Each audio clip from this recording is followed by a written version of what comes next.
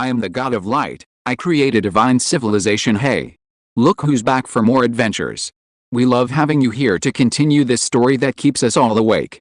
Important note, all of this is pure fiction, so don't try any techniques you hear here in real life. Your neighbor might call the cops. This amazing novel and all its rights belong to the original author. We're just the ones giving it voice and drama. Are you enjoying the show? Prove it by subscribing to our YouTube channel and leaving that like that motivates us so much. And if you want VIP access to exclusive content, our Patreon is waiting with things you won't find anywhere else. Chapter 601, The Intelligence Network Under the Giant's Nose. However, the appearance of the bee slaves wasn't entirely a good thing for Wu Wei. His identity was special. If a swarm of bee slaves were constantly flying around him, his identity might be exposed. Therefore, he needed to think of a solution. Wu Wei stroked his chin, staring at the bee slaves in front of him for a long time, when suddenly an idea came to him. Go and call all the others over, he ordered the bee slaves. Yes, sir, one of the bee slaves replied, turning and flying out of the room. A moment later, a group of 5 bee slaves quickly flew in from outside the room. These bee slaves all looked similar. Wu Wei tried to distinguish them carefully for a while but couldn't tell them apart, so he simply gave up. Come here, Wu Wei beckoned, and as they flew closer, he instantly grabbed them and pulled them into a transparent crystal cage. Bee slaves weren't a fighting race to begin with, and their strength was extremely weak. They were completely powerless against the powerful star giant and were immediately trapped. They flew around the cage in panic, their faces filled with fear and unease. The lead bee slave nervously wrung his hands, pleadingly looking at Wu Wei. Sir, if you don't want to see us, you only need to tell Mrs. Dillon in charge. Why make things difficult for us? Please, let us go. Don't be nervous, I'm just taking you somewhere, Wu Wei said calmly, looking at them. The bee slave's expression grew even more miserable. Are you sure that place you're talking about isn't the resting place of our ancestors' souls? Wu Wei didn't explain further. With a wave of his hand, the door to the room slammed shut. Immediately afterward, he waved his hand again, and 6 dark gold metal plaques shot out like meteors, embedding themselves directly into the 6 stone walls of the room. In an instant, layers of restrictions unfolded like lotus leaves, instantly enveloping the entire room and isolating all external detection methods. The next moment, Wu Wei waved his hand, and the gates of heaven, formed from converging brilliant golden light, appeared before him. The star giant was enormous, and this golden gate, which appeared magnificent and awe-inspiring from a human perspective, displaying the majesty of a divine kingdom, was actually only the size of his palm, looking exquisitely miniature, almost like a model. He inexplicably felt a sense of childish play. Wu Wei quickly shook his head, banishing this strange thought from his mind. At this moment, majestic heavenly music resounded in the room, and the golden gates of heaven slowly opened, pouring out milky white holy light. It seemed that in the next instant, angels with fluttering white wings would fly out and welcome Wu Wei into the divine kingdom. However, before the gates of heaven were fully open, Wu Wei reached out and grabbed the crystal cage in front of him, throwing the cage and the bee slave inside into the gates of heaven, then slammed the gates shut. The brilliant golden light vanished instantly, and the room returned to its original state. Wu Wei clapped his hands, a smile spreading across his face. That's good enough. He ignored the bee slaves and wandered around the room, arranging the temporary dwelling to his liking. It looked much better now. Half an hour later, a thought suddenly struck Wu Wei. He raised his hand and opened the gates of heaven. An 8-winged angel flew out and respectfully presented a crystal cage to Wu Wei. Inside the cage were the 5 bee slaves he had previously thrown into the divine kingdom. Wu Wei casually opened the crystal cage, and the 5 bee slaves immediately flew out in a line. Led by their leader, they bowed to Wu Wei with devout postures and fanatical eyes. Greetings, Your Majesty. May Your Majesty's glory illuminate the entire starry sky and the universe. Wu Wei scanned them with his divine sense and nodded in satisfaction. Angel's brainwashing skills were as excellent as ever. In such a short time, she had turned all these bee slaves into her fanatical followers. This way, he could keep them by his side without worrying about the others in the royal court noticing anything amiss. He had specifically tested this before. The star giant could sense the fluctuations of divine power but couldn't detect the faith channel. This was because the faith channel didn't exist as energy, but in a more subtle and mysterious way. Unless they encountered a light god like himself, most civilizations wouldn't be able to detect the problem. Alright, no need for formalities. Get back to work. Wu Wei waved his hand, said nothing more, and dismissed them. The 5 bee servants responded and immediately began working diligently in the room. Wu Wei then looked at the 8-winged holy angel who had brought a crystal cage. How is the situation in the divine kingdom? Your Majesty, everything is stable within the divine kingdom. Recently, another pope has ascended to the light plane. His faith is exceptionally firm, and his temperament and aptitude are quite good, catching the eye of His Holiness Saint John. His Holiness Saint John says he has the potential to become a 14-winged radiant angel and has decided to nurture him properly. In addition, we have achieved a partial victory in our battle against the demon race. The 8-winged holy angel gave a concise and clear account of the recent situation in the divine kingdom, clearly prepared beforehand. Wu Wei nodded in satisfaction after listening. The divine consorts were indeed very capable. Even in his absence, they had managed the divine kingdom impeccably, even expanding the star regions under its jurisdiction. Go back now. Please give my regards to the goddess consorts. They've had a hard time these past few days. Yes, Your Majesty. The 8-winged holy angel bowed to Wu Wei again before retreating back into the gates of heaven. Then, the gates of heaven slowly closed. The dazzling golden light gradually dissipated into the air.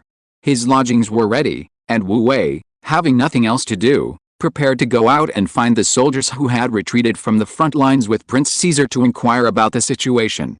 However, he had only just left his room, and before he even reached the courtyard gate, a gentle and warm female voice came from outside. Excuse me, is the captain of the guard here? Wu Wei opened the gate and saw a middle-aged woman dressed in a noble manner standing outside. Her long, dark brown hair was pulled back on her head. She had a gentle and dignified appearance, and her expression was mild yet respectful and cautious, clearly indicating a capable person. Behind her followed about 100 bee slaves, a dense, dark mass resembling a swarm of bees. Wu Wei glanced at the bee slaves, then turned to the middle-aged woman. What are you doing here? I am a lady-in-waiting under Lady Dylan. The middle-aged woman smiled and explained. You are now a member of the royal family, of noble status. Lady Dylan was worried that 5 bee slaves wouldn't be enough, so she specially ordered me to send a batch. You can choose a few that suit your taste. Wu Wei raised an eyebrow. This scene gave him a strange sense of déjà vu. He felt that while Lady Dylan might not necessarily have malicious intentions, she might very well have planted spies. These bee slaves were everywhere in the giant's court, yet they were practically invisible when silent, their energy fluctuations so weak they were often overlooked by the giants. Weren't they perfect spies? Just sending a few bee slaves to his side would ensure his every move was noticed. Thinking this, a sudden inspiration struck him. If he could convert all these bee slaves in the giant's court into his followers, wouldn't that be incredible? Suddenly intrigued, Wu Wei looked at the bee slaves outside the door and said, what if I wanted to keep them all? Oh. The middle-aged woman's expression stiffened slightly. However, she quickly recovered, composed herself, and respectfully lowered her head. That's certainly possible. Wu Wei nodded slightly. Then keep them all. The middle-aged woman froze again, her expression almost cracking. She thought Wu Wei was joking. She never expected him to actually keep all the bee slaves. What? Is there a problem? Wu Wei looked at her in surprise. Of course, no problem. The middle-aged woman's expression was somewhat complicated. I'll send someone to deliver all their hives right away. From now on, they will all be your servants. After saying that, she bowed to Wu Wei again before turning and leaving with mixed feelings. Come in with me. Wu Wei glanced at the group of bee slaves at the door, casually gave the order, and then turned and went back into the courtyard. The group of bee slaves looked at each other, hesitated for a moment, and then cautiously followed him inside. Next, Wu Wei used the same trick again and quickly turned these bee slaves into his fanatical followers. Half an hour later, bee slaves began to fly out of the courtyard one after another, heading to various corners of the giant's royal court. Some went out to run errands, some went to deliver messages, and occasionally some would return from outside with one or more bee slaves. These bee slaves who returned from outside usually stayed with Wu Wei for less than half an hour before leaving, and no one noticed anything amiss. Unbeknownst to him, Wu Wei had established his own intelligence network within the giant royal court, right under the noses of all the giants. Half a day later, as night fell, Wu Wei suddenly learned some unexpected news from these bee slaves. Are you sure the news is true? Wu Wei looked at the bee slave in surprise. I've never heard of such a thing before. Your Majesty, the giant soldiers in the camp are saying this in private. The news is most likely true. The bee slave bowed respectfully and answered in the hoarse voice unique to their race. Tisk, this is interesting. Wu Wei stroked his chin thoughtfully. Chapter 602, the news brought back by Prince Caesar. Meanwhile, at another part of the giant's court, Queen Ilgul and Prince Caesar were also discussing this matter. The palace they were in, called the Twilight Palace, was the most magnificent and imposing palace in the entire giant's court, and also the sleeping quarters of each generation of giant kings. Currently, the master of this place was Queen Ilgul. In a side hall inside, Queen Ilgul and Prince Caesar each occupied a sofa facing each other, their expressions quite serious. Uncle, are you sure this secret technique really works? Ilgul frowned slightly, her expression revealing a hint of hesitation and uncertainty. Rest assured, the Grand Elder has already verified that it's theoretically feasible, Prince Caesar reassured her. Furthermore, I've already conducted experiments. Following the secret method described in the ancient texts, it does indeed have the effect of catalyzing energy generation. If all goes as expected, this method will also work on the key of the galaxy. Hearing this, the giant Queen Ilgul slightly furrowed brows relaxed, revealing a relieved smile. That's wonderful. As long as the secret method is indeed effective, we can attack the Guardian Key Star without restraint. Indeed, Prince Caesar nodded with a smile. The Divine Realm is unaware of this news yet. They're probably still slowly preparing, waiting until the key of the galaxy is almost fully formed before launching the final battle.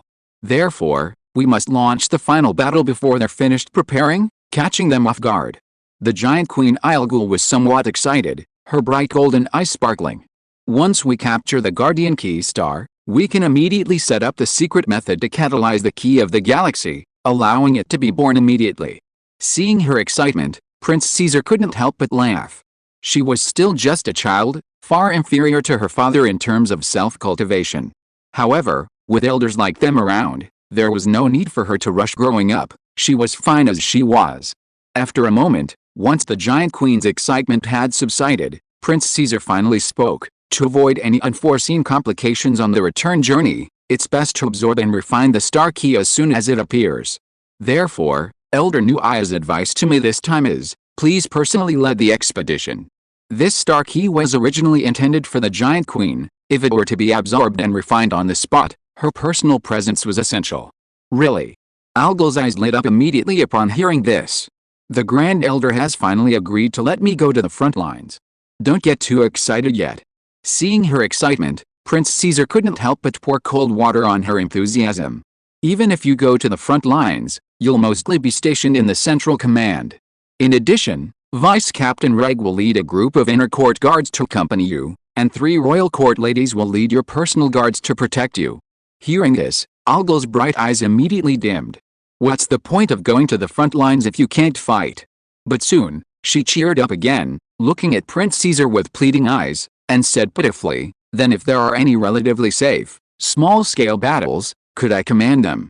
Afraid that Prince Caesar wouldn't understand her meaning, she even gestured with her finger to indicate that her request was really not high, even if it was just a very, very, very small battle. Seeing her like this, Prince Caesar couldn't help but shake his head and chuckle. Well, as long as you can persuade the Grand Elder, I'll agree. Really? That's wonderful. Ilgul exclaimed excitedly. Uncle, don't worry, I'll definitely persuade the Grand Elder. Alright, even if you insist on leading the expedition yourself, there's a lot of preparation to do. You'll have to wait at least 2 more months before you can set off. Prince Caesar knew his niece's temperament well, and seeing this, he could only shake his head helplessly. Anyway, you should prepare well first. With that, Prince Caesar stood up from the sofa and left the Twilight Palace without looking back. Long after Prince Caesar left, the giant Queen Ilgul was still excited, tossing and turning in bed all night, unable to sleep.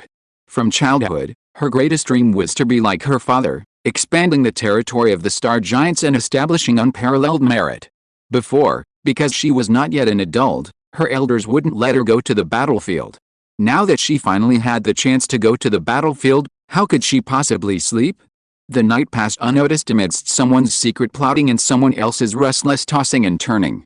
The next day, Wu Wei got up early, first signing in with Deputy Captain Reg, who was in charge of the inner palace guards, changing into temporary work clothes, and then taking the other 7 personal guards who would henceforth be under his command to the Twilight Palace.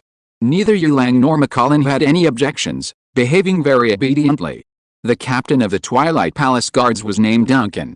Duncan had already received word yesterday afternoon that new personal guards and a new captain of the guard would be arriving today. Therefore, he and his men waited at the palace gate early in the morning. Seeing 8 imposing young giants walking towards him in the morning light, he knew the main figures had arrived and immediately went to greet them. "My lords, I am Duncan, and I have been waiting for you for some time." He bowed to Wu Wei, then bowed to the other 7 men behind him, his posture extremely respectful. "You are?" Wu Wei looked at the burly man with a thick beard, somewhat puzzled. "Oh, I am the captain of the guard in this Twilight Palace," Duncan respectfully explained his identity to Wu Wei. Wu Wei then understood. It turned out that the Twilight Palace had 2 layers of guards. The inner layer consisted of Her Majesty the Queen's personal guards, personally appointed by Her Majesty, nominally under the jurisdiction of the inner court guards, but in reality, only subject to Her Majesty's orders. The outer layer consisted of royal guards like Duncan, belonging to the Royal Guard unit and under its command. These guards were equivalent to the Imperial Guards of ancient Earth, although responsible for guarding the royal court. They were not actually authorized to enter the inner court and generally only performed gatekeeping and daily patrols. Having understood this, Wu Wei also understood the captain of the guard's enthusiasm. Duncan's title of captain of the guard sounded impressive, but in reality, he was just a gatekeeper. Wu Wei and his fellow bodyguards, on the other hand, were Her Majesty's trusted confidants. Their statuses were worlds apart, and they were naturally not comparable. "Captain Duncan, you've worked hard. From now on, the safety of the Twilight Palace will also depend on you, Captain Duncan." Wu Wei nodded and exchanged a few polite words. Not at all, you're too kind, sir." Duncan was somewhat flattered that Wu Wei, as the captain of the guard, would be so polite to someone as insignificant as him. He quickly flattered him, "You're the one who has truly worked hard. I heard about your impressive performance in the arena yesterday. From now on, Her Majesty's safety is entrusted to you." The 2 exchanged a few more pleasantries before crossing the threshold of the Twilight Palace and entering. Duncan led his group through the training grounds and gardens, escorting them to the inner palace gates. Beyond that was the inner palace area, which Duncan was not allowed to enter. "My lords, this is as far as I can take you." Duncan cupped his hands in a respectful farewell to Wu Wei and the others, then turned to walk back. He had only taken a few steps when he suddenly stopped, turned back, and looked hesitant. There's a tacit rule among these personal guards. I don't know if you gentlemen have heard of it. If you have, then pretend I said nothing. Hearing this, Garfield and Yilang's men behind Wu Wei showed surprise. Wu Wei, also curious, couldn't help but ask, "What rule?" "This rule is called one-day challenge," Duncan explained immediately, understanding their reaction. "As you know, Her Majesty the Queen originally had 7 personal guards, making a total of 15 with you all. Each time a new personal guard joins, it means the selection of personal guards undergoes a new round of reshuffling. Your first day in office is the customary challenge day. On this day, every member of the Queen's Guard has the opportunity to challenge a personal guard. If they succeed, they can replace the person they defeated and become Her Majesty's personal guard." Wu Wei raised an eyebrow upon hearing this. "Is this rule conducted privately, or is it approved by Her Majesty the Queen?" "Naturally, it's approved," Duncan nodded. "This is how personal guards have always been selected. It's both a test of the personal guard strength and an opportunity for those geniuses who were not selected for special reasons to return to the top tier." Wu Wei nodded, understanding. Last night, he was so busy having his servants gather information from the front lines that he forgot to check on his personal guards. Otherwise, he would have known about this matter last night. "All right, I understand." He nodded to Duncan. "I'm very grateful to Chief Guard Duncan for reminding me today. I'll remember this favor." Upon hearing this, Duncan was immediately delighted. Wasn't this exactly what he wanted to say when he brought this up at this crucial moment?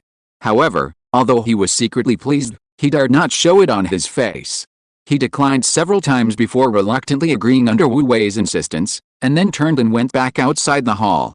This time, he really left without looking back. Wu Wei watched him walk away, then turned to enter the inner hall, only to find that all 7 people behind him, except for Yulang, had solemn expressions. He raised an eyebrow in surprise. "What's with those expressions?" "Brother, no, Captain, have you forgotten?" Garfield glanced at him helplessly. "Her Majesty's personal guard isn't just limited to the 100 selected in this competition." Behind him, the 5 people beside Yi Lang nodded in unison, their expressions identically solemn and serious. The Queen's personal guard has a total of 300 members. These 100 were the last batch, and the previous 200 were all exceptional individuals. Moreover, because the age requirements for the first 2 batches weren't as strict as this time, many of those ultimately selected were powerful individuals aged 40 to 50,000 years, and many of them were formidable opponents. In a real fight, the outcome would be unpredictable. Someone like Garfield could easily be kicked out of the personal guard if he wasn't careful. Even Wu Wei's position as the head personal guard wasn't necessarily secure. Because Her Majesty's original 7 personal guards were also young geniuses, each with considerable strength. Especially the original head bodyguard, who was not only a prodigy-level expert who had deeply awakened his bloodline like Yi Lang and Wu Wei, but also more than 10,000 years older than Yi Lang, making him an absolute formidable rival to Wu Wei. After listening to everyone's explanations, Wu Wei's relaxed expression became slightly more serious. Although becoming the head bodyguard of the Giant Queen wasn't his initial goal, he wouldn't easily hand over what he had already obtained. Besides, ordinary bodyguards had to take turns standing guard every day. How could that compare to the ease of being the head bodyguard? He didn't want to be someone's gatekeeper all day. I understand. Wu Wei nodded slightly, then raised his right hand. The group of people who were talking all at once subconsciously shut their mouths. After they shut their mouths, Macallan, Yi Lang, and the others finally realized what they had done and couldn't help but look at each other in bewilderment. Since when had they started subconsciously following Q's orders? Wu Wei didn't care what they were struggling with. His piercing gaze swept across everyone's faces as he said earnestly, "We entered the bodyguard team in the same batch, so we are one unit. If anyone is eliminated, it will be a disgrace to all of us. From now on, I will give you 5 minutes to prepare. In 5 minutes, I will take you in, and I hope you will all be at your strongest." Hearing this, Yi Lang and the others felt a chill in their hearts and involuntarily straightened their backs. "Yes, Captain." "Good." Wu Wei nodded slightly, then turned his back to them, stood with his hands behind his back, and said nothing more. Garfield and the others quickly began to whisper among themselves, those with potions sharing them, those with spare equipment quickly taking out theirs to see if they had anything useful, and those with intelligence quickly exchanging information. Soon, 5 minutes had passed. "Let's go." Wu Wei didn't care whether they were ready or not, waved his hand, and led the way across the threshold, striding into the inner hall.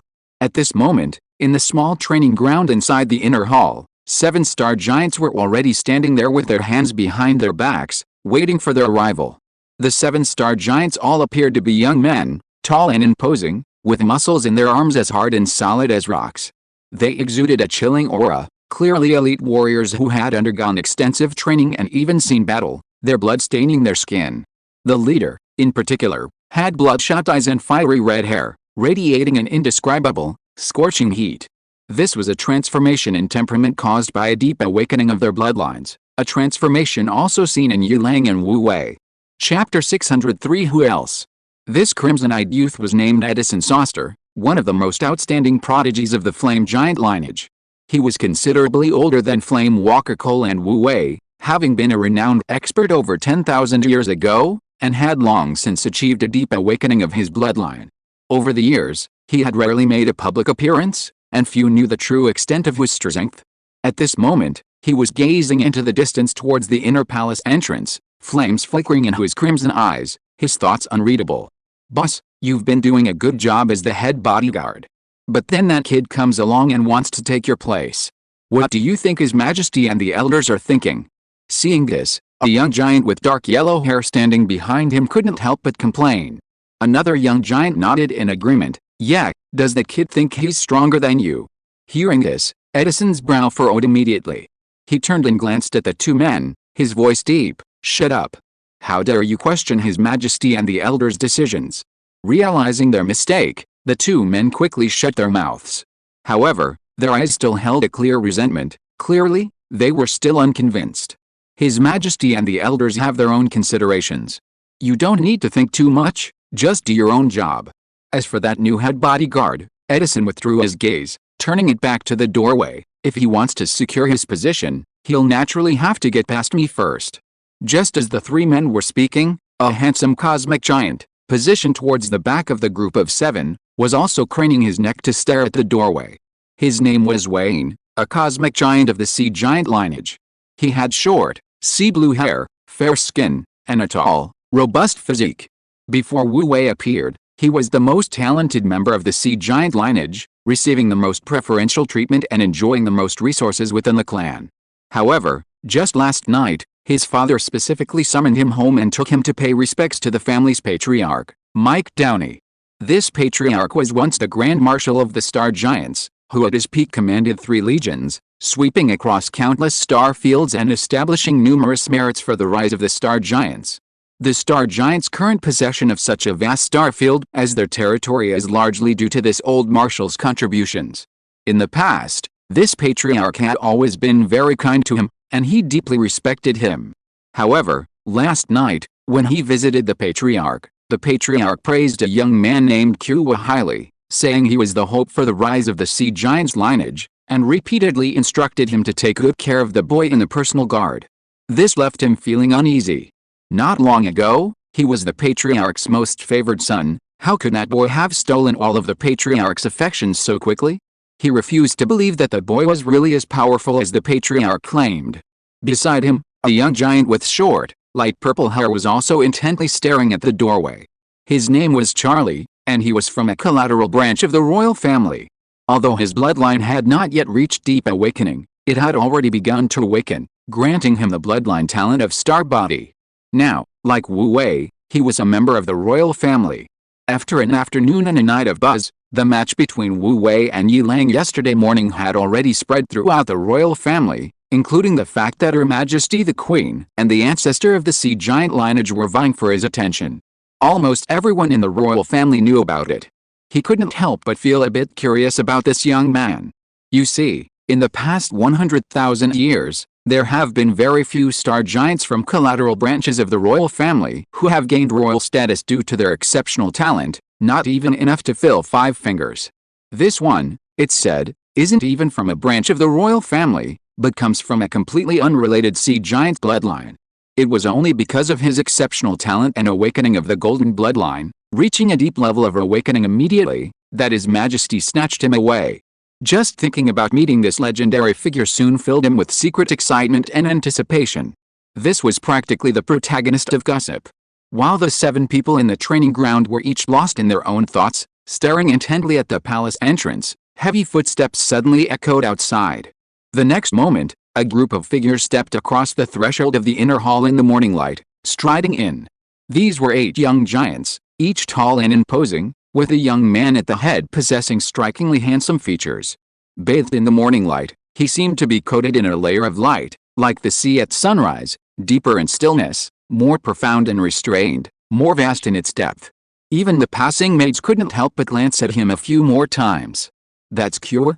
Aside from being a little better looking than me, he doesn't seem particularly special. Wayne, with his short, sea blue hair, couldn't help but mutter sourly. Ha, you call that a little better looking? This face is absolutely stunning. Charlie chuckled, his eyes involuntarily revealing a look of anticipation. This kid truly deserved his status as the center of attention, a prominent figure. Just with his face, coupled with his displayed exceptional talent and formidable strength, the girls in the tribe were probably going crazy.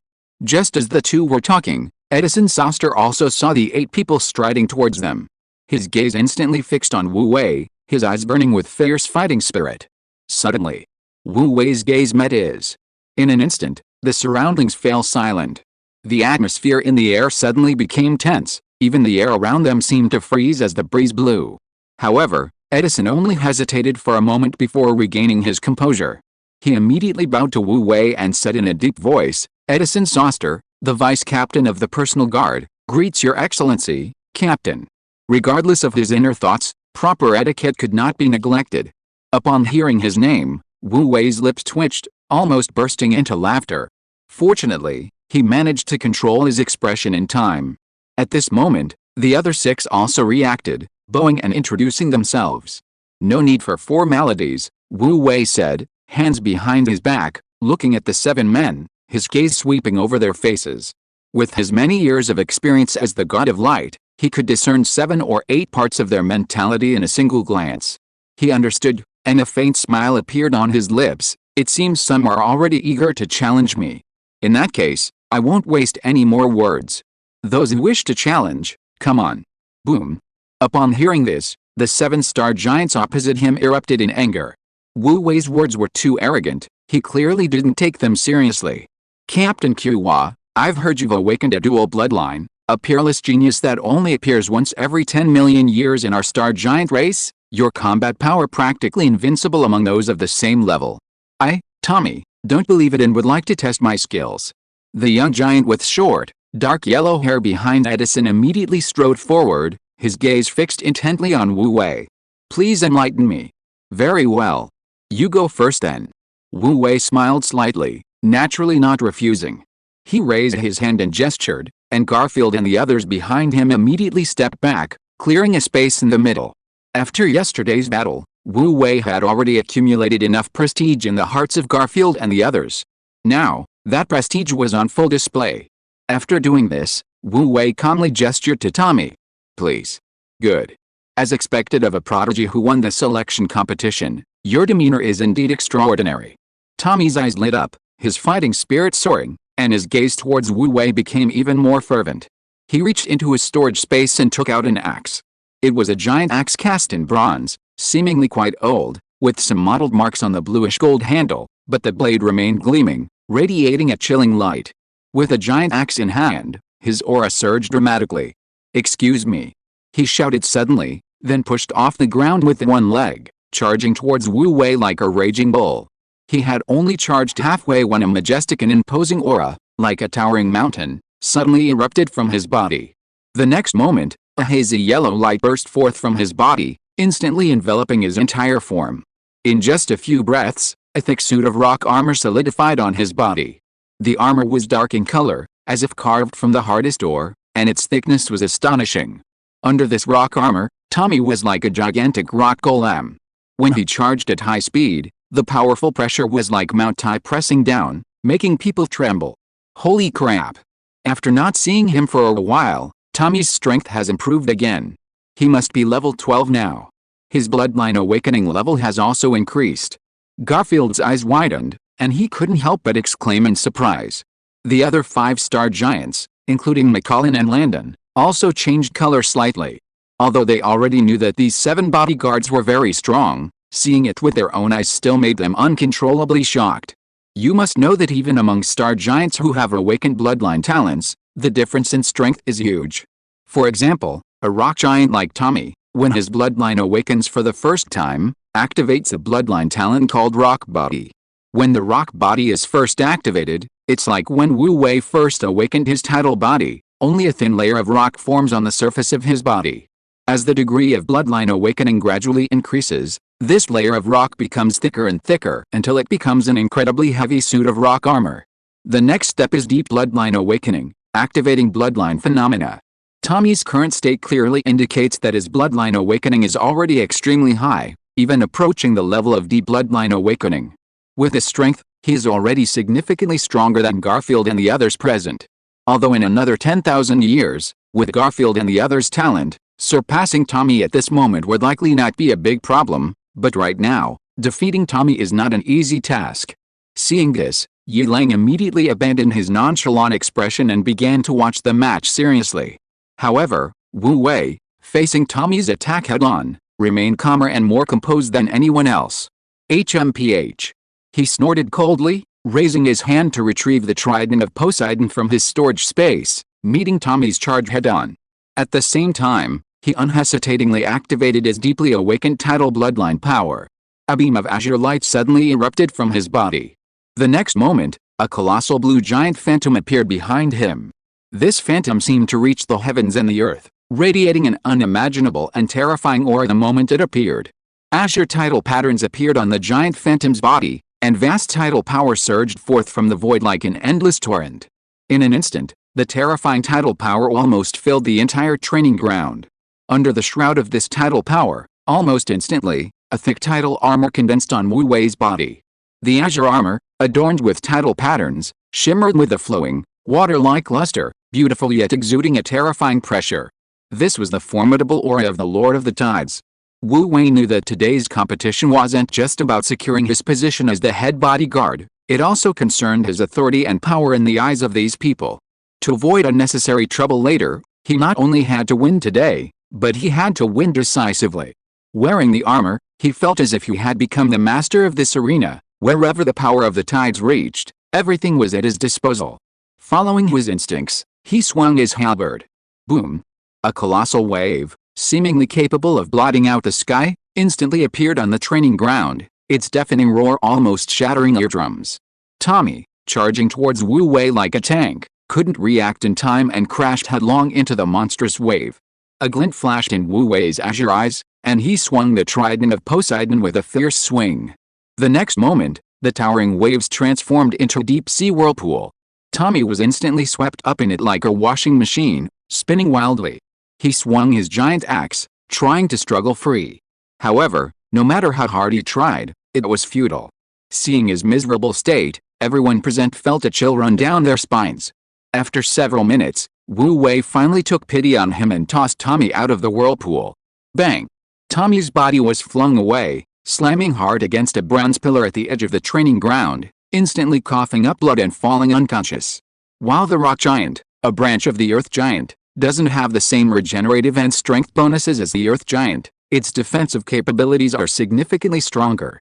However, under Wu Wei's terrifying onslaught, he couldn't even last a few minutes. Lying on the ground, he looked like a dead dog, utterly pathetic.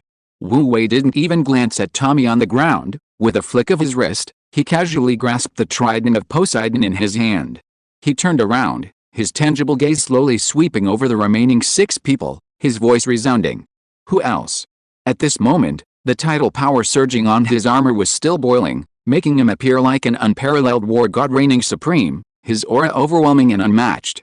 Everyone present was momentarily stunned by him, even the strongest among them. Edison paused slightly, unable to immediately respond. Chapter 604 Overwhelming the Contemporary, None Dare to Disobey. In fact, it's not fair to blame them for being cowardly. Wu Wei's performance was simply too shocking, especially his aura, which almost gave them the illusion of facing a high-level expert. It took Charlie, with his short, light purple hair, 2 or 3 seconds to recover from the shock and mutter to himself, "Is this for real? When did fighting opponents of higher levels become so easy?" Beside him, Wayne, with his short, sea blue hair, also stared wide-eyed in astonishment. At that moment, only one thought occupied his mind: could the Tide Lord's bloodline power really have such explosive force? He felt that the Tide Lord's bloodline within him was not the same as the opponent's. The difference was too great. Beside the two, the other 3 bodyguards were also filled with shock and disbelief, especially the giant youth who had complained about Wu Wei earlier, just like Tommy. When Wu Wei's gaze swept over them, he couldn't help but shrink silently into a corner. Whether Wu Wei could defeat Edison was still unknown, but dealing with him was definitely no problem. Not only them, but even the newly recruited bodyguards who had witnessed Wu Wei's strength before were quite shocked. "That's level 12. McCollin muttered to himself, somewhat dazed. The other 5 around him had similar expressions. However, besides shock, their faces also showed excitement. After all, Tommy was a powerful figure who had been famous for over 10,000 years, and still held considerable prestige in the eyes of these young giants. Wu Wei defeating him would be a source of pride for all of them. In the entire small training ground, the calmest was Yi Lang. He had personally experienced Wu Wei's full power fighting ability and naturally understood that Wu Wei's strength was far beyond this. In his view, this battle was merely a warm-up for Wu Wei. The real challenge lay with Edison Soster. Unconsciously, everyone's gaze couldn't help but turn to Edison Soster. If anyone in the small training ground could possibly be Wu Wei's match at this moment, it would only be him. Edison had also recovered from the shock of the earlier ordeal. "I finally understand why Marshal Donnie and Her Majesty the Queen were both vying to have you join their faction. Your strength is indeed formidable, you deserve the position of chief bodyguard." He looked at Wu Wei, his already burning fighting spirit intensifying. If before he had considered Wu Wei a cocky young man who started showing off with a little strength, now he saw him as a serious opponent. He raised his hand, and a weathered, ancient bronze staff suddenly appeared in his palm. It was a weathered, ancient bronze staff, incredibly thick, with mysterious ancient characters engraved at both ends. It gleamed with a restrained glow in the sunlight. One glance was enough to tell it was extraordinary. With a deft twist of his wrist, the bronze staff spun in midair, landing squarely in his palm, one end pointing diagonally towards the ground. Holding the staff by the middle, he walked step by step towards Wu Wei, his eyes blazing with fiery light, a burning fighting spirit emanating from his crimson pupils. "Come on. Defeat me, and you'll be the true head bodyguard." As soon as he finished speaking, he pushed off the ground with one leg, instantly launching himself into the air, lunging directly at Wu Wei. Even while still in midair, his aura suddenly surged. In an instant, a crimson giant phantom appeared behind him. This giant phantom was incredibly massive, seemingly reaching the heavens and the earth, its entire body engulfed in raging flames. Its terrifying power was beyond description. Especially its crimson eyes, which seemed to contain flowing magma, were truly awe-inspiring. This was the bloodline phenomenon activated after the deep awakening of the fire giant lineage's bloodline, originating from the Lord of Flames. It was also the image of the Lord of Flames. As the image of the Lord of Flames appeared in the void, Edison's body radiated red light. In a mere instant, a suit of flame armor, flowing with fire, materialized on his body. The armor was entirely crimson, with deep red flame patterns appearing and disappearing intermittently. At first glance, it seemed as if flames stretched across it, radiating an incredibly scorching aura. As soon as the armor appeared, his entire aura seemed to merge with the phantom of the fire giant behind him, with raging flames spreading out from him as the core. In an instant, half the sky was illuminated by the firelight, forming a stark contrast with the other half of the sky, which was dominated by the azure tidal power. On the ground, the flames spread, reaching the edge of the training ground in the blink of an eye. The onlookers almost got their feet burned by the flames. Holy crap! Garfield, McCallum, and the others were startled and quickly retreated.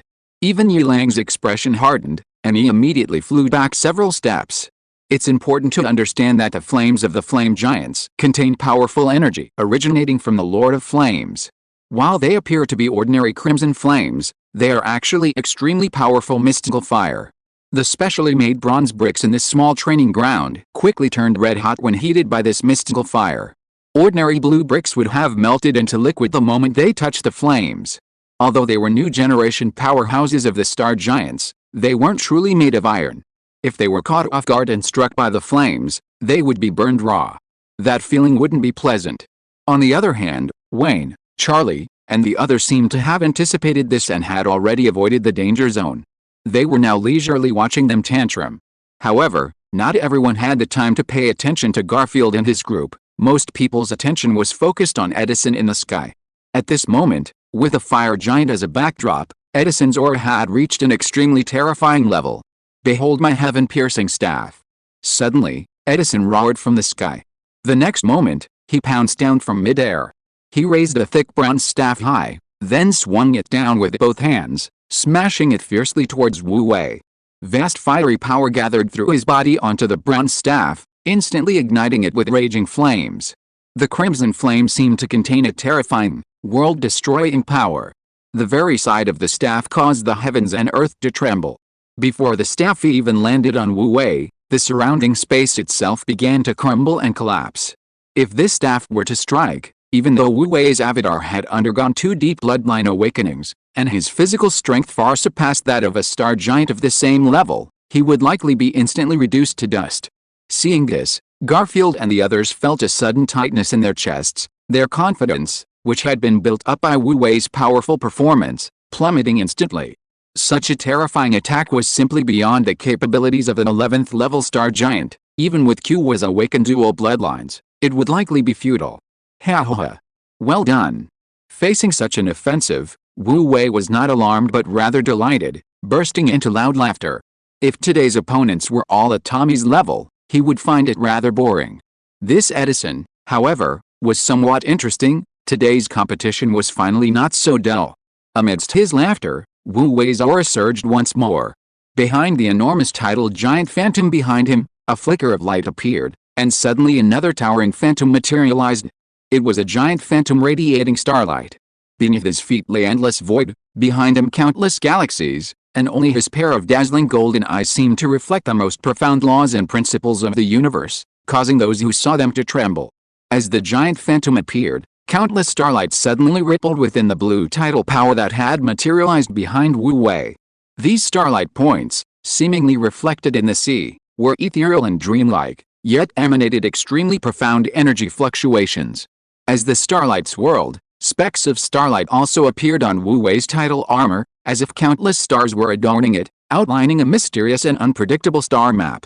With the power of the stars upon him, Wu Wei's entire aura transformed, a majestic presence rising from him. Like a king descending upon the world, his domineering aura was overwhelming.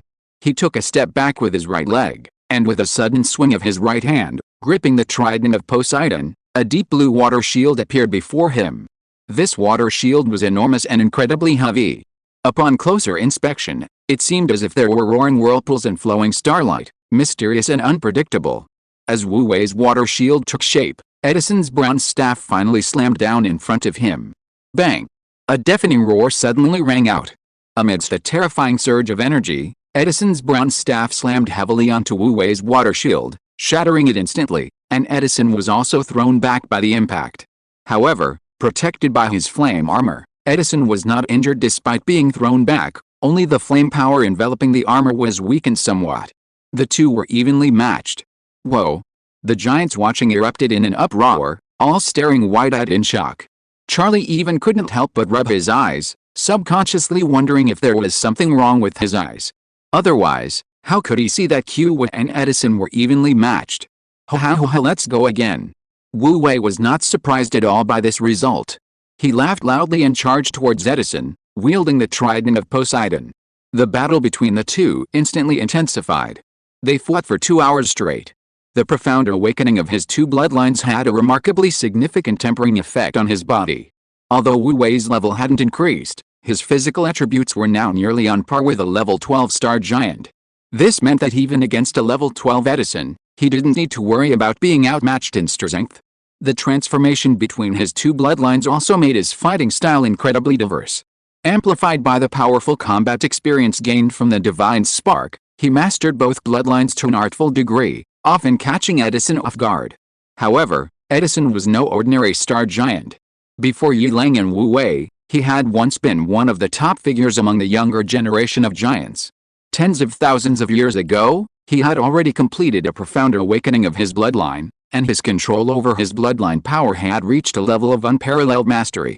Under the immense pressure from Wu Wei, he pushed his lifelong combat skills to the limit, showing no sign of weakness even under the pressure of Wu Wei's dual bloodlines. However, Edison felt no joy. Instead, he grew increasingly alarmed. He could sense that as time passed, Wu's control over his bloodline power was becoming more and more refined, his understanding of the two bloodline powers was becoming more and more profound, and even the switching between the two bloodline powers was becoming more and more effortless. After 2 hours, Wu's combat power had not diminished at all. On the contrary, it began to increase at an abnormally rapid pace. Wu Wei, on the other hand, was getting more and more excited as the fight progressed. Indeed, a suitable opponent was the best way to hone combat skills. As the battle continued, he felt a faint connection forming between the two bloodlines. Although he didn't yet understand what this connection meant, it made his control over his bloodline power increasingly effortless, and even mobilizing the two bloodline powers simultaneously became less difficult. Normally, he wouldn't have cared about this progress at all. But at this moment, being among the star giants, he couldn't use divine power to level up for the sake of caution. These strength increases, which he usually disregarded, became exceptionally important. Time ticked by in the battle. 3 hours later, Edison was completely exhausted. Feeling his bloodline power and stamina about to run out, Edison finally gave up struggling. With a sweep of his staff, he forcefully deflected Wu Wei's Poseidon trident, flying backward and completely retreating from the small training ground. Captain's strength is formidable. I, Edison, am no match for you. Edison stood on the grass outside the training ground, suppressing his imposing aura as he looked at Wu Wei. From now on, you are the captain of this personal guard. Edison is at your command. With that, he gripped his bronze staff tightly and bowed solemnly to Wu Wei. Edison greets the captain. Hearing this, the shocked crowd immediately snapped back to reality, their expressions turning serious. Wayne, Charlie, and the others, no longer bothering to watch the spectacle, quickly stood up straight and bowed to Wu Wei, saying, "Wayne Charlie Mitchell greets the captain." Seeing this, Wu Wei didn't react much, but Garfield and the others on the other side showed delight, their expressions filled with pride. They also bowed to Wu Wei, respectfully saying, "Greetings, Captain." Their voices weren't exactly in unison, but at this moment, their eyes revealed deep awe and respect for Wu Wei. Except for the unconscious Tommy, everyone had made their stance and attitude clear to Wu Wei. Wu Wei understood that from this day forward, he had firmly secured his position as the captain of the personal bodyguards. His orders were absolute, and no one dared disobey. Chapter 605: A fierce competition to win him over. Upon witnessing the scene, the passing servants couldn't help but show expressions of awe. "I never imagined this new captain of the guard would be so formidable. Even Captain Edison is no match for him," a giant servant remarked with admiration. "He's no Vice Captain Edison," another giant servant reminded him. Yes, Vice Captain Edison." The giant attendant quickly corrected himself, then sighed, "Whether they're captain or vice captain, they're still big shots we can't afford to offend." That's true. In a few 100,000 years, they might become marshals or even grand marshals. Under the towering pillars, a young, delicate maid was blushing and whispering to her friend beside her, "This new head bodyguard is really something else. He was so domineering just now." Her friend rolled her eyes at her. "Didn't you say yesterday that Prince Caesar was the real hero, and that you'd marry someone like him? What, you've already betrayed me in less than half a day." The maid blushed immediately. "Oh, I was just saying, why are you taking it so seriously? They're such big shots, how could they possibly look at me?" As she spoke, she started playfully teasing her friend. It was foreseeable that after today, Wu Wei's prestige within the Giant King's court would be vastly different from before. Meanwhile, in the training ground, after a brief moment of reflection, Wu Wei quickly calmed down. Having been the god of light for so many years, he had seen far more awe-inspiring scenes, so he was naturally moved by the submission of several 11th and 2nd tier powerhouses. "No need for formalities, all of you, rise." He casually sheathed the trident of the sea god and spoke calmly. "Yes, Captain." Everyone responded in unison, then straightened up again. "Please give your instructions, Captain." Edison returned to the center of the arena, clasped his hands in a salute to Wu Wei, and spoke solemnly. Wu Wei understood his meaning.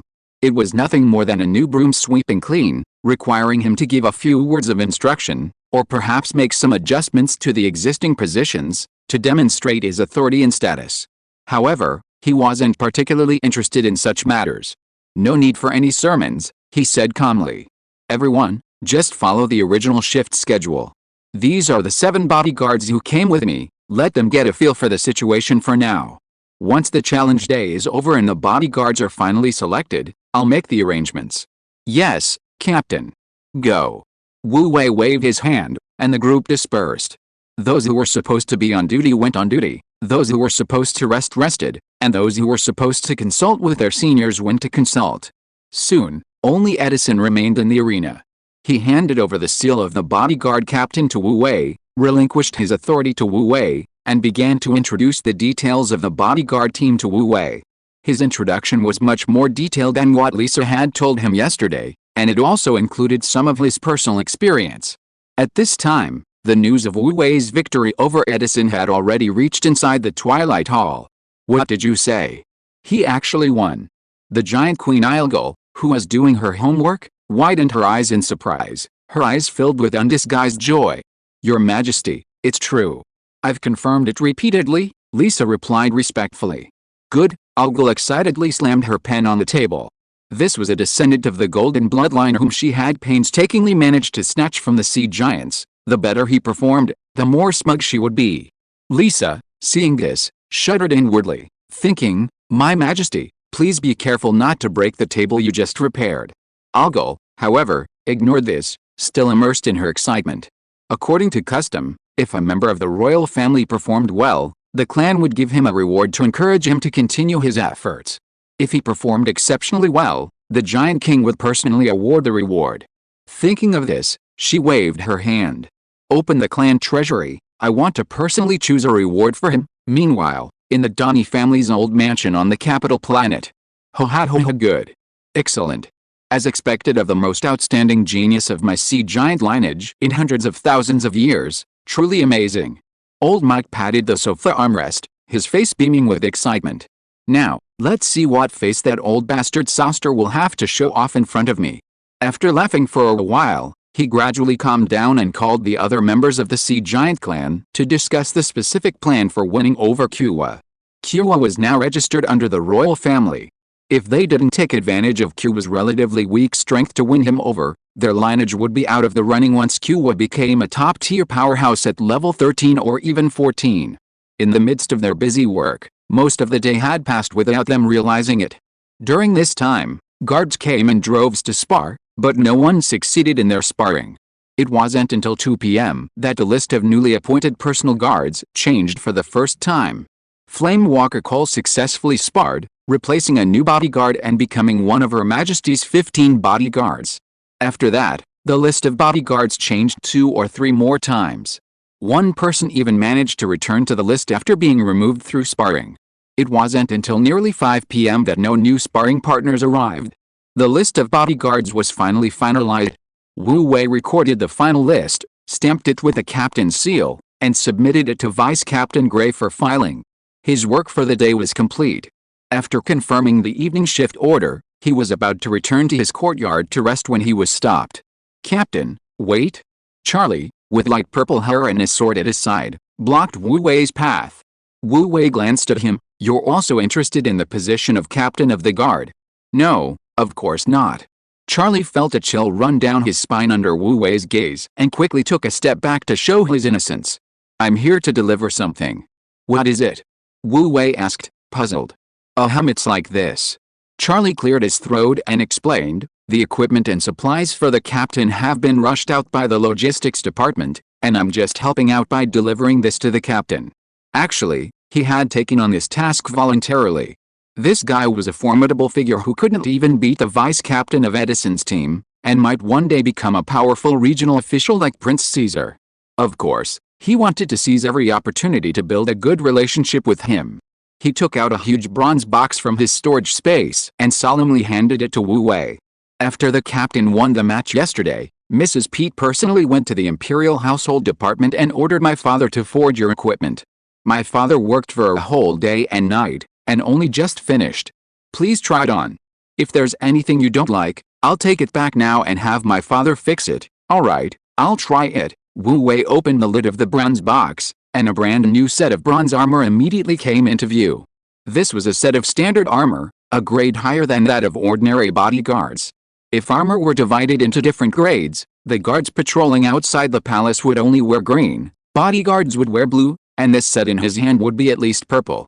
Moreover, compared to the equipment of ordinary bodyguards, this set was not only made of more refined materials, but also had a more imposing appearance, with meticulous craftsmanship in every detail. The most significant difference was the shoulder armor. Ordinary bodyguards had 2 layers of shoulder armor, while his had 3 layers. 3 layers of armor plates, stacked like scales, rose upwards like eaves, with a bright red cloak draped behind, exuding an indescribable aura of power and dominance. Wu Wei donned the armor, slung his long sword over his shoulder, and stood there. Instantly, his entire demeanor changed. Before, while he was valiant, he still possessed a youthful vigor. Now, he exuded the imposing presence and chilling aura of a great general. "The captain truly lives up to his name," Charlie couldn't help but praise. "This bodyguard's armor is indeed imposing, but most young men can't carry it off. When I first became a bodyguard, my father often mocked me for being all show and no substance." Wu Wei thought to himself, "Isn't that obvious? I'm the god of light, after all, how could I not carry off a set of armor?" Although he usually stayed behind the lines, a person's aura wasn't directly related to whether they were on the front lines, it was more about mindset and the responsibility they carried. No matter how unreliable he may seem on the surface, some things are ultimately different. After trying out the armor, Wu Wei tried the sword and found it thick and heavy, making it surprisingly easy to use. Moreover, the blade likely contained ancient bronze, gleaming faintly with a golden light upon close inspection, and was extremely sharp. It had to be admitted that while the Star Giant's aesthetic sense was somewhat questionable, their level of bronze equipment forging was indeed superb. Looking across the entire interstellar space, it was unlikely to find anyone more skilled. Furthermore, based on Wu Wei's understanding of the Star Giant's prices, this set of equipment was probably quite valuable, easily costing several thousand star coins. If sold in other star systems, it would fetch at least several billion star coins. To issue this level of weaponry and armor as standard equipment was something only royalty could afford. Wu Wei sighed inwardly, but his face remained expressionless. He nodded to Charlie and thanked him, saying, "There's nothing I need to change about the equipment." "Thank you." "Not at all, it's no trouble at all," Charlie replied with a smile. He was eager to make friends, so he naturally went out of his way to be as friendly as possible. As the two were chatting, a disdainful voice suddenly came from the side, offering a set of standard equipment to curry favor. "Aren't you ashamed?" Wu Wei turned his head and saw a young man with short, light blue hair standing not far away, having watched for who knows how long. This young man was none other than Wayne, once the most talented of the younger generation of the Sea Giants. "You two, here to run errands." Chapter 606 Her Majesty's Gift. Wayne responded listlessly. The Twilight Palace was Her Majesty the Queen's residence, and apart from those on duty in the shop, no one else was allowed to enter without permission. Since the elders of the clan couldn't come, he, a member of the personal guard, had to do it for them. He took out a box from his storage space and handed it to Wu Wei. "This is a gift from our ancestor. Open it and take a look." Wu Wei shook his head and pushed the wooden box back. "I can't accept something for nothing. This gift is too precious, I can't accept it." He noticed the envy and reluctance Wayne showed when looking at the wooden box, indicating that it must contain something valuable. He didn't lack such a small thing and didn't want to incur a favor. After all, favors are the hardest to repay. Unexpectedly, Wayne became anxious upon hearing this. "Here you go, just take it. You won the selection tournament as a Tide Giant, bringing glory to our entire Sea Giant lineage.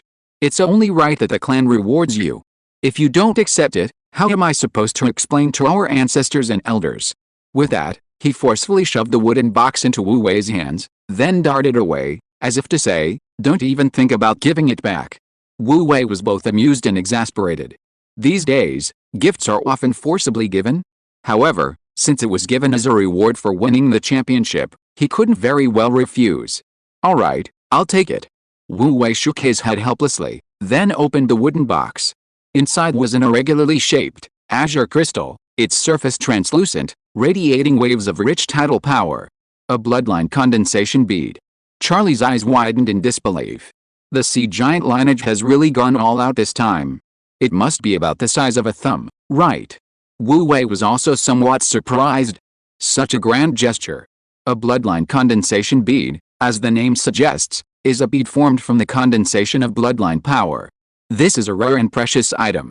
It is an energy crystal formed from the residual bloodline power in the remains of a high-ranking giant after its fall. In a sense, it can be considered the remains of a giant. Of course, science has now proven that this bloodline condensation bead is actually a product of high-purity energy crystallization and cannot be equated with a corpse. But because it was condensed within the remains of a giant, it still holds extraordinary significance for the giant. And this thumb-sized bloodline condensation bead could only be condensed by a giant of at least level 14. There are probably only a handful in the entire Sea Giant lineage. This gift is of immense value. It's just a bloodline condensation bead. What's the big deal? Seeing their surprise, Wayne raised his head proudly like a victorious rooster.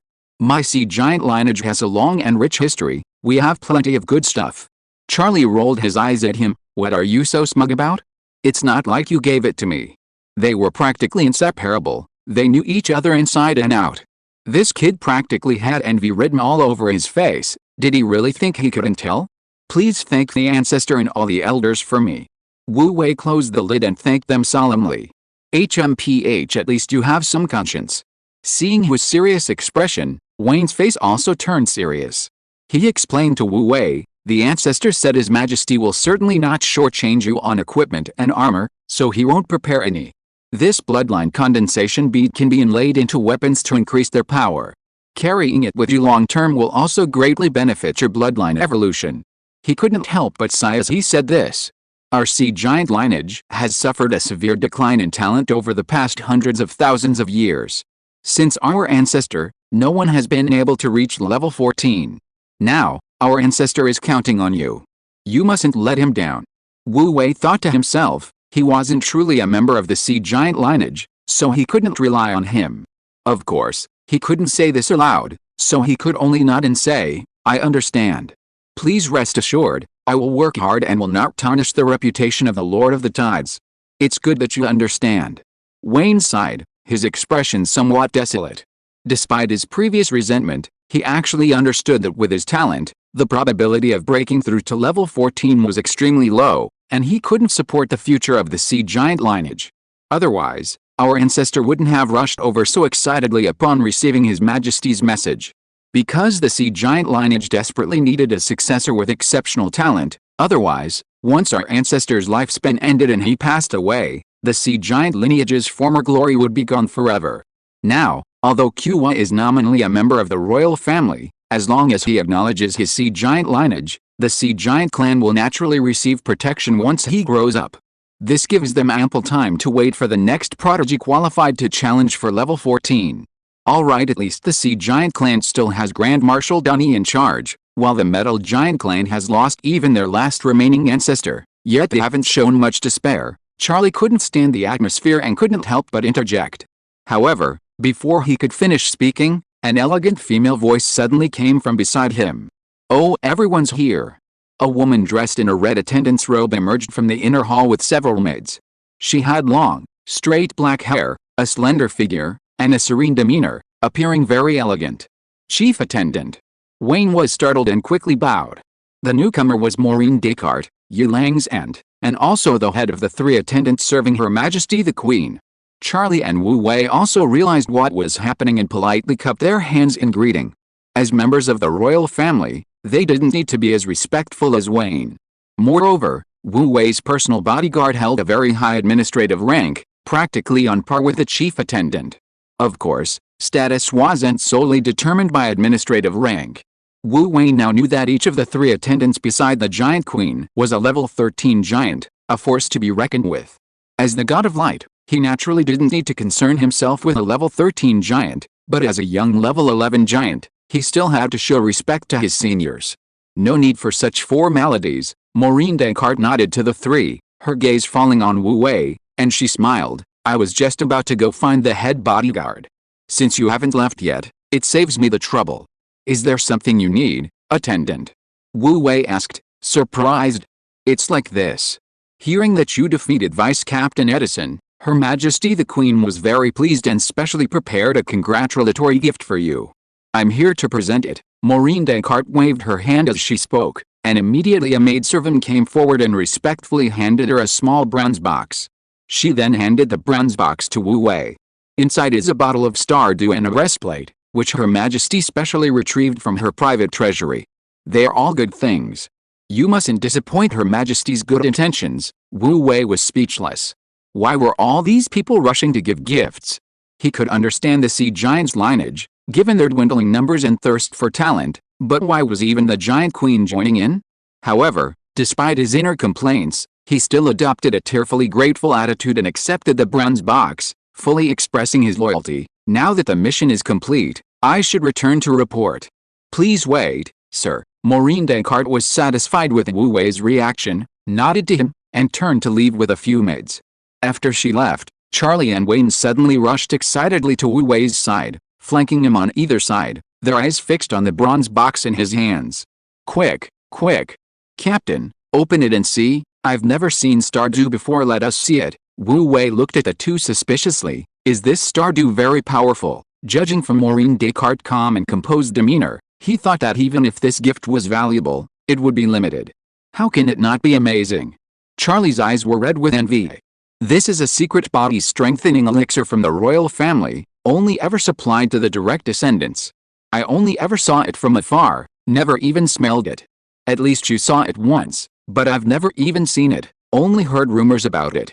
Wayne also looked excited and longing as if he was about to see a legendary item. I heard this medicine can greatly strengthen the physique, increase the body's connection with heaven and earth, and increase bloodline activity. I wonder if it's true. In that case, it is indeed a good thing. Wu Wei nodded, but his expression didn't change. Captain, why are you still so calm? Charlie was amused by his reaction. If only the 2 of us are excited, People who don't know better would think this gift is for us.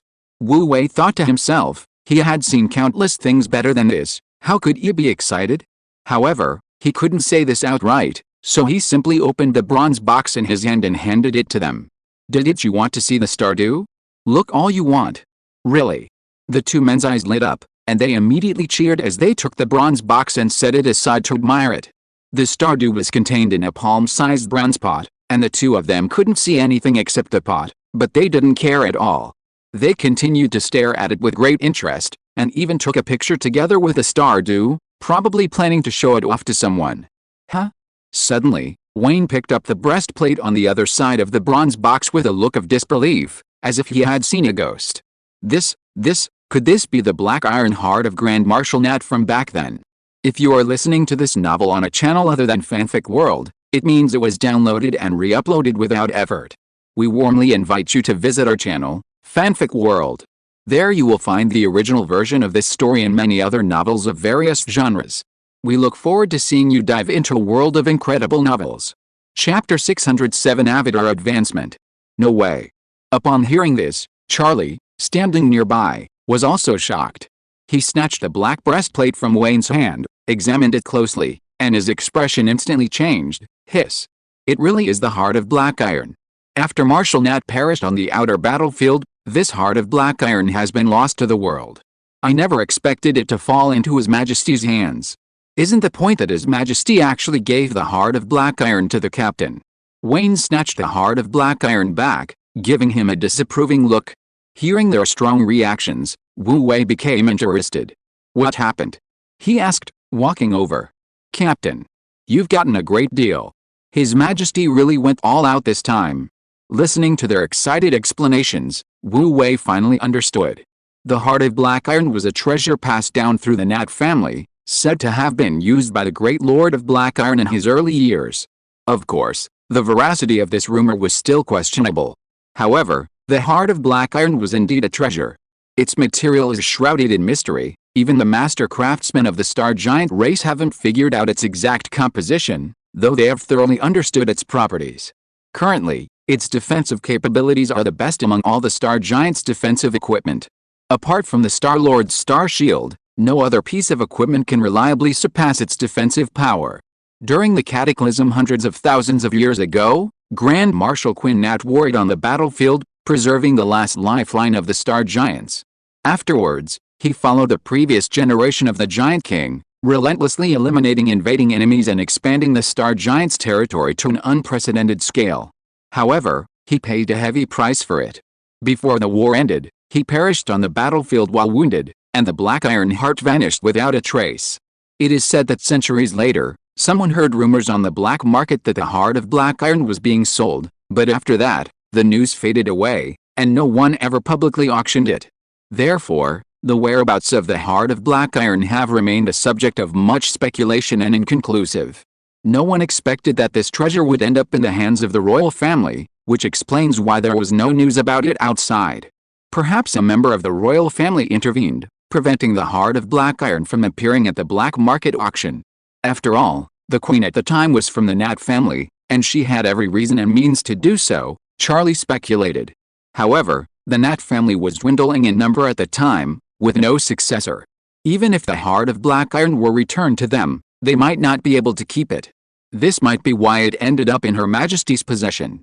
After all, the current Marshal of the War Axe Legion, one of the three major legions, Hyder Nat, is the current head of the Nat family and the most likely candidate to succeed as Grand Marshal. This heart of Black Iron, if used well, is a tremendous favor. Now, Her Majesty the Queen has actually given the heart of Black Iron to Qiwa, not only protecting his safety but also essentially giving him a huge favor, the chance to befriend Marshal Nat. If Qiwa wants to pursue a career in the military, this is a ready-made stepping stone, a direct path to success. As long as he's not a complete idiot in commanding troops, his future prospects are definitely bright.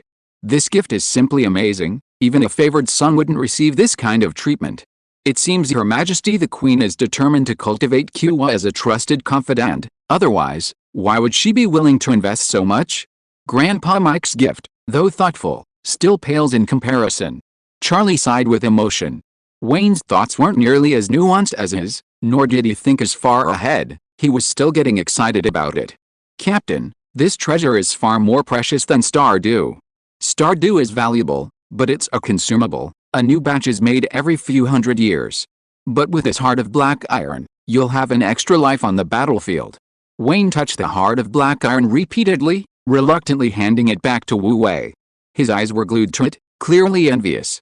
Wu Wei felt a chill run down his spine and quickly put the heart of black iron away. He figured if he didn't, the kid would follow him all the way to the courtyard. "Alright, the show's over. Go do what you need to do." Wu Wei gave him a disdainful look and then said to Charlie, "Go back and rest early. Don't forget you two have night duty tonight." With that, he sent the two back to rest, and he himself took his things back to his dormitory. In just one night, he had laid down numerous layers of restrictions on this nameless courtyard, making it as secure as an iron fortress. Returning to the courtyard, his mood relaxed considerably, and he then took out the 3 gifts he had received that day with great interest. The bloodline condensation pearl, needless to say, was a truly valuable item. Just holding the pearl in his hand, he could feel the familiar warmth emanating from his bloodline. The bloodline power originating from the Lord of the Tides surged within him as if encountering a kin, and he could easily mobilize it with a slight thought. Not only was the mobilization much easier than before, but the speed was also nearly half a second faster. Don't underestimate this difference. On the battlefield, even a difference of a few microseconds can determine life or death, and half a second is a very significant difference. Wu Wei pondered for a while, and finally inlaid it into the sword he had just received that day. The hilt had a pre-drilled hole for inlaying, and with a little work, it would be firmly secured, with no worry about it falling out during battle. After inlaying it, he tried it out and found it quite easy to use. With that, his trident of Poseidon could be temporarily retired. While the trident of Poseidon was powerful, its strength came from the laws of the sea it contained and its control over ocean power. The material itself was only passable for him now, incomparable to ancient bronze. He was afraid that if he used it any longer, he might accidentally break it. After all, it belonged to Hijack. Borrowing it was one thing, but damaging it would be unacceptable. After processing the bloodline pearl, he inlaid the black iron heart into the chest area of his armor, admired his new appearance in the mirror, and then picked up the bottle of Stardew. The bloodline pearl and the black iron heart were indeed precious, but their effects were long-term. In contrast, the Stardew's effects were immediate. Wu Wei opened the lid and glanced at it. Stardew is a rose gold liquid. When you shake it under a light, you can see tiny, shimmering specks of light within, like stars reflected in water.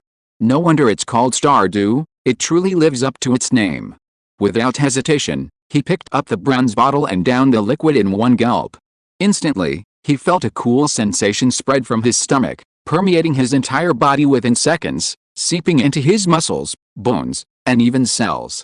That familiar, surging feeling in his blood instantly returned. No way. Wu Wei was stunned, thinking that he had only drunk a bottle of Stardew, and he had already broken through again so easily? He didn't know that the royal Stardew, due to its precious ingredients and difficult production, was always exclusively supplied to the Giant King.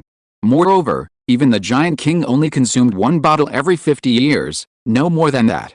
Its rarity was self-evident, and its effects were naturally very significant. Therefore, those cosmic giants who received Stardew as a reward were all confidants of the Giant King. Ordinary giants didn't receive this treatment. Unfortunately, Wu Wei wasn't a true cosmic giant and hadn't lived among the cosmic giants for an extended period, so he naturally couldn't understand that feeling. After 3 consecutive bloodline awakenings, his strength was already at the peak of level 11, just one step away. A bottle of Stardew, and he naturally broke through. Overnight, Wu Wei's avatar smoothly advanced from level 11 to level 12.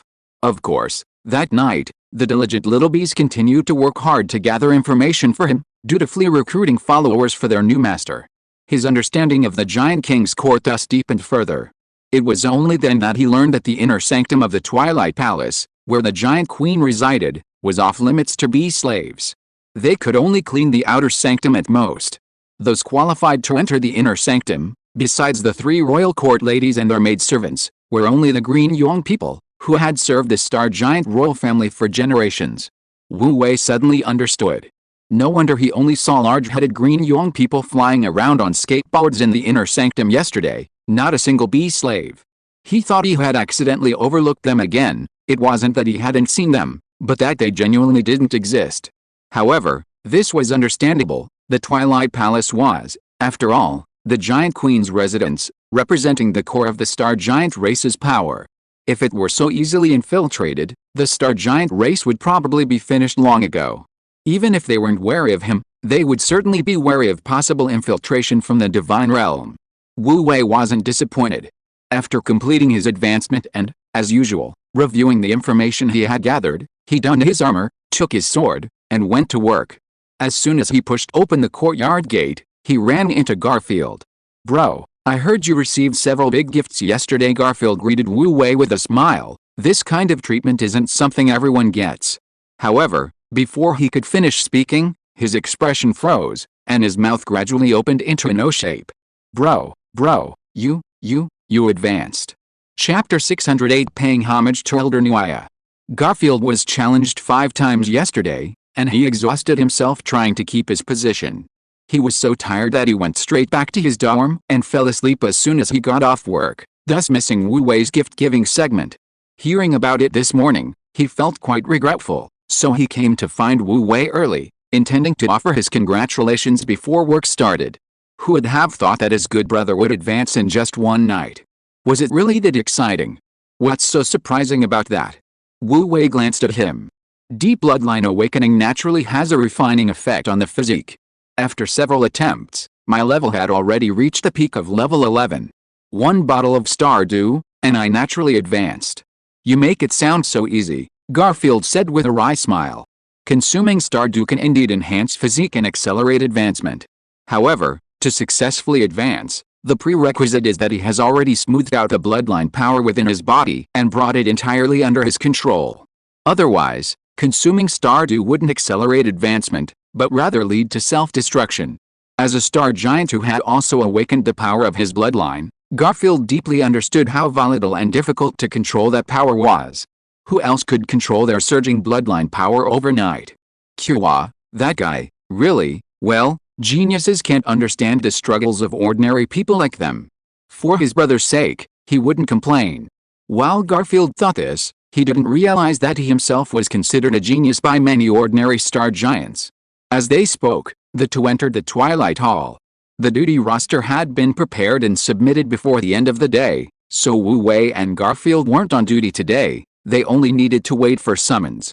Therefore, upon entering the inner hall, they went directly to the side hall reserved for their personal guards. They weren't early. 2 or 3 personal guards were already seated inside, casually chatting and drinking tea. Upon seeing Wu Wei enter, they quickly stood up and respectfully bowed to him. "Greetings, Captain. No need for formalities, please sit down." Wu Wei waved his hand and led Garfield over to sit down next to them, joining the group drinking tea and chatting. Seeing that Wu Wei had no airs at all, the bodyguards relaxed, poured him a cup of tea, and continued their conversation. They had been talking about gossip between Maureen's attendant and Marshal Nat. Garfield was most interested in this kind of gossip and almost instantly joined in, enthusiastically gossiping with him. Wu Wei really hadn't expected that these giants, who were all so burly and imposing, would be such gossips in private. He had previously thought Garfield was an exception. Moreover, these people weren't just gossiping, they were quite meticulous, presenting every piece of information with reason and evidence, even including witnesses, physical evidence, and corroborating proof, making it sound incredibly real. Wu Wei was almost convinced by them, believing what they were saying to be the truth. But the question was, could it really be the truth? The story goes that the reason Lady Maureen has remained unmarried for so many years is because she fell in love with Marshal Nat at first sight and swore tens of thousands of years ago that she would marry no one but him. Marshal Nat, in turn, also loves Lady Maureen, but because she is the daughter of the Descartes family, and there are many conflicts between the Nat and Descartes families, he painfully rejected her. He also refused to marry any other woman he didn't like, which is why he remains single. Listen to this nonsense. This story, reeking of melodramatic online romance novels, is clearly made up. How could it possibly be true? As the group was chatting animatedly, several veteran bodyguards suddenly fell silent, adopting serious expressions as if always on high alert. Garfield, still bewildered, saw Wu Wei give him a wink. He paused, then instinctively straightened his face as well. A few seconds later, a graceful figure appeared outside the door. The figure had long, straight, flowing black hair, exquisite features, and an imposing presence, none other than Attendant Maureen. Garfield was instantly terrified. Had he been any later in shutting up, Attendant Maureen would have caught him red-handed. Attendant Maureen, the veteran bodyguard, seemed to have just noticed her, hastily rising to their feet and bowing respectfully, their serious demeanor a stark contrast to their previous expressions. Wu Wei also stood up and cupped his hands in greeting. Attendant Maureen, what are His Majesty's orders?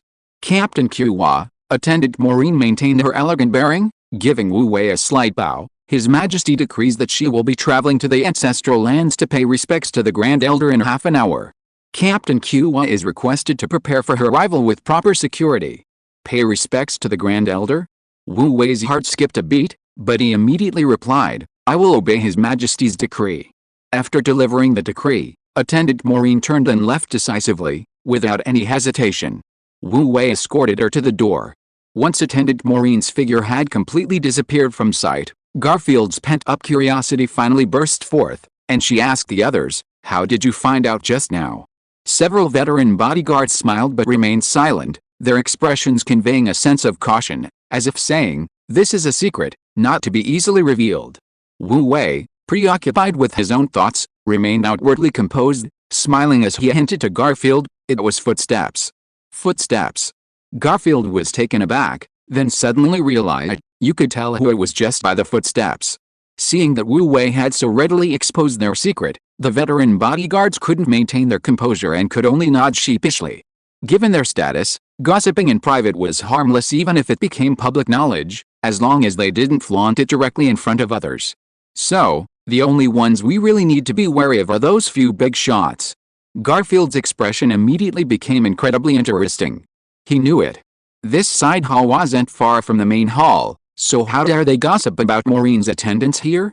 Turns out, these people all possessed extraordinary skills, keeping them hidden. Garfield was utterly impressed and wanted to ask them for their secrets, but Wu Wei interrupted him. Alright, there will be plenty of opportunities to ask later. Let's get down to business. Saying this, he casually pointed to veteran bodyguard and instructed, go and invite Vice Captain Edison over, and explain the situation to him. Tell him I'm not familiar with the situation yet and I'm worried about making mistakes, so I'm asking him to come and help. Actually, he was being lazy and wanted to save himself some trouble. The veteran bodyguard immediately obeyed and went to do as instructed. Edison was quickly summoned. He was indeed adept at such matters, arranging everything in a few swift movements. He also called several bodyguards from his dormitory to be on standby in case of unforeseen circumstances. His Majesty's journey is far more demanding than usual, Edison explained to Wu Wei.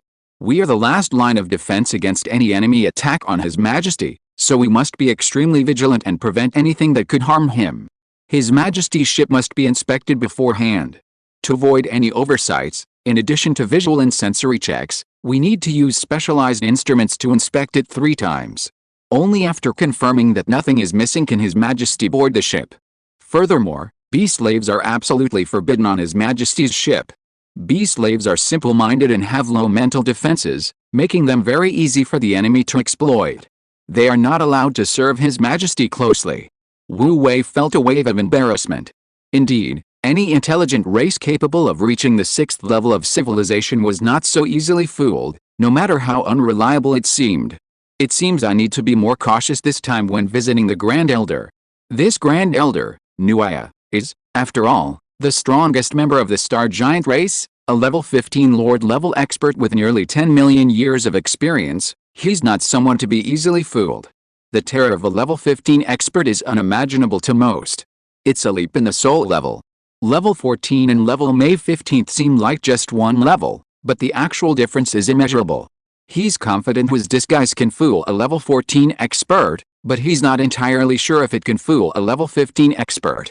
After all, no one knows what kind of transformation a level 15 Star Giant undergoes in their soul, or whether they'll be able to discern the subtle differences in soul fluctuations between his imposter and the genuine Star Giant. This is a challenge for him. If he fails, all his previous plans will be wasted, and this avatar might perish here. But if he succeeds, he'll never have to worry about being exposed again, and he can act more freely. It's still worth the gamble, especially with the soul-cleansing tower protecting him. As they spoke, Wu Wei, accompanied by Edison, arrived at a vast starport behind a giant king's court, where he saw the giant queen's chariot, a colossal and magnificent bronze behemoth. By human standards, this starship was at least hundreds of thousands of meters long and 40 to 50,000 meters high. Even from a giant's perspective, it was a behemoth. Of course, sheer size wasn't everything. Many human starships were large, and the current flagships of the Divine Kingdom were no smaller. The key was that this starship was made of bronze. Wu Wei couldn't help but gasp. How much bronze must it have used? Although it was ordinary bronze, not ancient bronze, ordinary bronze wasn't cheap either. Based on his understanding of the prices among the star giants, bronze was worth significantly more than its weight in gold coins. This starship isn't made of bronze, it's clearly built with money. Chapter 609 God's Domain. Logically speaking, Wu Wei's Divine Kingdom is now quite different from what it used to be. After years of territorial expansion and gaining numerous followers, he has accumulated considerable wealth. The newly built motherships in his Divine Kingdom are made with top-notch materials, but compared to the starship before him, they still pale in comparison. It can only be said that a level 6 civilization truly lives up to its name.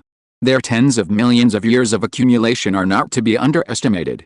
Putting aside everything else, their financial resources alone are unmatched. However, Wu Wei was not discouraged. After all, his Divine Kingdom's development time is still relatively short. In reality, it's not even a fraction of the size of the star giants. Let alone tens of millions of years, it's uncertain who will be stronger in tens of thousands of years. Captain, we have inspected the starship inside and out. The identities of all starship personnel have also been confirmed. Please inspect it. Upon seeing Wu Wei, Wayne, who was inspecting the starship's surface paint, immediately jumped off the starship and bowed to Wu Wei. He had been on night duty last night, and today was supposed to be his day off. However, the journey to the ancestral land would take several days, and the new bodyguard lacked relevant experience, so the veteran bodyguard naturally had to take on the responsibility. Several other veteran bodyguards were also temporarily transferred, just like him. Wu Wei nodded slightly, then turned to Edison. Thank you for your trouble, Vice Captain. Edison responded helplessly. Most captains who were appointed later in life were eager to give orders and establish authority. This guy, on the other hand, seemed to want to dump all the work on others. Quite bizarre. Oh well, he couldn't control what others thought, as long as it didn't delay the important matters, that was fine. He resignedly boarded the starship and began the inspection. Before Wu Wei arrived, this was his job, so he was naturally very skilled at it. Before long, he completed the inspection, disembarked, and reported back to Wu Wei. Reporting to the captain, the inspection is complete. Edison respectfully bowed to Wu Wei. Next steps, please give your instructions, Captain. Good. Wu Wei nodded slightly, then calmly gave the order, everyone, take your positions and await Her Majesty the Queen's procession. Yes, Captain. All the personal guards responded in unison, then quickly dispersed and took up their respective key positions. Even the newly appointed personal guards, under the guidance and supervision of the veterans, performed their duties quite well, looking very professional. Wu Wei and Edison stood on either side of the gangway below the starship, long swords at their sides, their expressions serious as they gazed into the distance. Her Majesty the Queen's procession wouldn't arrive for a while, and the waiting was extremely tedious. Wu Wei's mind began to wonder after standing there for only a short while. There hadn't been any news from the Divine Realm in the past 2 days. He wondered how Lan Fudy and Landon were doing, and whether they had been exposed. This time, if the Kingdom of Light wants to obtain the key to the galaxy, it must find an opportunity between two established level 6 civilizations. The process is akin to snatching chestnuts from a fire, far more difficult and perilous than ever before. Hopefully, everything will go smoothly for them. Before they knew it, half an hour had passed. Roar suddenly, a high-pitched melody, like the cry of an elephant, rang out. This was the sound of the great conch horn, a unique instrument of the star giant race.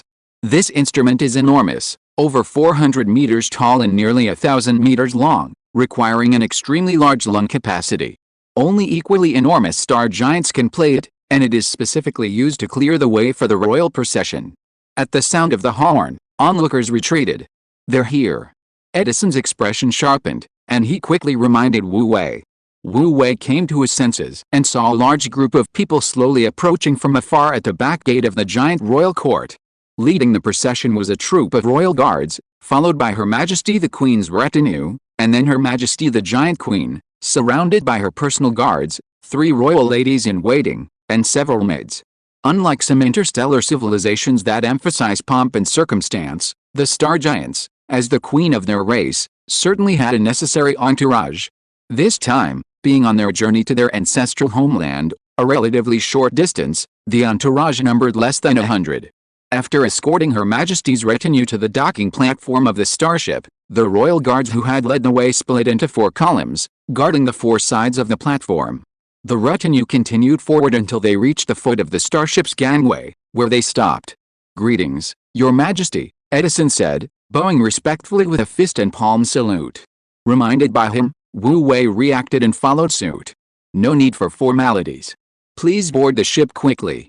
A clear, yet somewhat authoritative female voice rang out from the center of the honor guard. Wu Wei subconsciously looked up. Actually, he had already seen the Star Giant Queen in that room before. But with so many people staring at him then, he only caught a fleeting glance and didn't have time to examine her closely. Now, upon closer inspection, he realized that this giant queen was actually much more beautiful than he had expected.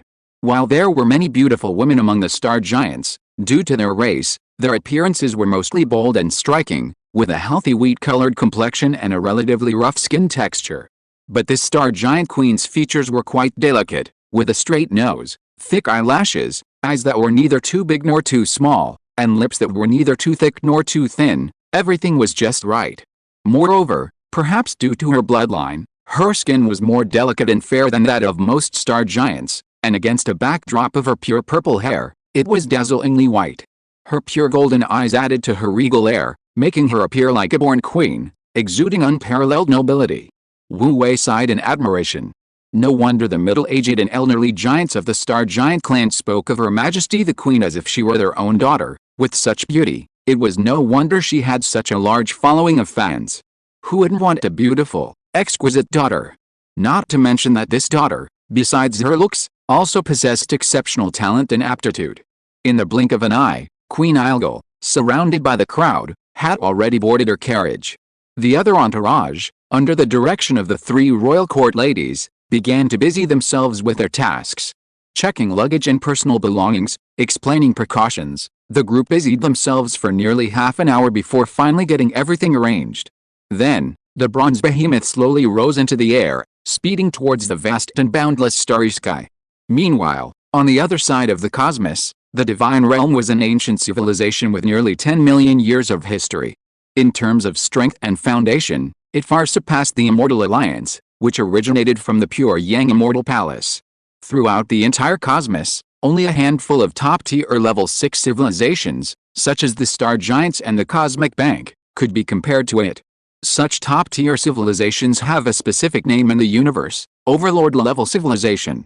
At this moment, on the border of this Overlord-level civilization, on a planet less than 100,000 light-years from the war zone, Lanfuti and Landon, who had finally managed to infiltrate the Divine Realm, were piloting a massive starship, transporting a group of millions of angels out of the war zone and to the core star region. These angels had all been severely wounded on the battlefield and were unable to continue fighting. They needed to be sent to the core star region for treatment for a year or 2 before they could rejoin the battle. This God Realm is supposed to be a level 6 civilization, yet its technology is so backward. Landon glanced at the cabin behind him, his tone full of sighs. Before coming here, I heard people outside praising the God Realm like it was something special, and I thought it was incredibly powerful. Alright, that's enough. Lanfuti glanced at him indifferently.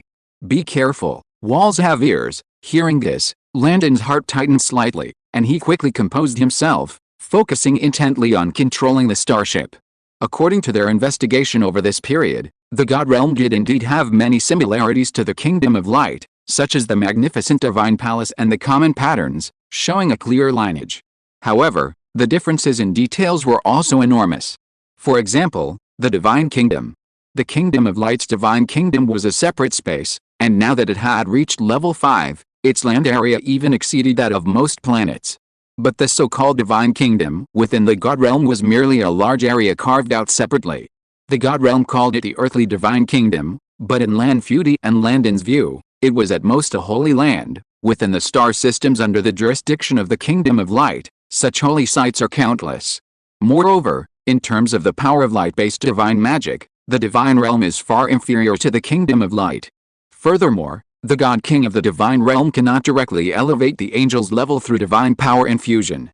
Places like the Transformation Pool, the Hall of Divine Weapons, and the Hall of Heroes also exist within the divine realm. While they share names, their functions are far inferior to those of the Kingdom of Light. First, the Transformation Pool. The divine realm's transformation pool can only be used to shape and repair angelic bodies, not to repair divine souls.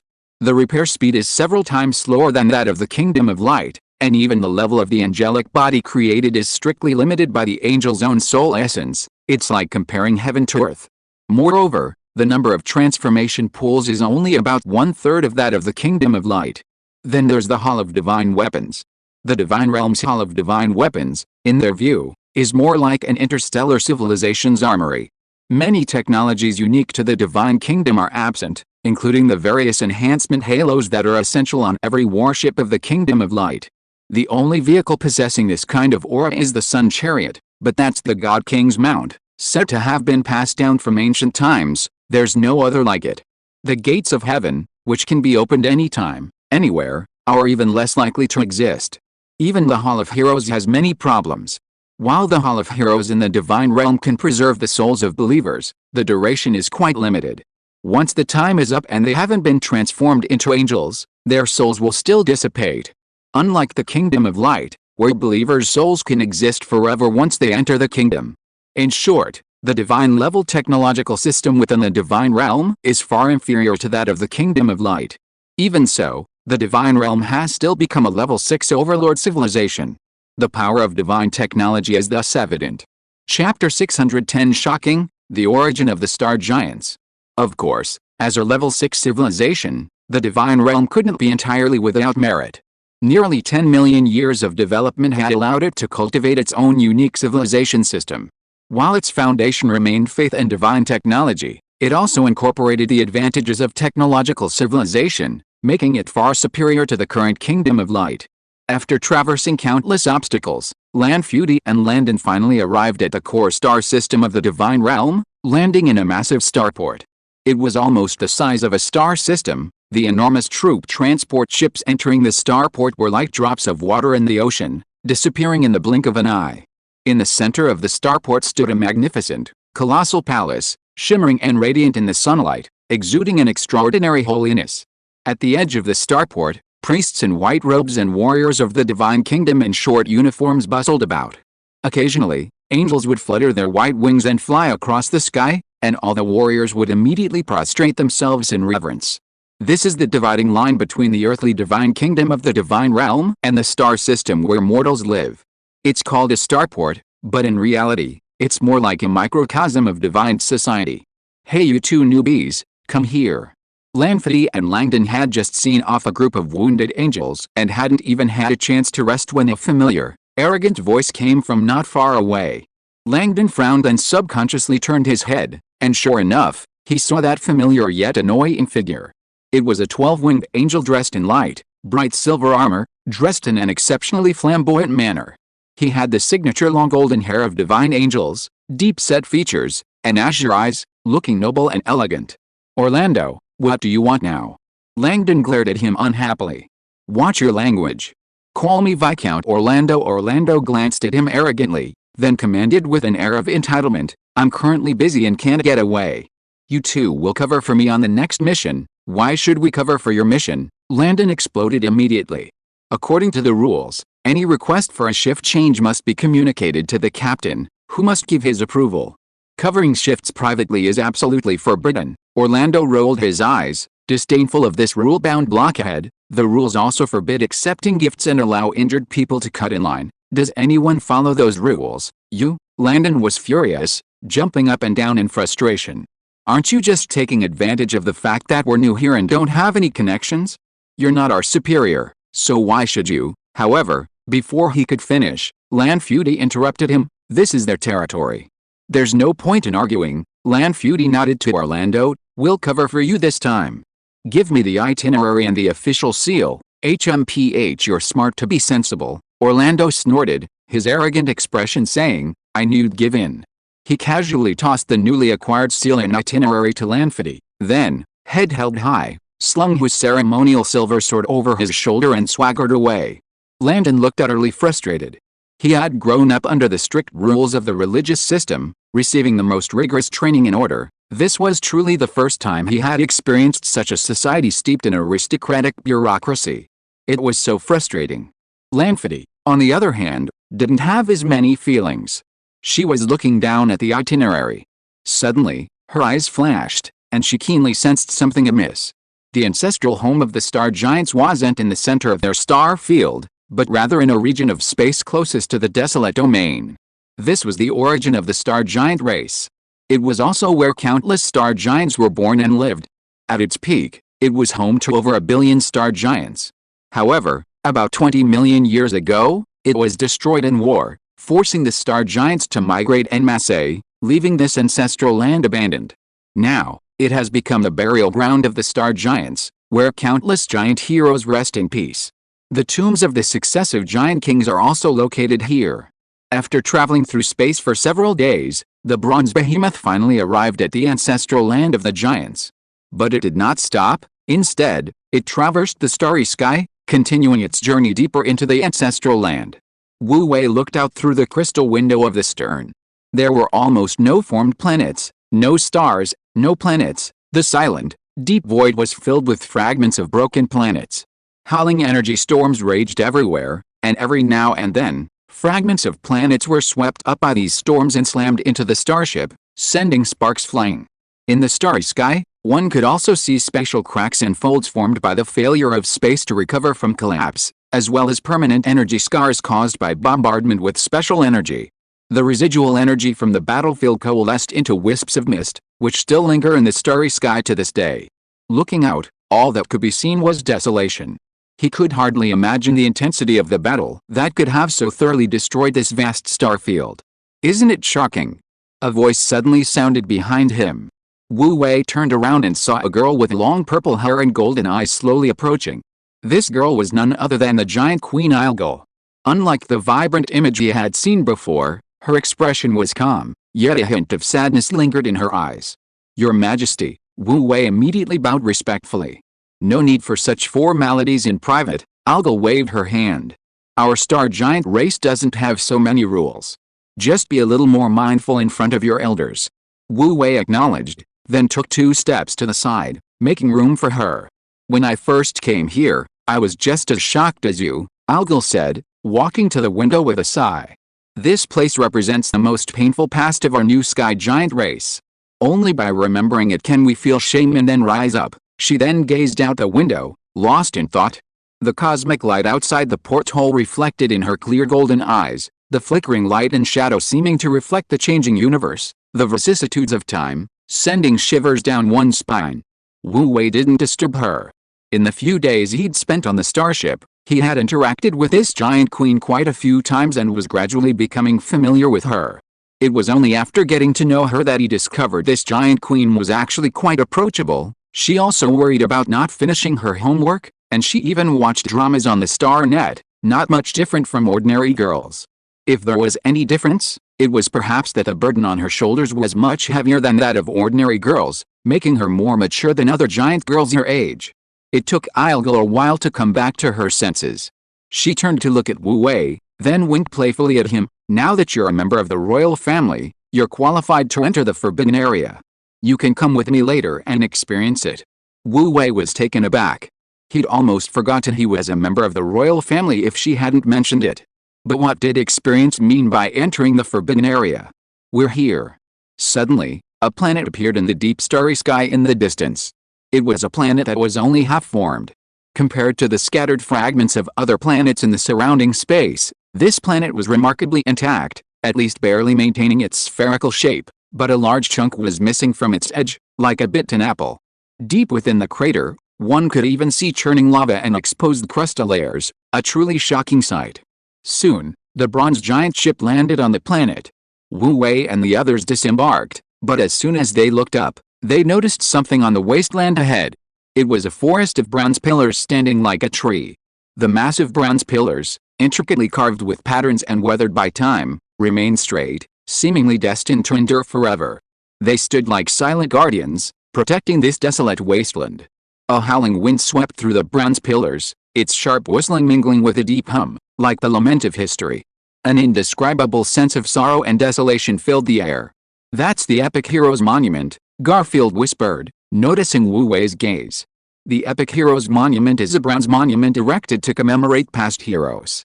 It typically bears inscriptions recording their lives and deeds, along with images showcasing their most important contributions. This is the highest honor of the Star Giants. Those qualified to have a monument erected for heroes are all epic heroes who have made unparalleled contributions to the history of the Star Giants, achievements worthy of being remembered for eternity. Ordinary giant kings are not qualified. Look at that, that's my ancestor, the Lord of the Earth. And that's my mother's ancestor, the Lord of Flames. And that's your ancestor, the Lord of the Tides. Garfield proudly introduced the bronze pillars to Wu Wei. He then pointed to a bare, unadorned bronze pillar at the very edge, saying, "And that one, that's Elder Nuia's. After she passes away, an inscription will be carved on it." He paused, then added, "But who knows how many years from now? Whether I'll ever see it in my lifetime is uncertain." "Who says?" Wu Wei glanced at him and laughed. "If you can break through to level 15, you might not only see Elder Nuia's inscription, but you might even have your own hero's monument." Garfield was both amused and exasperated. "Don't joke with me. You and His Majesty might have a chance to break through to level 15. Me? How could that be possible?" At that moment, he had no idea that one day in the future, he would not only break through to level 15, but also truly possess his own hero's monument. Of course, that's a story for later, so let's leave it at that. At this moment, the two chatted and laughed as they gradually approached the forest of steles. Wu Wei's gaze inadvertently swept over the bronze pillars, and suddenly his expression changed as he noticed a peculiar scene. It was a bronze pillar located to the left front, where inscriptions should have been carved. There wasn't a single word.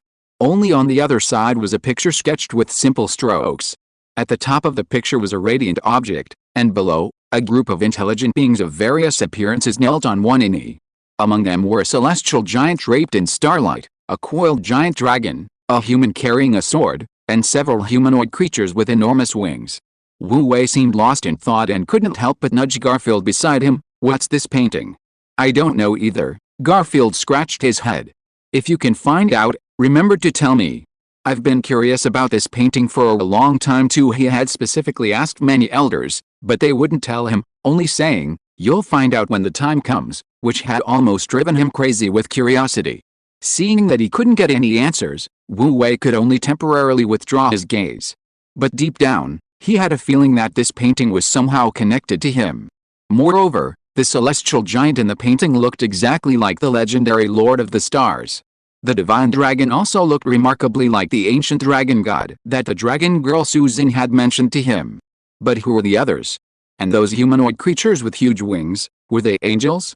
If so, what level of angels were they? He was filled with doubts and for a moment forgot to pay attention to his surroundings. Unbeknownst to him, they had already passed through the forest of steles and entered another space. Those epic hero steles were like silent guardians, protecting the gateway to this space. Apart from the celestial giant, any intelligent being attempting to pass through the forest of steles would be lost in the celestial maze constructed by the epic hero steles. Behind the forest of steles, the sun was setting in the west, and the evening glow filled the sky. Countless bronze steles, similar to the bronze pillars outside but much smaller, stood like a forest in the wasteland, densely packed as far as the eye could see, seemingly without end. The bronze tablets nearby looked quite new, but the further away they went, the more weathered and aged they became. In the far distance, some tablets were so decayed that their patterns were no longer discernible. Bronze is one of the most durable metals in this cosmic expanse. It might not even rust after tens of thousands of years.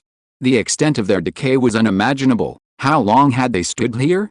Here lie the remains of all the powerful beings of the star giant race throughout history, all those exceeding level 14, Queen Ilgal, her brilliant golden eyes fixed on the bronze tablets, suddenly spoke. Hearing this, everyone present fell silent, even the usually boisterous Garfield consciously kept quiet. Beneath each bronze tablet lay a skeleton. In a sense, the history of the star giant race was almost as long as the history of the entire universe. It existed since the oldest recorded era, passing down its lineage through countless ups and downs, yet never ceasing. If a history book were written for the star giants, each chapter would be an epic saga, a story both magnificent and tragic. Its span would be enough to show the entirety of their existence, from birth to extinction. And the star giants have many, many more such chapters. When this race unfolds its history before you, it's as if the river of time itself is presented directly to you. The sheer scale of the impact would shake the very soul of any intelligent being. Wu Wei was no exception. Chapter 611 The Great Temple of the Starry Sky, the Ancient God of Light. At this moment, Wu Wei felt he had lost for the first time. Not in terms of strength, but in the unwavering perseverance of a people who had endured for countless millennia. In fact, he had a premonition when he first saw this planet, and seeing these monuments only confirmed his suspicions. Clearly, the star giants had suffered a near catastrophic blow. In that cataclysm, most of their territory was reduced to wasteland. They lost their royal court and were forced to migrate en masse, but they preserved their heroes' resting place, their national pride, and their magnificent history. One can imagine the immense sacrifices made by the star giants in this process. But it was all worthwhile. Because only by preserving their pride can a people continuously produce true heroes who are willing to rise up for their nation, one after another, sacrificing their lives and shedding their blood. That pride is the soil that nurtures unwavering courage and boundless possibilities.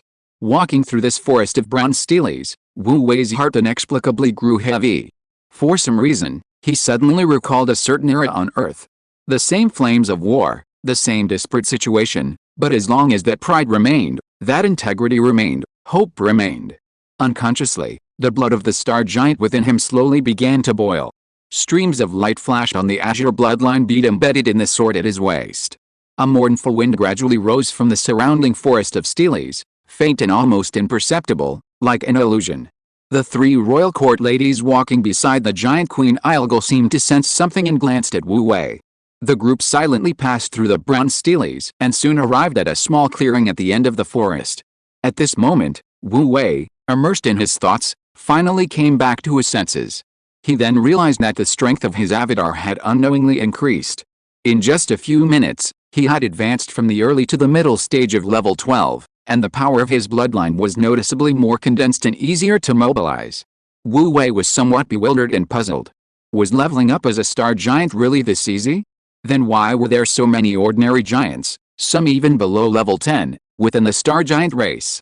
Wu Wei, however, was completely oblivious to the plight of the starving. Both the bloodline condensation pearl and the stardew were precious items that could significantly accelerate cultivation. The bloodline condensation pearl promoted the growth of bloodline power through bloodline resonance, while the stardew enhanced the resonance between bloodline and stellar power, making it easier for bloodline power to absorb stellar energy, thus accelerating advancement. With both simultaneously empowering him, he was absorbing energy almost constantly. It would be strange if his cultivation speed wasn't fast. What ordinary star giant had such resources? Moreover, countless heroic souls are buried within the brown steel forest. Although they have long since vanished into the annals of history, their power, due to its immense strength, persists for tens or even hundreds of thousands of years after death before completely dissipating. Just now, Wu Wei's state of mind was shaken, unconsciously resonating with the lingering wills of these heroic souls. This energy converged upon him, naturally leading to a simultaneous improvement in his bloodline and body. Of course, there was another crucial reason for such rapid improvement: his state of mind. In this respect, Wu Wei, as a level 14 god, had no threshold, so his advancement was naturally swift. Further ahead lies the forbidden area. At this moment, Maureen, the attendant beside the giant queen, suddenly spoke. She bowed to Ilgal. "We cannot see you off any further, so we will wait here for your majesty's return." Only then did Wu Wei notice that, without him noticing, his personal guards had all consciously stopped, and even the three royal court ladies had halted. Only Wu Wei and Charlie remained, swords at their sides, following behind the giant Queen Ilgal. Queen Ilgal, the giant, seemed somewhat somber. She gave a serious nod to the group before leading Wu Wei and Charlie forward. After only a few steps, the scene before them changed dramatically. A massive, desolate bronze temple appeared out of nowhere, seemingly out of thin air. It was a realm within a realm.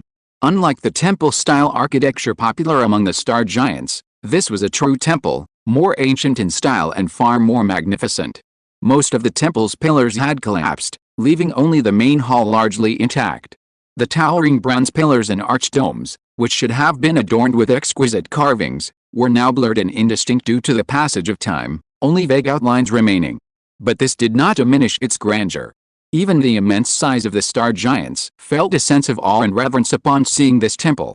This is one of the greatest secrets of my star giant race, the Starry Sky Temple. Queen Ilga looked up at the temple before her, her young face filled with an unspeakable solemnity. When you see anything, calm your mind and don't make a sound. Charlie, who had been here with Ilga before and knew the inside story, also solemnly reminded him, especially don't startle anyone, or the Grand Elder will punish you, and none of us can help you. Wu Wei was completely confused by the two of them. Which god is worshipped in this temple? The star giant race's faith is clearly in their ancestors, so why build a temple specifically for them? Moreover, judging from its location, this temple is even more important than the heroes' tombs outside, which makes it even stranger. This matter is a secret even among the star giants. Since I brought you here, I will naturally tell you. But outside, you are not allowed to reveal a single word, not even mention it. The giant Queen Ilga solemnly reminded Wu Wei before explaining, this temple is dedicated to the ancient god of light. What? Wu Wei was stunned. The ancient god of light, wasn't that the founder of the god of light race, the original owner of his divine spark? Wait a minute, he was a little confused. You said we are dedicated to the ancient god of light, so what about our relationship with the divine realm? HMPH, just a bunch of thieves. Before Wu Wei could finish speaking, Ilga interrupted him. Her expression was disdainful, her golden eyes filled with coldness. Those birdmen from the divine realm, relying on a little bit of ancient angel blood and a pair of extra wings, dare to call themselves the legitimate line of the gods. They're shameless. That's right. Charlie echoed indignantly. We, the star giants, are the most loyal guardians of the ancient god of light. They're merely collateral descendants of the angels of light, yet they dare to claim legitimacy. It's too much? It's only because we don't argue with them, otherwise, how would they have the right to speak? Wu Wei broke out in a cold sweat. This development had completely caught him off guard. He humbly inquired, I saw a bronze stele near the epic hero's monument before. Could it depict the ancient god of light? That's right, Ilga nodded. That's a scene of our ancestors worshipping the ancient god of light. According to our clan's records, besides our ancestors, the great Star Lord, the picture also shows the ancestor of the pure Yang immortal palace lineage, the ancestor of the ancient divine dragon clan, and several intelligent beings created by the ancient god of light, angels, light elemental beings. Well, so the star giants were one of us. Wu Wei was both surprised and moved. He truly didn't know this part existed.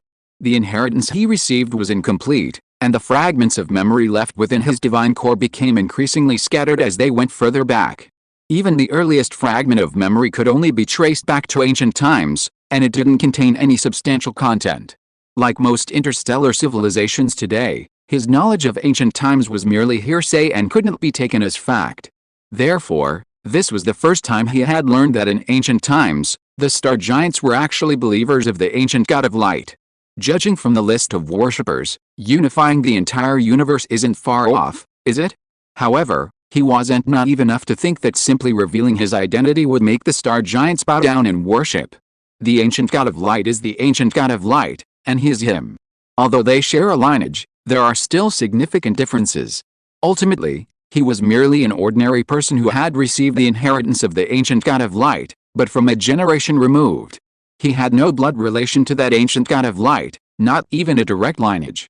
Even if the star giants still worshipped the ancient god of light, they were venerating the peerless powerhouse of that time. Otherwise, he wouldn't have received no faith power at all. Rashly revealing his identity might not only fail to gain the star giant's allegiance, but could also bring disaster upon himself. In the end, strength is what matters. Before he was strong enough, he shouldn't be reckless. Just then, a low, metallic scraping sound came from the side. Wu Wei subconsciously turned his head and saw the ancient and heavy gate of the Starry Sky Temple slowly opening, and a figure walked out. It was an old woman dressed in a simple white robe.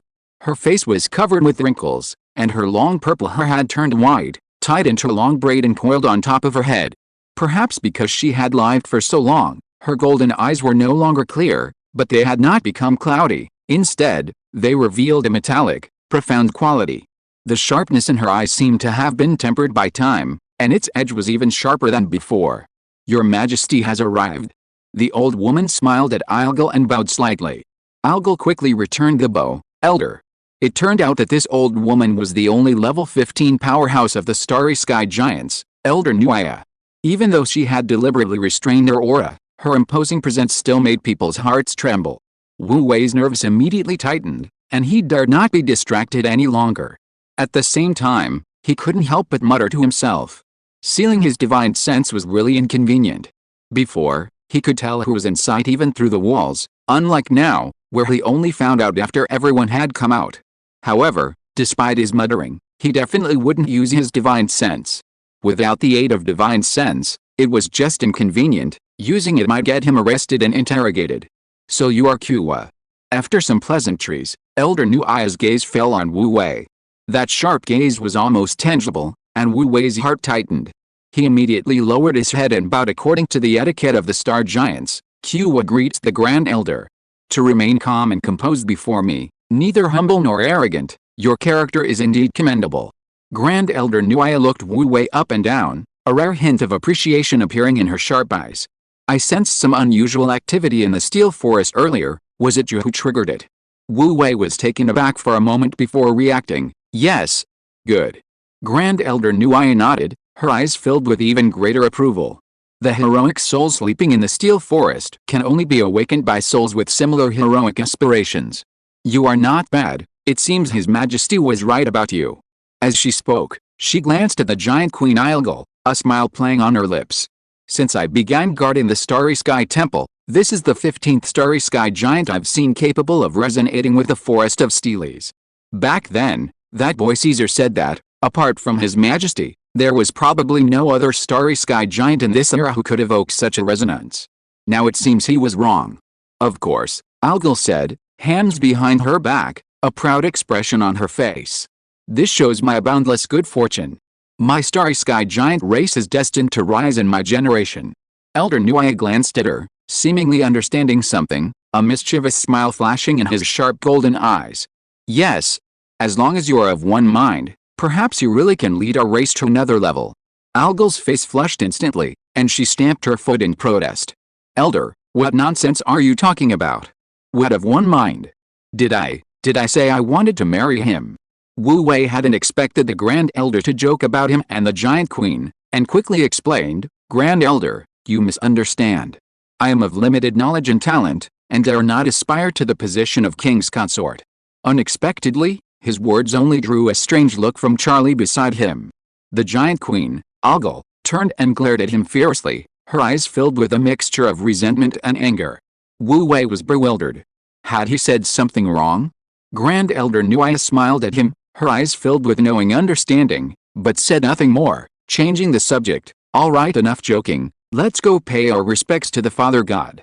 With that, she turned and led everyone towards the temple behind them. The main hall of the Starry Sky Temple was tall and magnificent. After countless years, its solemnity had only increased. Upon entering, everyone instinctively fell silent, maintaining their reverence. At the same time, a colossal statue came into view. Unlike the widely circulated statues in the divine realm, this statue was of ordinary human form. Even its features were somewhat blurred, yet it exuded an aura of superiority, as if it were above all things. Especially its posture of looking down, like a god or Buddha looking down upon the mortal world.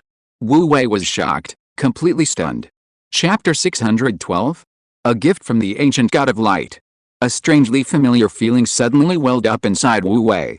He didn't know where this feeling came from, only that everything about the statue was familiar. The shape and texture of its clothes, its outline and aura, all possessed an inexplicable familiarity, yet he had clearly never seen this statue before. This left him momentarily dazed. At that moment, the divine core deep within his soul suddenly trembled. A feeling as if their souls were connected suddenly appeared in his consciousness, jolting him awake from his daze. In the darkness, it seemed as if something had merged into his divine core. In that instant, he saw the vast starry sky, the magnificent divine palace, the splendid civilization, and also destruction and calamity. Wu Wei instantly realized it was memory. This statue bore the imprint of the ancient god of light, and it should contain a portion of the ancient god of light's memories. Just now, the divine core within his consciousness, inherited from the ancient god of light, absorbed this part of the memory. Although he hadn't had time to examine it in detail, these memories should be related to ancient times, perhaps even to the mystery of the ancient god of light's fall. That mysterious sense of familiarity he felt just now might also be a result of his inheritance. Wu Wei was almost impatient to check his memories, but unfortunately, the timing wasn't right, so he had to suppress his impulse for the time being. In just a short while, Elder Nuaya had led the three of them to the foot of the statue and led the worship of the ancient god of light. For many years, Elder Nuaya, as the strongest member of the Star Giant race, was responsible for guarding the ancestral land and protecting the heroic souls, and also served as the high priest of the Starry Sky Temple. Under her guidance, the giant Queen Ilgo, Wu Wei, and Charlie quickly finished worshipping the statue and prayed at its base. Today is Qi's first time at the Great Temple, so I have specially prepared a baptism ceremony for him. After worshipping the statue, Elder Nuaya said, I have prepared the things. Please wait here for a moment, and I will go and fetch them. With that, she left to fetch the things. A baptism ceremony. Wu Wei was stunned. He thought it was over after the worship, but he didn't expect there to be this part. Charlie, thinking Wu Wei didn't understand, explained, the baptism ceremony is the first step to becoming a believer. Only after the ceremony are you considered a formal believer of the Father God. Wu Wei, of course, knew this. As the God of Light, no one understood the importance of the baptism ceremony better than him. But the question was, didn't the ancient God of Light already perish? Wu Wei asked, puzzled. That's because you lack understanding of the Father God's power. Hearing this, Charlie glanced at him, his eyes filled with pity for the ignorant. Wu Wei humbly asked, then, tell me about it. All right. Since you sincerely ask, I'll tell you. Charlie, hand on the hilt of his sword, looked smug and explained in an almost chanting tone, the Father God is immortal. He has no fixed form, nor will he perish. He simply exists in the void of the universe in a way we don't understand. When the time is right, he will revive and lead our Star Giant race back to the ranks of top civilizations. Wu Wei was stunned. Wasn't this just self-deception? If the ancient God of light hadn't fallen, where did his divine status come from? No, that's not right. The point isn't that. The point is, where does Charlie get such strong confidence? He clearly never even saw the ancient God of light. Moreover, it wasn't just Charlie who held this view, even the giant Queen Ilgo, who was walking ahead, nodded in agreement upon hearing this. Wu Wei broke out in a cold sweat. Had these people all been brainwashed? The ancient God of light had fallen so many years ago, yet the brainwashing ability was still so strong, terrifying. Terrifying. As they were talking, Elder Nuai returned with the prepared ritual implements. It was a bronze basin that wasn't particularly large, about 130 or 140 meters in diameter, with exquisite reliefs and inscriptions on its surface, exuding a level of refinement and magnificence that didn't conform to the aesthetics of the Star Giants. Wu Wei stared at the bronze basin in astonishment. This basin, could it have been passed down from ancient times to the present? Of course, Charlie replied matter-of-factly. This is the temple of the Father God. Everything in the temple is protected by the Father God's divine power. As long as the divine power is inexhaustible, the divine objects are immortal. Wu Wei knew this, of course. But for these things to be immortal, they needed a continuous nourishment of divine power. This was precisely what surprised him.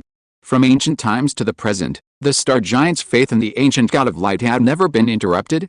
Even though the ancient God of light had not appeared for tens of millions of years, even though the Star Giant race had faced several great calamities, they had not abandoned their faith. What kind of unwavering devotion was this? Just thinking about it was unbelievable. While Wu Wei and Charlie were talking, Elder Nuai had already drawn water from the sacred spring at the foot of the statue and poured it into the bronze basin. Then, she took out a clean white cloth and draped it over the edge of the basin. Qiwa, give me your identification. Elder Nuaya extended her hand to Wu Wei. Wu Wei immediately removed the beast tooth hanging around his neck and handed it over. The ancient god of light had long since fallen. In his eyes, this ritual was merely a formality, and he naturally wouldn't say anything to spoil the mood. He'd just consider it playing along, a way to gain their trust, killing two birds with one stone. Elder Nuaya took the identification token, tossed it into the bronze basin in front of him, and then began to pray softly. As the prayer was heard, the holy water in the basin emitted bursts of white light, a holy halo enveloping the entire bronze basin. The beast tooth trembled slightly. The mysterious patterns on its surface seemed to sense something, suddenly flashing with overlapping blue and gold light. Blue, gold, and white light intertwined. Unbeknownst to them, the entire bronze basin radiated light. Even the exquisite reliefs and symbols on its surface flowed with tricolor light. This scene was truly bizarre, completely different from the power-based star giant race. Charlie and the giant Queen Ilgul, rarely witnessing such a sight, watched with great interest. However, Wu Wei, having seen similar scenes many times, found it rather boring. Suddenly, a mysterious feeling welled up in his heart. He was startled and abruptly looked up at the statue. In that instant, a faint connection had formed between his divine essence and the statue. And this connection was all too familiar to him. It wasn't the connection of faith between a believer and a god. It was the connection between a god and the statue to which he belonged. Could it be? Wu Wei was stunned for a moment, then reacted and immediately activated his divine essence. Instantly, that faint connection began to gradually strengthen. It was like a machine that hadn't been maintained for a long time. Although it might be a little clunky and sluggish at first, it would become smoother and smoother with use and the addition of lubricant. Soon, this connection was quickly consolidated, and the faith channel stabilized. The hidden hand of the ancient god of light, which he had been guarding against, appeared without warning, and he easily took over the statue. At the same time, the vast divine power accumulated within the statue over tens of millions of years began to surge into the divine core through the faith channel. Although the star giant race was small, and only the royal family remained devoutly worshipping the ancient god of light, the span of tens of millions of years was terrifying. The divine core trembled, the faith channel nearly collapsed, and the divine power pool almost burst. Wu Wei decisively distributed the excess divine power to the Hall of Heroes, the Pool of Rebirth, and other divine kingdom buildings. Any remaining power was directly bestowed upon all his avatars. Instantly, all his avatars were enveloped in holy pillars of light and began to upgrade under the infusion of divine power. The star giant avatar in the starry sky temple did the same. In just a short moment, the strength of this avatar advanced from the mid-level of level 12 to the late level of level 12, and it continued to rise. What's going on? Seeing this turn of events, Charlie was completely stunned. How could this be? Ilgul was equally shocked. She stood there dumbfounded for a long while before finally reacting, staring sharply at the statue. Could it be? Father God has finally awakened. Hiss. Charlie gasped. He hadn't even realized it until His Majesty mentioned it, but this scene was exactly the Father God's blessing recorded in the ancient texts. Could it be? Could Father God really have awakened? Don't be fooled by his previous confident pronouncements. In reality, it was just blind overconfidence in the power of the ancient God of light. He hadn't seriously considered when this day would come, much less that it would arrive before his very eyes. If this is true, he suddenly realized, turning sharply to Queen Ilgul, Your Majesty.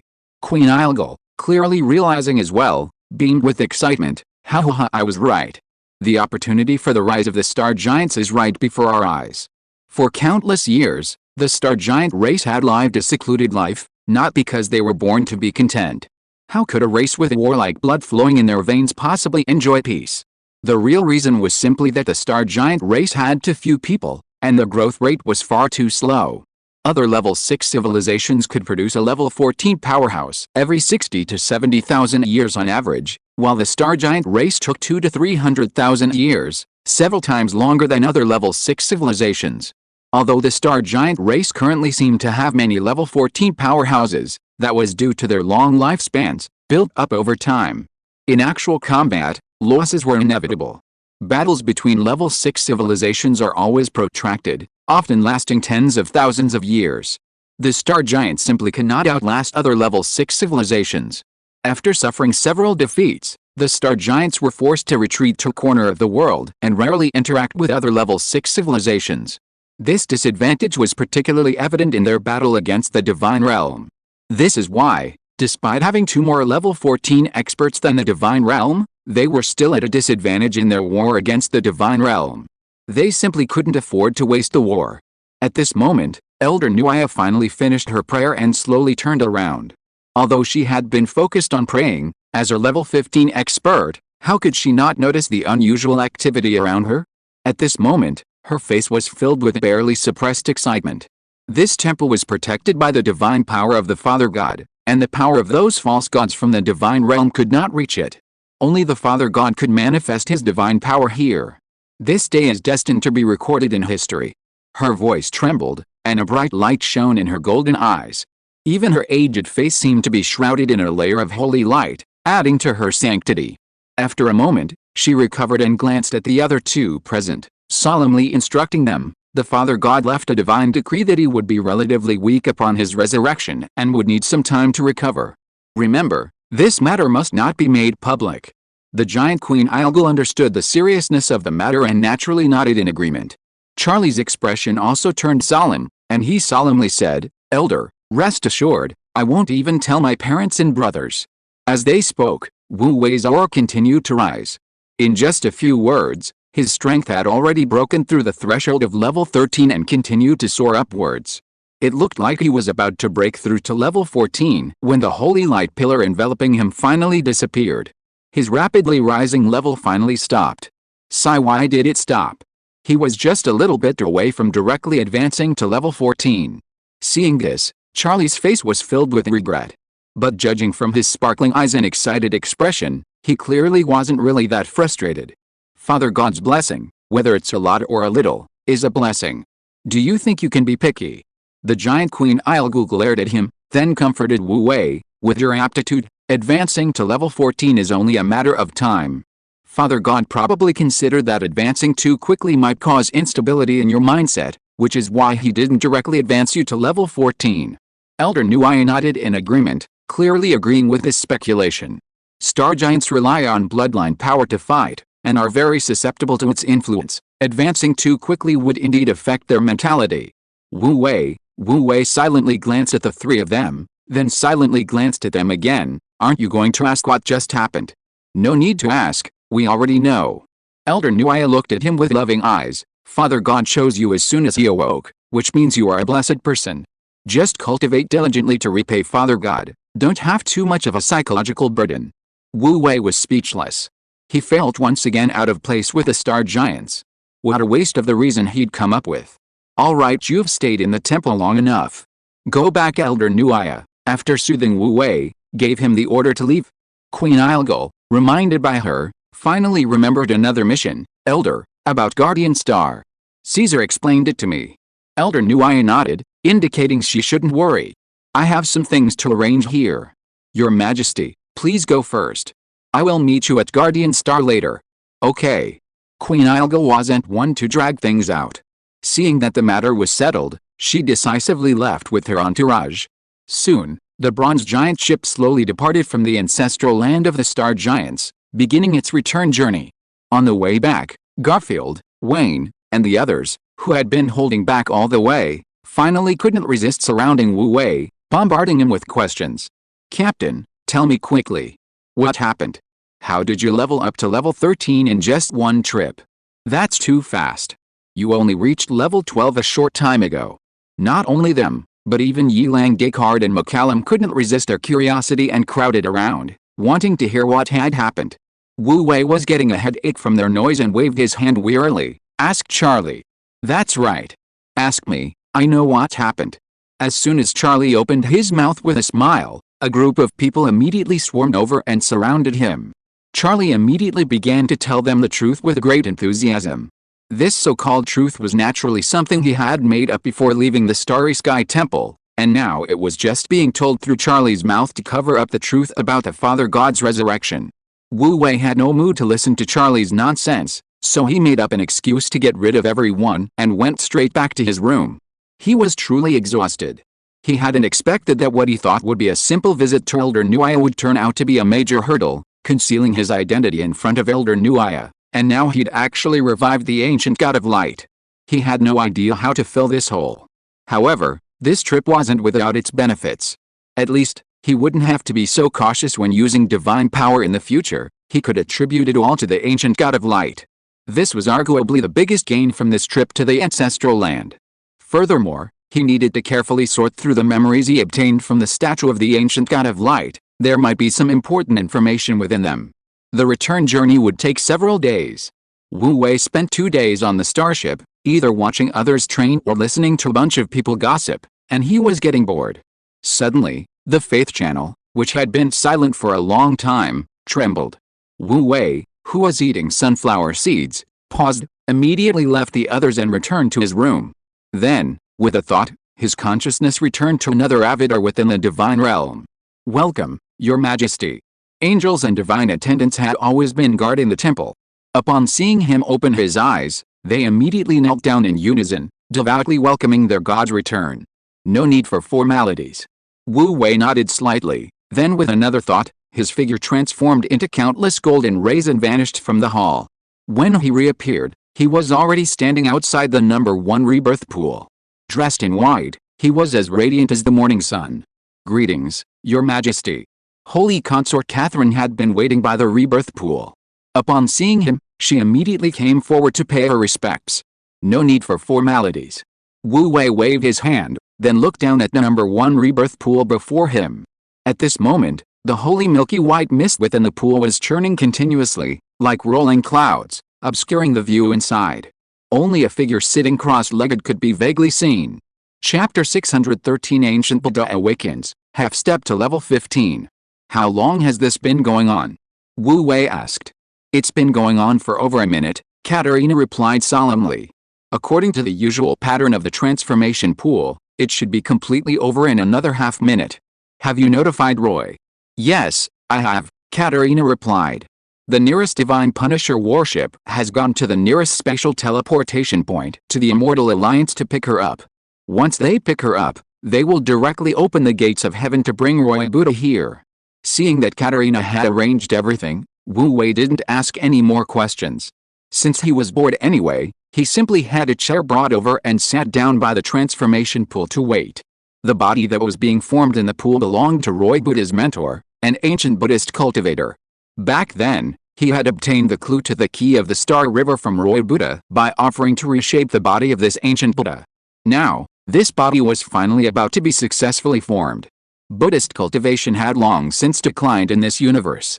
There were many legends about ancient Buddhist cultivators, but their authenticity was difficult to discern, and no one had ever seen one with their own eyes. Wu Wei was also quite curious about what these legendary ancient Buddhist cultivators actually looked like. Half a minute passed in the blink of an eye.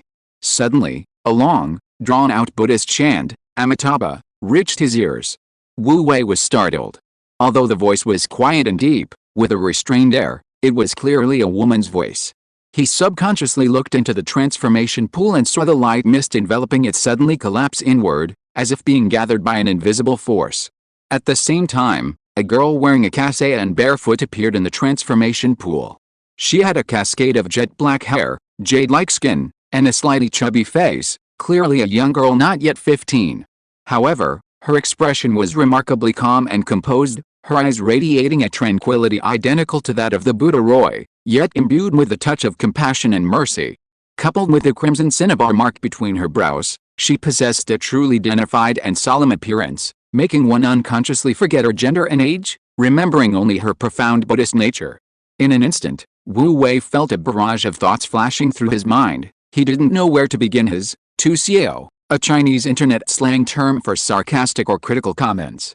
He had already thought that Buddha Roy, with her head full of afflictions, was strange enough, but the image of his mentor was even more beyond imagination. It was common knowledge that cultivators above level 10, having completed their transformation and their physical bodies becoming energy, were no longer limited by their original appearance. Their outward age and appearance depended solely on their own will. So, what was with this girlish appearance? Under Wu Wei's almost speechless gaze, the Buddhist cultivator girl slowly stepped out of the transformation pool and bowed to Wu Wei. "This humble monk, Jilan, greets your Majesty the God of Light." "You flatter me." Upon seeing this, Wu Wei immediately composed himself, stood up, and returned the bow. Then, he curiously glanced at the cinnabar mark between her brows. "Master, is that mark between your brows the legendary ancient Buddhist cinnabar mark?" This cinnabar mark was one of the few things he knew about Buddhist cultivators. It was said that this cinnabar mark was one of the symbols of ancient Buddhist cultivators, containing supernatural powers and unfathomable abilities.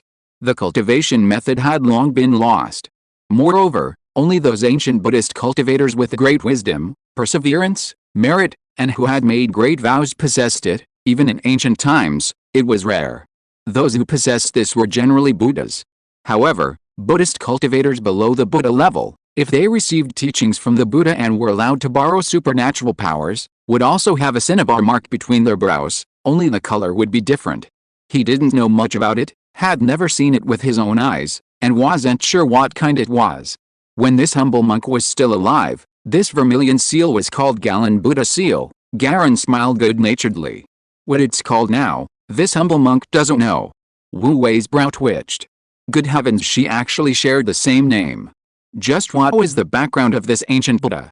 It was a pity that he didn't know much about ancient Buddhist cultivators, otherwise, with the name Galen as a reference, he might have been able to find out her identity. However, even if he knew, it wouldn't be of much use, since she wasn't his subordinate anyway.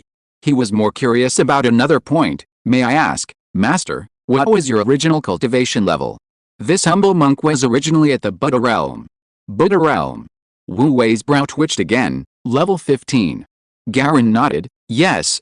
It really was. Wu Wei's feelings were quite complicated for a moment, and he was even a little reluctant to let her go.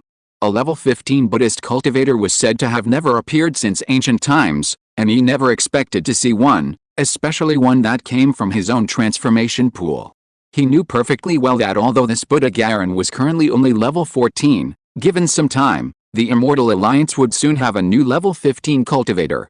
After all, the most difficult part of advancing from level 14 to level 15 was actually comprehending the laws and improving one's soul level, and this one had already met the standards in these aspects. Restoring her cultivation was only a matter of time. How much of a ripple this additional level 15 powerhouse would cause within the Immortal Alliance, and how much it would affect the currently declining Buddhist cultivation path, was none of his concern. Fortunately, Buddhist cultivation valued karma. Since she had been resurrected because of his kindness, she would certainly not attack him, otherwise it would damage her mental state and lead to unpredictable and serious consequences. Garen's high cultivation level was actually a good thing for the Divine Kingdom of Light.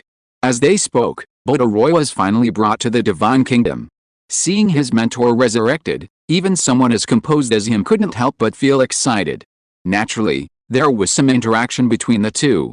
Thus, Wu Wei's promise was fulfilled.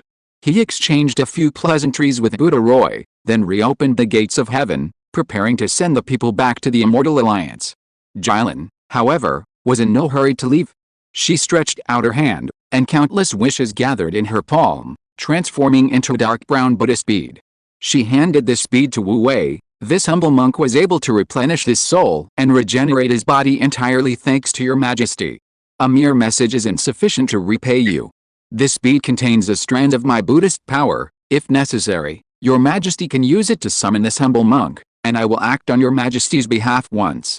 A Buddhist cultivator at the 15th level of the Buddha realm has long transcended the constraints of space. No matter the distance, as long as one is willing to expend cultivation, one can arrive in an instant. Wu Wei naturally wouldn't refuse such a benefit. He accepted it, thanked her, and then sent someone to escort the two away. Thinking of the suspicious message Lan Fudy had sent back earlier, a thought stirred within him. Perhaps it wouldn't be long before he could use this Buddhist bead. 2 months later. In the starry sky near Guardian Star, a colossal bronze fortress silently floats. Bathed in scattered cosmic light, the surface of this massive fortress, entirely cast in bronze, is rugged and mottled, resembling a lurking, ravenous beast, exuding a ferocious and bloodthirsty aura. This fortress, named Black Iron Fortress, is one of the 3 great war fortresses of the Star Giants, guarded by the Nat family for generations, with a history spanning nearly 10 million years. It possesses defensive capabilities unmatched even in the entire galaxy. The Star Giants spent tens of thousands of years and countless quantities of bronze just to build it.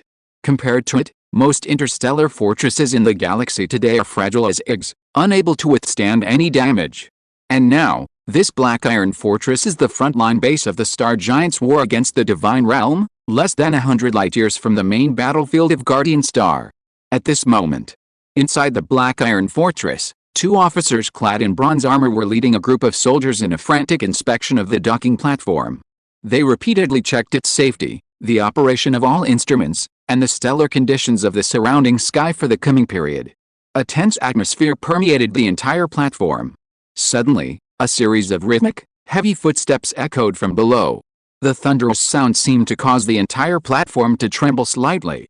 The two officers instinctively stopped and looked. They saw a familiar figure striding up the platform, surrounded by his personal guards. He was dark-skinned, burly, and a head taller than the already tall guards behind him, like an iron tower, standing out even among the soldiers. His expression was serious and stern, seemingly unsmiling. A squad of guards in bronze armor followed closely behind him, disciplined and marching in perfect unison. Accompanied by the screech of armor, a chilling aura swept over, making his imposing presence even more terrifying. The two officers' expressions tightened, and they quickly stepped forward, bowing respectfully. Marshal. Marshal. It turned out that the man who had arrived was none other than Hayter Nat, one of the few level 14 powerhouses of the Star Giant race, and one of the 3 giants of the military, the Marshal of the Battle Axe Legion. He was also the person in charge of this black iron fortress, and the current head of the Nat family. In a few steps, Hayter Nat had already reached the platform. He roughly checked the situation on the platform, and seeing that everything was alright, he looked at one of his adjutants. How much longer? Soon, the adjutant replied. 10 minutes ago, His Majesty's Star Throne sent a signal saying that the fleet would arrive in 15 minutes at most, and that we should prepare to receive him. Yes, I understand, Hayter Nat nodded, his expression serious. One last check of the defenses of the surrounding star system. Absolutely no accidents are allowed. Yes, Marshal. The two adjutants acknowledged the order and immediately resumed their work. While they were busy, the lighthouse above the docking platform suddenly flashed a bright yellow light. This was the light emitted by the Black Iron Fortress's defense system when it detected an approaching starship. If it was a friendly starship, the light would flash briefly before turning green. If it was an enemy starship, the light would quickly turn red and sound an alarm. This interval was usually extremely short. Less than a second later, the defense system had completed its database comparison, confirming a series of parameters of the visiting starship. It was the giant Queen Steed, the Star Throne, along with its accompanying escort ships. The lighthouse's flashing light instantly turned green. A tractor beam was also projected from the docking platform, disappearing into the distant starry sky. Soon, a small fleet appeared in the vast starry sky that had previously only been illuminated by starlight. At the very center of the fleet, guarded by numerous starships, stood the colossal bronze starship of the giant Queen Islegull. Guided by a tractor beam, the bronze behemoth slowly descended onto the docking platform. Once the starship came to a stop, the hatch opened, and a group of people filed out. Leading the way was the giant Queen Islegull. Closely following her were Wu Wei, 3 royal court ladies, and the Queen's personal guards and attendants under their command. Surrounded by these stars, Her Majesty the Queen appeared exceptionally majestic. Upon seeing this, Hayter Nat immediately strode forward, leading his men to kneel on one knee and bow respectfully. Hayter Nat greets Your Majesty. Marshal Nat, you are too kind. Please rise. The giant Queen Islegull, who usually displayed no airs in front of Wu Wei and the others, now wore a composed and dignified expression, naturally adopting the bearing of a queen. She reached out and helped Hayter Nat to his feet, saying sternly, over the years, Marshal Nat has guarded this place, repelling the invasion of the Divine Realm. His service is truly commendable. I owe him a word of thanks. Your Majesty flatters us. Guarding the frontier is our duty. The two exchanged pleasantries, proceeding with a ritualistic process. Wu Wei stood behind, feeling like he was watching a movie, growing increasingly bored. Fortunately, the two quickly finished the ceremony and the welcoming ceremony concluded. Marshal Nat led the giant Queen Islegull away from the docking platform, and Wu Wei followed with his men. As for the 3 royal court ladies, 2 remained on the docking platform, leading people to unload items from the starship, while only Attendant Maureen followed with a few attendants. They needed to arrange for accommodations and other living arrangements while Her Majesty was busy with important matters, ensuring her comfort within the Black Iron Fortress. As Prince Caesar instructed, all materials are ready. His Highness is currently busy and will likely arrive tomorrow, Marshal Nat reported to Ilgul in a low voice as he led the way. The Divine Realm Army will be rotating troops in a few days, and Prince Caesar plans to act on that day. As he spoke, Marshal Nat led Her Majesty the Queen into a room and began explaining the detailed plan. Although Her Majesty wasn't directly involved in command, it was necessary for Marshal Nat to provide a clear report since she was there. This would also be a valuable experience for Her Majesty. Wu Wei didn't follow. He casually selected 4 personal guards to stand at the door and went to the War Axe Legion officer to obtain a map of Black Iron Fortress and learn about its internal layout. Black Iron Fortress was, after all, a military fortress with a complex internal environment, even containing traps and mechanisms. Getting lost was the least of one's worries if one wasn't familiar with the area. As for the detailed battle plan, he was with Ilgul every day and had no shortage of opportunities to learn about it. In the midst of his busy work, he noticed a figure darting past from a corner not far away. Although the light inside the fortress was dim and the person's movements were well concealed, his sharp eyesight still caught a glimpse of dark purple hair peeking out from under the person's helmet. Charlie. Wu Wei waved, and Charlie, who was chatting with soldiers nearby, immediately jogged over. "Captain, what's the matter?" Wu Wei described the figure he saw to him and asked, "Do you know who it is?" "It should be Prince Roger." Charlie thought for a moment and said, "There are only 3 members of the royal family in Black Iron Castle. 2 of them are distant relatives, and their hair color is the same as mine, light purple. Only Prince Roger's hair color is dark purple. But we can't rule out the possibility that someone is deliberately impersonating Prince Roger." Wu Wei didn't know much about the royal family, so he asked, "Who is this Prince Roger?" "He is His Majesty's cousin," Charlie said. "His father was Prince Nelson, who died in a battle more than 10,000 years ago. In recent years, Prince Roger has served under Marshal Nat. Because of his talent and skill in leading troops, he is said to be highly valued." "I don't know the specifics." Wu Wei had heard of Prince Nelson. The old giant king had 2 brothers, and the second one was this Prince Nelson, who was only 1,000 years younger than the old king. In contrast, Prince Caesar's age difference with his 2 brothers was quite large, nearly 20,000 years, almost 2 generations. Wu Wei pondered. "Okay, I understand. Go ahead." "Yes, Captain." Charlie responded and went back to his work. He needed to infiltrate Black Iron Fortress as soon as possible to gather information, sort out interpersonal relationships, and eliminate potential threats. He usually did this work himself, but recently he discovered that Garfield had a talent for it, so he decided to mentor him so that things would be easier for him later. That night, in a secluded room in Black Iron Fortress, 2 middle-aged officers sat around a bubbling pot, drinking and eating meat while chatting quietly, occasionally exchanging knowing smiles. Suddenly, the door creaked open from the outside, and a figure slipped in.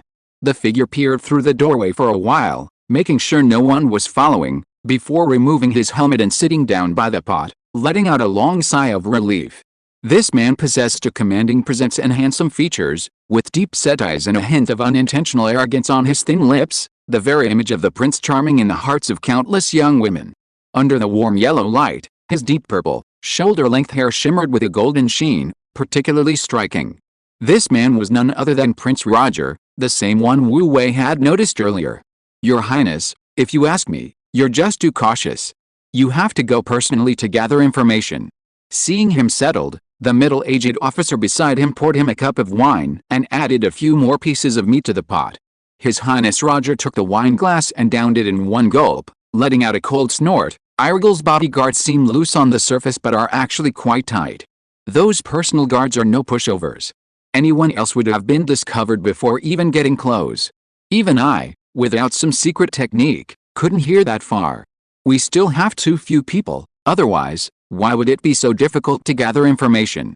Another middle-aged officer sighed, then asked, "How's it going? Have you found out anything?" His Highness Roger's lips curled into a smug smile. "Don't worry, everything is under control." Chapter 614 Invading the Key Guarding Star. Within the star field surrounding Guardian Key Star, several starships, white with interwoven gold patterns on their surfaces, patrolled along fixed routes. Although Guardian Key Star was heavily fortified with arrays, secret techniques, and even some unspeakable, treacherous methods by both sides, it wasn't entirely safe. Both the Divine Realm and the Star Giants would occasionally send troops to patrol. During these patrols, encounters with each other's forces were inevitable, leading to frequent small-scale skirmishes. However, these skirmishes usually didn't escalate significantly, both sides exercised restraint, and the patrol teams remained relatively calm.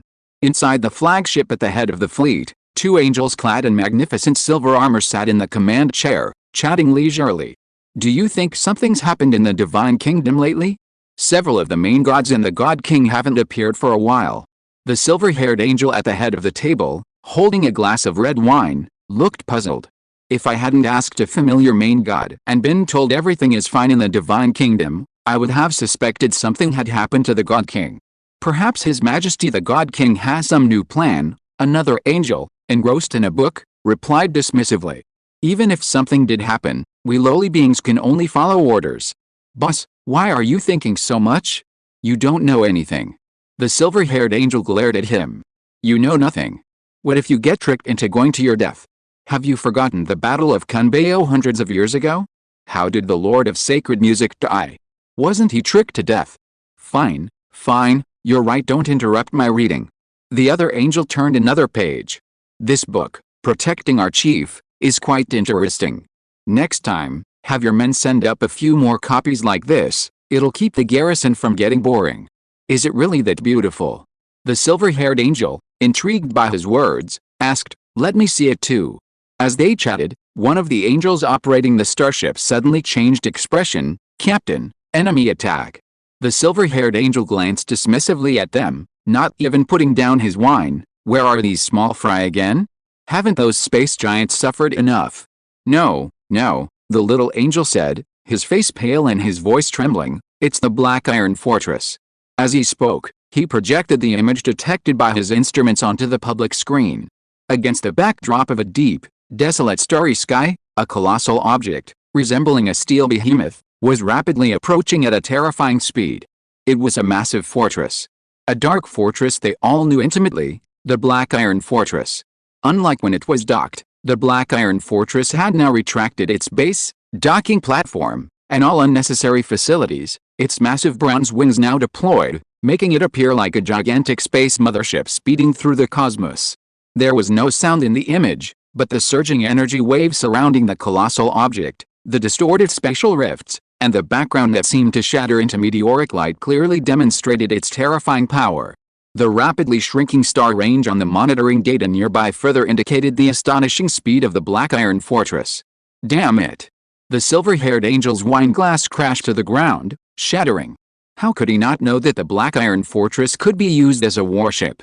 The Black Iron Fortress was entirely cast in bronze, possessing unparalleled hardness. If it rammed into him, what chance would his starship have? Actually, it wasn't surprising that he didn't know. Even the Star Giant himself had almost forgotten about this function of the Black Iron Fortress. After all, the last time the Black Iron Fortress used this function was millions of years ago. Perhaps only the Nat family, who had guarded the Black Iron Fortress for generations, still remembered its original use. And this was the basic function of Oberon's warships. Unfortunately, he only learned this now, and it was too late. Just as the silver-haired angel reacted, roaring in shock and anger, forcing his subordinates to change course and avoid the Black Iron Fortress, the fortress had already torn through the void and crashed directly into them. Boom! A deafening roar instantly echoed through the void. The Divine Realms patrol starship possessed the most advanced technology in the entire interstellar space, but faced with the Black Iron Fortress's terrifying power, it was almost powerless against the impact, being crushed and sent flying. Sharp bronze flanks sliced through the starship, which was like paper, almost instantly sliced in two. Angels inside scattered, trying to fight for a chance to survive in the chaos, but they couldn't even fly a few thousand meters before being uncontrollably swept into the surging energy waves surrounding the Black Iron Fortress, quickly torn to pieces by the violent energy.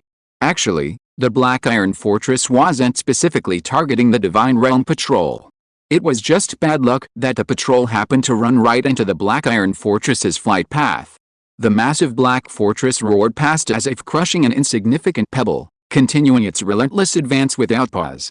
As the energy turbulence subsided, only fragments of twisted, scattered warship wreckage remained, their original forms unrecognizable. Meanwhile, after accelerating continuously, the Black Iron Fortress finally reached the outer perimeter of the Guardian Star's protective barrier. Rumble. Rumble. Sensing the approaching force, the holy light shields deployed around the Guardian Star automatically unfolded layer upon layer, the holy light shields overlapping and intertwining like scales, transforming into a sea of light.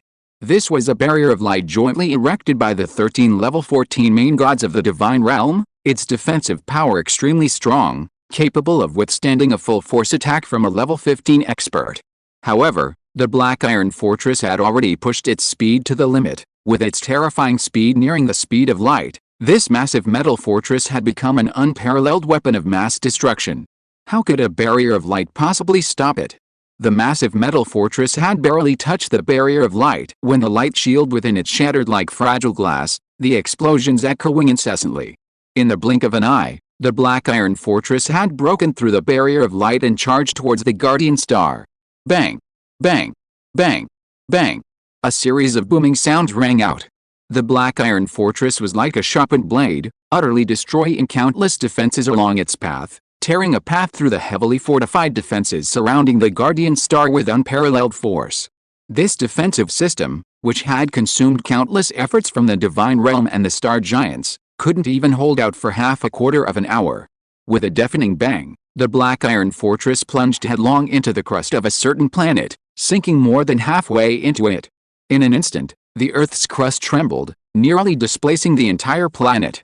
A terrifying energy storm, like a raging torrent, swept across nearly half the planet in a flash. Countless mountains crumbled and collapsed instantly, and enormous, deep fissures spread wildly.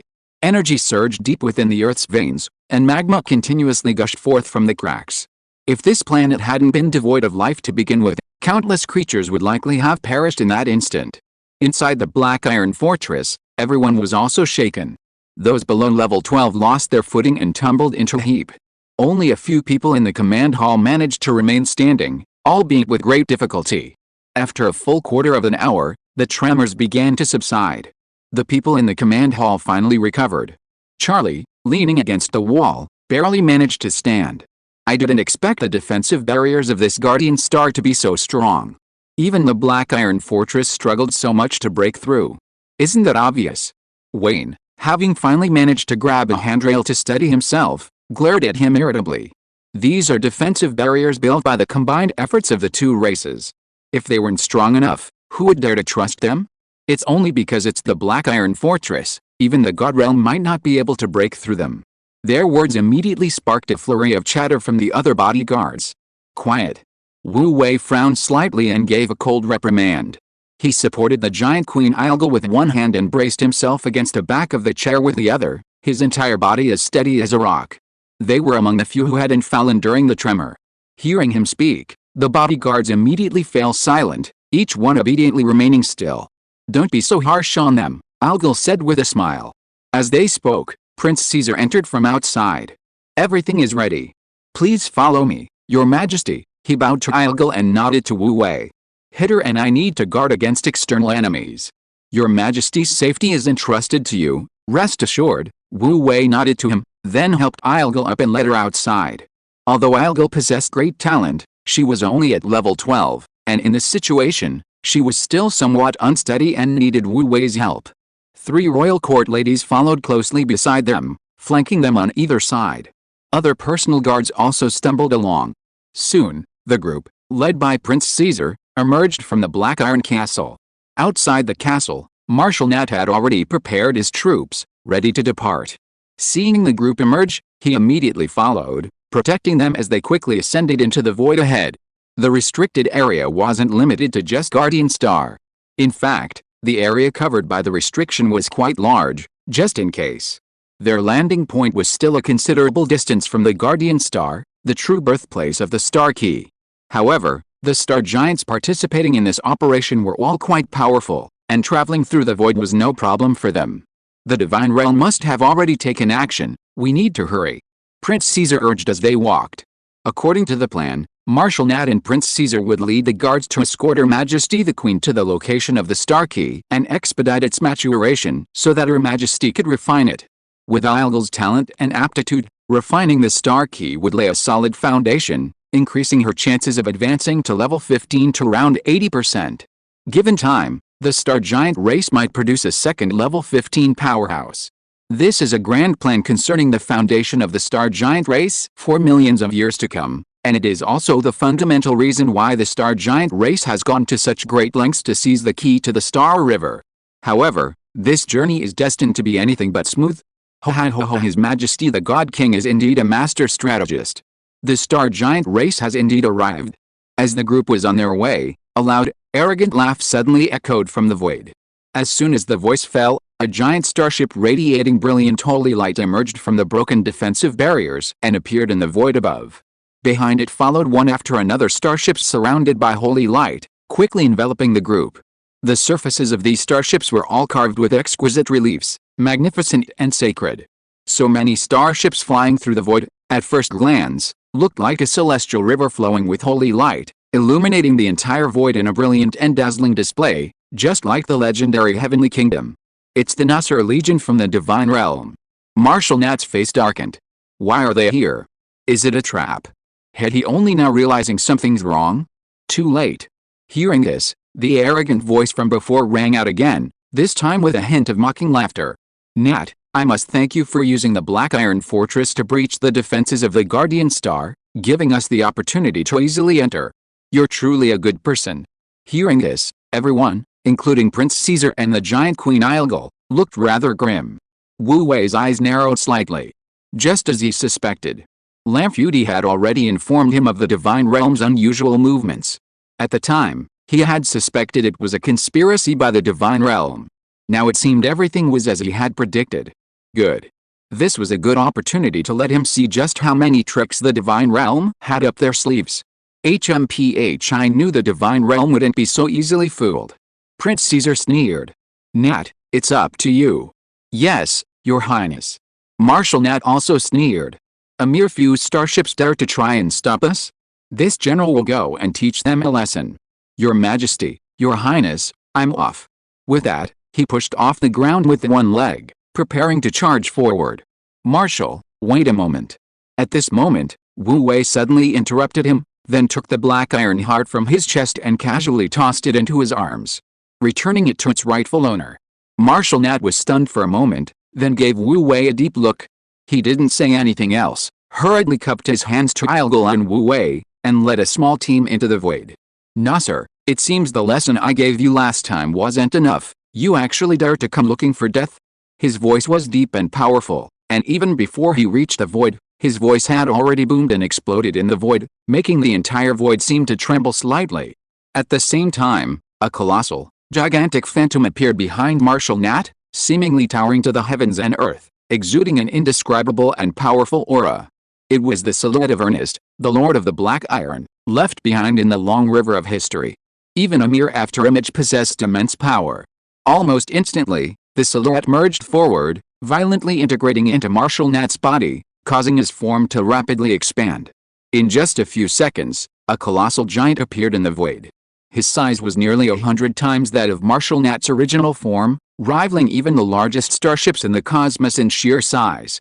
Dark, metallic lines spread from his neck, covering his entire body in those few seconds, radiating an incredibly profound aura under the holy light. At this moment, Marshal Nat, aside from slight differences in facial features, at first glance, was almost identical to the legendary Lord of the Black Iron, Ernest. The aura emanating from him was fierce and domineering, filled with an indescribable and terrifying power. The several star giants following behind him had also completed their transformations. Their transformed forms were considerably smaller than Marshal Nat's, and their bodies bore far fewer mysterious patterns, but their overall power was equally fierce and domineering. It was merely a small squad of less than 10 people, yet their aura was in no way inferior to that of a fleet. Another damn ancient true form. The arrogant voice from before couldn't help but curse upon seeing this. Can't the star giants come up with something new? New or not, it doesn't matter, as long as it works.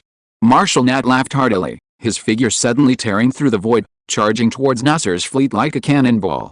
His speed was so fast that even the radar monitoring equipment on the starships would likely have difficulty detecting him in time, let alone with the naked eye. The fleet, shrouded in bright holy light, seemed to have anticipated this and immediately dispersed in the void.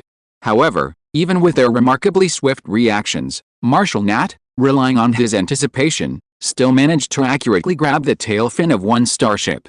How had I? He swung his hands forcefully, the white and gold patterned starship spinning several times before slamming it into another starship. In an instant, both starships were crushed, their weapon and propulsion systems emitting static and muffled thuds, countless bursts of energy scattering outwards, alarms blaring. Both were clearly in a state of near total destruction. Marshal Nat acted as if he had accomplished something trivial, without even a moment's hesitation, rushing towards the other starship. The several level 13 star giants behind Marshal Nat followed closely behind, quickly joining the fleet, 2 or 3 at a time, punching and smashing, and in the blink of an eye, they had destroyed 2 more starships. Several cosmic giants joined forces to fight against a warship that far outnumbered them, and they were not at a disadvantage.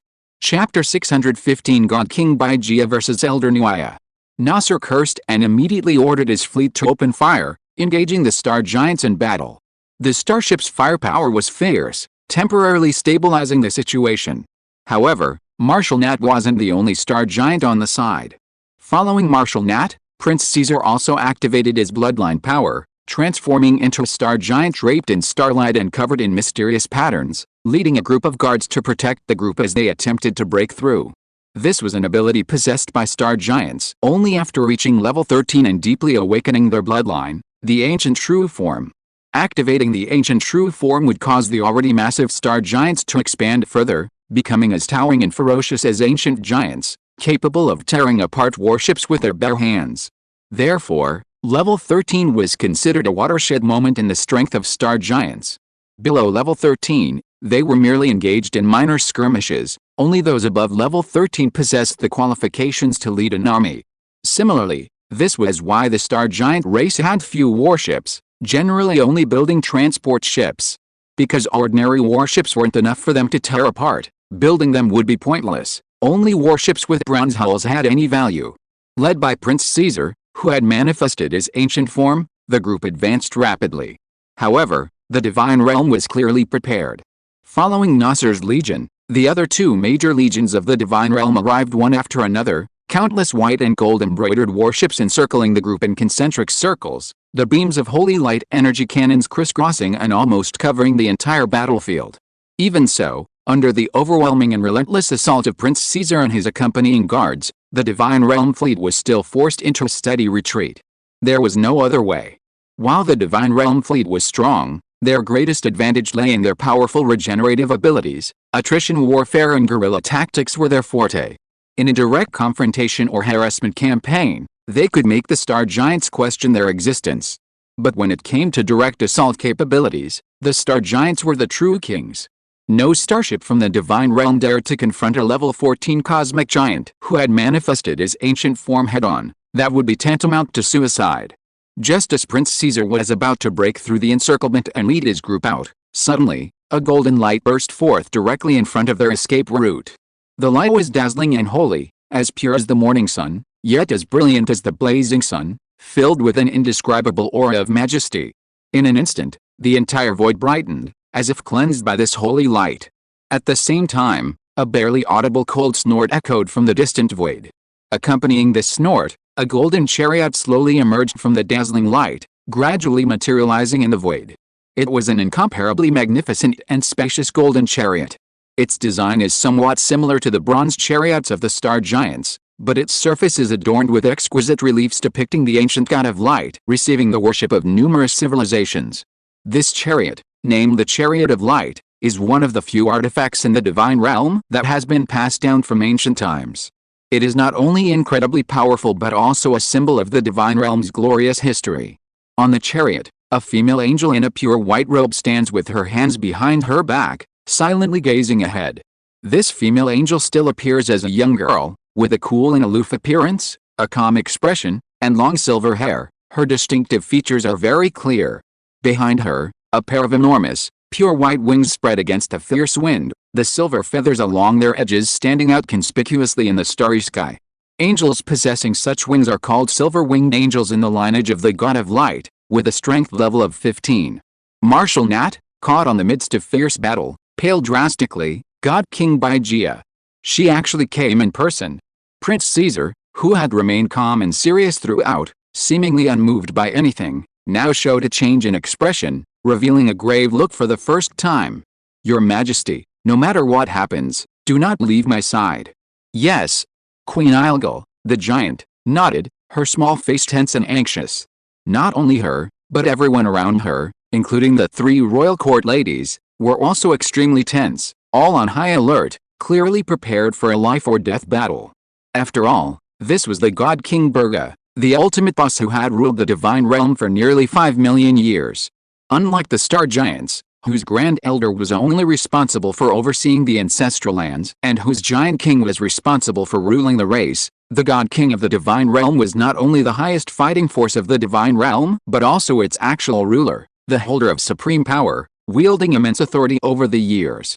Even if she did nothing, the psychological pressure she exerted on the star giants present was already quite terrifying. Just as the atmosphere in the starry sky grew tense, a powerful voice suddenly rang in the ears of all the star giants. Bygea, you've finally shown yourself. As the voice fell, a vortex of starlight appeared behind them, and a slender figure clad in white robes stepped out from the vortex, appearing in the starry sky ahead. Although the figure's appearance was aged, his posture remained upright and imposing, and his golden eyes still shone with a sharp edge, like unsheathed blades. Elder Nuaya. Upon seeing her, Prince Caesar and the others were overjoyed. Elder Nuaya hadn't traveled with them, they had been prepared for her not to arrive in time. No one had expected things to turn out this way. Clearly, Elder Nuaya had been waiting for God King Bygea to appear. Nuaya, hundreds of thousands of years have passed, and you haven't changed a bit. At this moment, God King Bygea also saw Elder Nuaya. Her expression remained unchanged on her aloof face, as if she had anticipated this situation. Both were dressed in white robes, and even the styles looked similar. But the white robes of the god King Bygea made her appear as aloof as the snow on the Cheyenne mountains, while the white robes of Elder Nuaya made her appear simple and unadorned. They were simply two extremes. You really are just like your mother, equally repulsive. Elder Nuaya sneered. Don't think that putting on a cold and aloof act can cover up your scheming and plotting. This old woman won't fall for your act. I've never tried to cover it up, God King Bygea said calmly. The victor is king. The loser is villain. All schemes and plots are just means, neither good nor bad. Elder Nuaya was enraged by her attitude, her voice growing even colder. No wonder you're a descendant of the traitor Middleton, shameless enough. The traitor Middleton was a famous figure from the late ancient era. It is said that the sudden fall of the ancient god of light was inextricably linked to this traitor. Hearing this, God King Bygea's face also turned cold. But she said nothing, instead reaching out and drawing a slender silver sword from the void. With a flick of her wrist, she rode her chariot of light towards Elder Nuaya. Without a single mistake, a single release, a single content, a single 6 to 9 book, a single bar to watch. As the silver sword was swung, countless silver rays rained down from the sky, their sharpness unseen, yet instantly slicing space into countless fragments. Elder Nuaya was not to be outdone, her figure pausing before she charged forward like a meteor. In a battle against a god king, a massive size would be a hindrance, so she did not choose to manifest her ancient true form, but instead retained her original size. Brilliant starlight gathered from the void, surging into her body like 100 rivers flowing into the sea, and in the blink of an eye, she was clad in a suit of starlight armor that seemed almost tangible. At the same time, a thick spinelled heavy sword, condensed with brilliant starlight, also appeared. The starlight was like a ribbon, its sharpness like snow. The two clashed in the blink of an eye. Boom boom boom boom. The deafening roar continued, sword light mingling with blade light as terrifying energy storms swept outwards, causing the surrounding space to collapse layer by layer. Countless energy vortexes surged and clashed, plunging the entire void into chaos due to the battle between the two. Even Martial Nat and the starships of the Divine Realm, who were engaged in combat, dared not approach the battle zone. This level of collapse would take thousands upon thousands of years for the void to recover, even after the battle ended.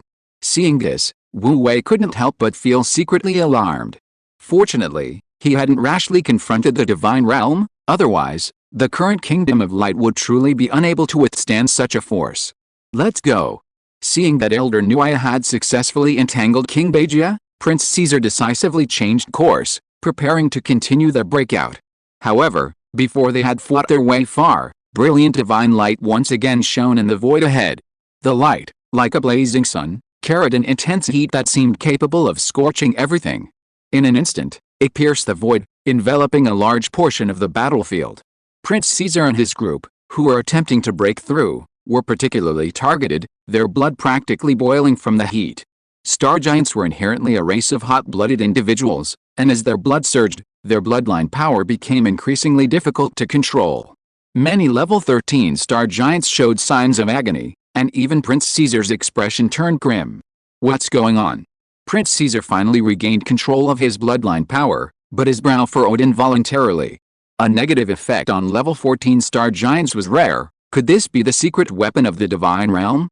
However, before he could figure it out, the dazzling divine light, just as it had appeared suddenly, began to collapse inward.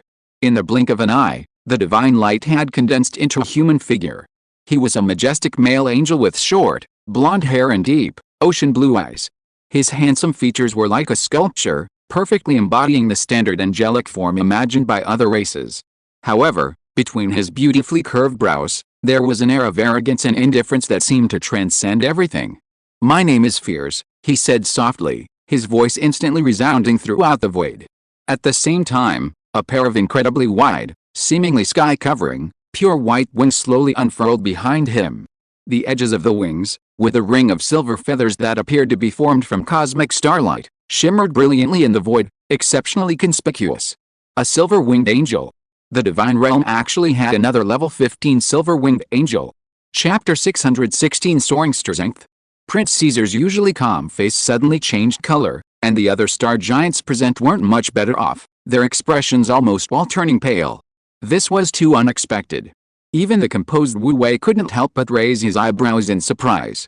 The divine realm had kept this well hidden, even Lan Fudy and the others who had successfully infiltrated hadn't received any prior notice.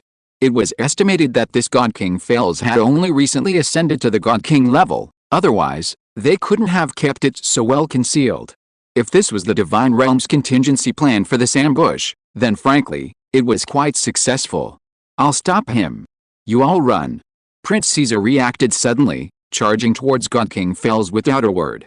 HMPH courting death.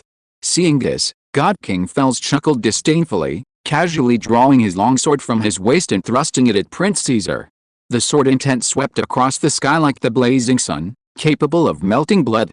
Even a casual strike from a level 15 expert possesses unparalleled power. Prince Caesar barely withstood the sword strike with all his might, his face instantly turning crimson, and he coughed up a mouthful of blood as his blood surged. However, he did not retreat, but continued to charge towards God King Fels. He knew that with his strength, he couldn't withstand more than a few blows from a level 15 God King, but given the current situation, he had no other choice. He could disregard his own life, as long as Her Majesty the Queen could leave safely. "Uncle Caesar." Seeing this, Algol's eyes instantly reddened. "Your Majesty, calm down." Wu Wei moved closer to her and asked in a deep voice, "Which way do we break through?" Algol wiped away the tears that were about to overflow from her eyes. Her voice had become hoarse at some point, but her words were resolute and without the slightest hesitation. "Continue. Break through towards the Guardian Star." Wu Wei looked at her in surprise. He wasn't surprised that she could deduce the only way out, but rather that she was surprised by her decisiveness and lack of hesitation. For a giant girl who had just come of age to have such decisiveness was truly remarkable. "Go." Algol had no time for anything else. Without a word, she grabbed her weapon and charged out. There was no turning back now. There was no room for retreat. Around the Guardian Star, there was a layer of defensive barriers set up using secret techniques, erected by Elder Nuaya when the Star Key was first discovered. With this barrier, at least some time could be bought off. During this time, she could try to accelerate the maturation of the Star Key. And if the Star Key successfully matured, there would still be a chance.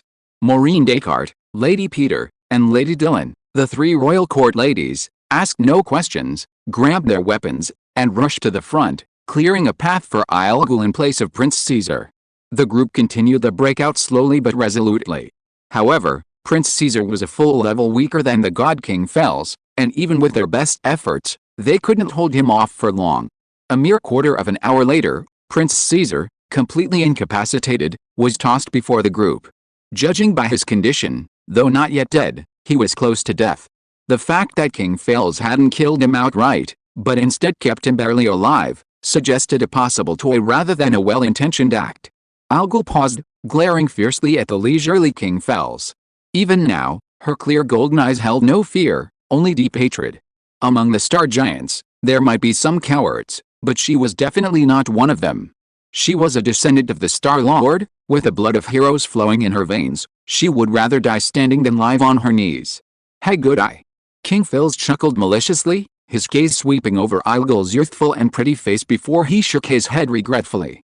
Not bad looking either, too bad she's a giant with that. He raised his longsword again, aiming it at Ilgul. Today, his main task was to kill this exceptionally talented young giant king. He would never allow the star giant race to produce a second level 15 powerhouse. The condensed sword light tore through the void, and where it reached, even space itself began to collapse. A terrifying aura swept over, and the three royal court ladies paled instantly, rushing forward to try and shield Ilgul from the attack with their own bodies.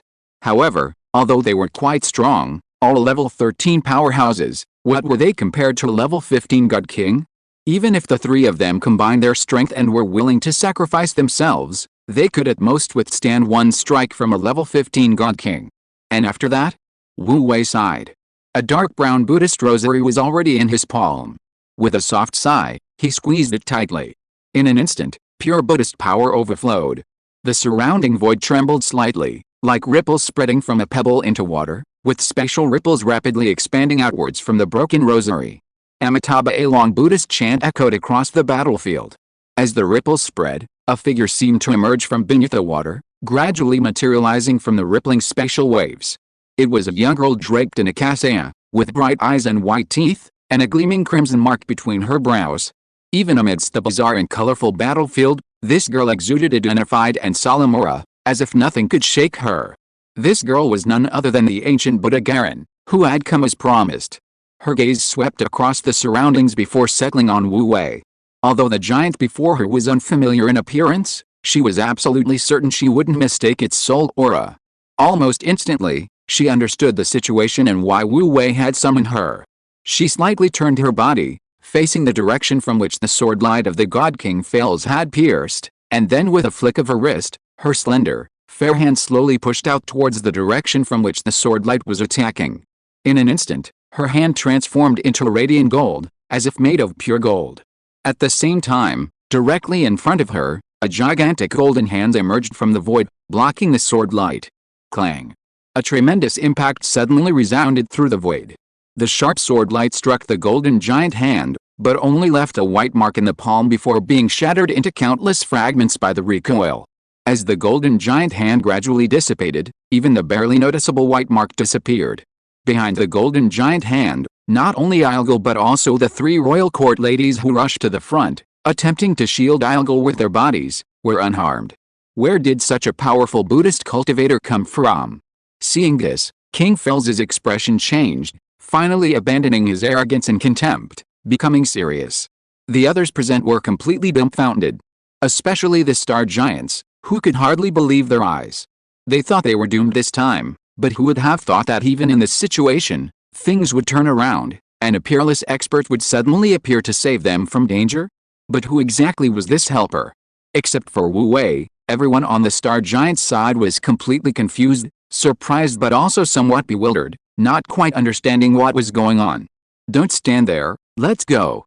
Wu Wei casually cast a healing spell on Prince Caesar, then pulled Ilgul along, continuing to rush forward with her. He understood that while the ancient Buddha Garen was indeed powerful, her strength hadn't fully recovered to level 15, she was only half a level 15 expert. She could hold off King Fels for a while, but not forever. The important thing was to use the time she had bought to accelerate the maturation of the Star River Key. Reminded by Wu Wei, Ilgul also realized this and quickly followed. Although she was still curious about the ancient Buddha Garen's identity, Level 15 experts were never unknown, let alone extremely rare Buddhist cultivators. Finding out her identity shouldn't be too difficult. She could repay this kindness later. With the ancient Buddha Garen blocking King Fells, the breakout finally proceeded smoothly. Soon, the group broke through the encirclement of the Divine Realm Legion and entered the true Guardian Key Star. The Star River Key was still in its gestation stage. At this moment, the Guardian Key Star was peaceful under the protection of the restrictions, with only dense energy flowing quietly in the air. Strictly speaking, this was a very suitable place for cultivation. Although Wu Wei didn't need it. Quickly, set up the secret technique. The materials had been prepared long ago. Upon arrival at their destination, the 3 royal court ladies immediately directed the setup of the secret technique to catalyze the star key, allowing it to mature as quickly as possible. Because of thorough preparation, the catalysis process proceeded smoothly. The secret technique deliberately leaked by the Divine Realm to give Queen Ilgil a sufficient reason to leave the giant royal court was itself genuine, its content was accurate, and its effects were undiminished. While the Star Giants hadn't conducted an on-site investigation, their records were detailed enough that every step of the technique had been calculated. Now, they only needed to set it up, and the speed was incredibly fast. The catalysis process took about 5 or 6 hours. After 5 or 6 hours, the ground of the Guardian Star suddenly began to tremble slightly. Moments later, the ground began to crack open, revealing deep fissures. The dense energy flowing in the surrounding air also began to thin out. Everyone's spirits lifted immediately, realizing that the most crucial moment was approaching. About an hour later, the ground suddenly trembled violently, and a dazzling silver light began to slowly rise from the deep crack, gradually appearing in everyone's sight. It was a silver ball of light that seemed to be entirely composed of energy, with what appeared to be flowing galaxies and twinkling stars within, looking incredibly mysterious. The energy fluctuations emanating from the ball of light were so powerful that they made one's heart tremble. It's the key to the galaxy. The key to the galaxy has been successfully catalyzed. The crowd immediately became excited. The giant Queen Ilgil's expression was also filled with excitement, and even Wu Wei's eyes lit up. The upgrade of the Divine Kingdom was just missing this one material. However, just as everyone was cheering, a figure suddenly shot out from the crowd, rushing towards the key to the galaxy that had not yet fully risen from the crack. The figure was incredibly fast, and it looked like he was about to pounce on it. Fortunately, Wu Wei had anticipated this move and drew his sword in time, slashing towards the figure's back. Instantly, a cold light flashed, chilling and sharp. His attack was a full-force strike from the start. The figure lunging forward froze, ultimately unable to withstand Wu Wei's full-force attack, now at level 13, and had to dodge to the side. This delay allowed the others to react, rushing forward to grab the figure and retrieve the Star River Key. However, the figure was clearly prepared, weaving through the crowd like a slippery eel, escaping capture. While they couldn't catch him immediately, someone managed to slip through the chaos and remove his helmet. "Your Highness Roger, how could it be you?" Everyone was stunned to see the figure beneath the helmet, completely unprepared for his presence. "Why can't it be me?" Roger sneered. Having been discovered, he no longer bothered to hide, openly revealing his true identity. "We are both descendants of the Star Lords. Although my talent is slightly inferior, it is still far superior to that of ordinary star giants. I am also older and more reliable than you. In principle, I should also have the right to inherit." He stared at Ilgil, his expression resentful. "But what happened? The throne is yours, the favor is yours, and now even the key to the galaxy must be yours alone. Why? Why are all the good things yours? Why?" Everyone was stunned by these words. They never expected that Roger, who usually appeared so composed and reliable, would be so jealous. This was no longer just a matter of jealousy, it was almost becoming a demon within him. After a long while, Roger finally emerged from his extreme anger and urge to vent, calming down slightly. "Since you've already been discovered, I won't waste any more words," he said coldly. "Make your move." As soon as he finished speaking, a commotion broke out in the guard team. Several scattered guards suddenly launched an attack, severely injuring the guards around them before quickly regrouping and forming a battle formation against Ilgil's guards. Judging from this formation, it was clear he had planned this for a long time, even infiltrating many of his personal guards, including several level 13 individuals. He likely played a significant role in the Divine Realm's accurate ambush of the Giant Queen and their precise prediction of the Star Giant's plan. Roger, are you insane? Algol exclaimed in shock and anger. This is betrayal. You will bring shame upon our ancestors. Give me the key to the Star River, and I'll leave immediately with my men. Roger remained unmoved, still coldly staring at Algol. Otherwise, don't blame me for being impolite. You're dreaming. Algol gritted her teeth in fury. She would never hand over the key to the Star River, not even in death. But absorbing the key to the Star River required time and a completely stable environment. Originally, with the protective barriers of the Guardian Star and the numerous guards protecting her, she could have absorbed the energy with complete peace of mind. Now, with Roger as an unstable factor, she couldn't concentrate on absorbing. Roger would definitely harass her.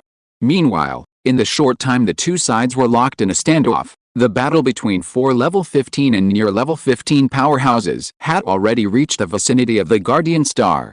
The ancient Buddha Garen's expression was tense, his face pale, clearly severely exhausted and unable to hold on much longer. Algol's heart grew increasingly heavy. She knew that if this mysterious ancient Buddha couldn't stop King Fel's, their group would likely be trapped and die on the Guardian Star. Perhaps she would truly have to protect the Star Key and perish together with her opponent. Just as Algol was racking her brains, Wu Wei suddenly spoke up. There's a way to break this deadlock, and even turn the tide against the Divine Realm. Would your Majesty be willing to try? Upon hearing this, Algol grabbed his arm as if grasping at a straw. What way? Tell me. Wu Wei glanced at her and slowly uttered 4 words, prayer. Sacrifice. Prayer? Sacrifice. Algol was stunned, then her eyes lit up as she suddenly realized. Right. How could she forget? The Father God had awakened. I understand. She immediately took the Star River key and, under the protection of the others, knelt down to pray, indicating her willingness to offer the Star River key as a sacrifice in exchange for power. Although doing so might expose the fact that the Father God had awakened, there was no time to worry about that now. Low prayers began to spread around, quiet and solemn. It was remarkable that Algol could maintain her composure in such chaotic circumstances. Long before they established contact with the ancient statue of the God of Light, the faith channels of Algol and the others had already connected to Wu Wei's divine essence. Now, Wu Wei could naturally sense their prayer. Soon, the prayer ended, and the Star River key in Algol's hand vanished. At the same time, Wu Wei's consciousness returned to his divine kingdom, clearly seeing the Star River key floating on the altar. Knowing the urgency of the situation, he dared not delay and immediately retrieved the Star River key to begin upgrading his divine kingdom. All other materials had already been prepared. Now that the Star River key was in place, the upgrade of the divine kingdom became a natural progression. Amidst rumbling sounds, the area of the divine kingdom further increased, and its capabilities in all aspects underwent a leap forward. Simultaneously, the divine kingdom also gained the ability to cultivate level 15 powerhouses. At this moment, Algol was already showing signs of anxiety. Unexpectedly, just as she was about to open her eyes, a pure white pillar of light descended from the sky, instantly enveloping her in its center. The blessing of light. Almost instantly, her strength began to surge wildly. How is this possible? Roger stared wide-eyed in disbelief. As a member of the royal family, he had naturally entered the Starry Sky Temple and seen the statue of the ancient God of Light. But wasn't that just psychological comfort? How could the ancient God of Light really be resurrected? However, facts speak louder than words, and no matter how unwilling he was to believe it, he had no choice but to accept it now. At this moment, Algol's aura continued to rise wildly. Late level 12, early level 13, late level 13, level 14, Algol's rise was so rapid that she directly reached level 15 before finally stopping. Even after the holy pillar of light enveloping her completely disappeared, she was still somewhat in a daze. Level 15. That's level 15. She actually reached level 15 just like that. Although she had sacrificed the key of the Star River to gain power, the Father God's favor towards her, directly elevating her to level 15, was still something she had never expected. You see, her initial intention in absorbing the Star River key was simply to lay a solid foundation for her future advancement to level 15. Whether she would actually break through the threshold was something even she couldn't predict. But who could have imagined that by changing the method, she could actually advance to level 15 ahead of schedule? Ho ho ho ho, thank you, Father God. Algal was extremely excited and couldn't help but praise him a few more times before letting out a loud shout and rushing into the void. At this moment, the ancient Buddha Garen was almost unable to hold on. Seeing Algal rushing over to help, she breathed a sigh of relief. Amitabha, she murmured a Buddhist chant, then nodded to Wu Wei and turned to disappear into the ripples in space that had resurfaced. Her promise was to help once, and now that she had fulfilled her promise, she left as decisively and swiftly as she had come, without any hesitation. At this moment, Algal had already reached the God King Fells. A dazzling suit of starlight armor had somehow covered her entire body, and a huge battle axe had appeared in her hand. She swung the axe down at the God King Fells. The battle axe swept across the sky, its power seemingly capable of splitting the heavens and the earth. King Fells was still reeling from the divine blessing bestowed upon Algal when he saw this. Startled, he hastily parried, but the terrifying force nearly sent his sword flying from his grasp. Even so, the shock on his face didn't fade. Instead, he blurted out, "What's wrong with you? Was that a divine blessing?" "Ha, that's right, it was a divine blessing." Algal laughed triumphantly. "Father God has returned. The end is nigh for you descendants of traitors. Prepare to die." King Fells was stunned. As a newly ascended God King in the divine realm, he naturally knew the inside story of the ancient God of Light's fall and that the star giants were still secretly worshipping him. But he had always taken it as a joke, never imagining that the ancient God of Light would actually be resurrected. How could this be? In his shock, he almost forgot to move and nearly got struck by Algal's axe. On the other side, the God King Bajia, who was engaged in a fierce battle with Elder Nuaya, also noticed the strange phenomenon on Algal's body. He was equally shaken and horrified. For a moment, the entire battlefield was enveloped in an eerie atmosphere. Even the warships of the various legions of the divine realm responsible for the encirclement were not as active as before, seemingly observing something. But this was not the true nightmare for the divine realm. The real nightmare was that, following Algal, Wu Wei was also enveloped by a holy pillar of light. His level, which had been at the peak of level 13, began to rise rapidly. Thanks to the gifts left by the ancient God of Light, and thanks to the faith power accumulated by the star giants through tens of millions of years of persistent offerings, Wu Wei's divine power was now exceptionally abundant. Even after upgrading his divine kingdom and raising Algal's strength to level 15, he still had considerable surplus power. He simply used this divine power on himself.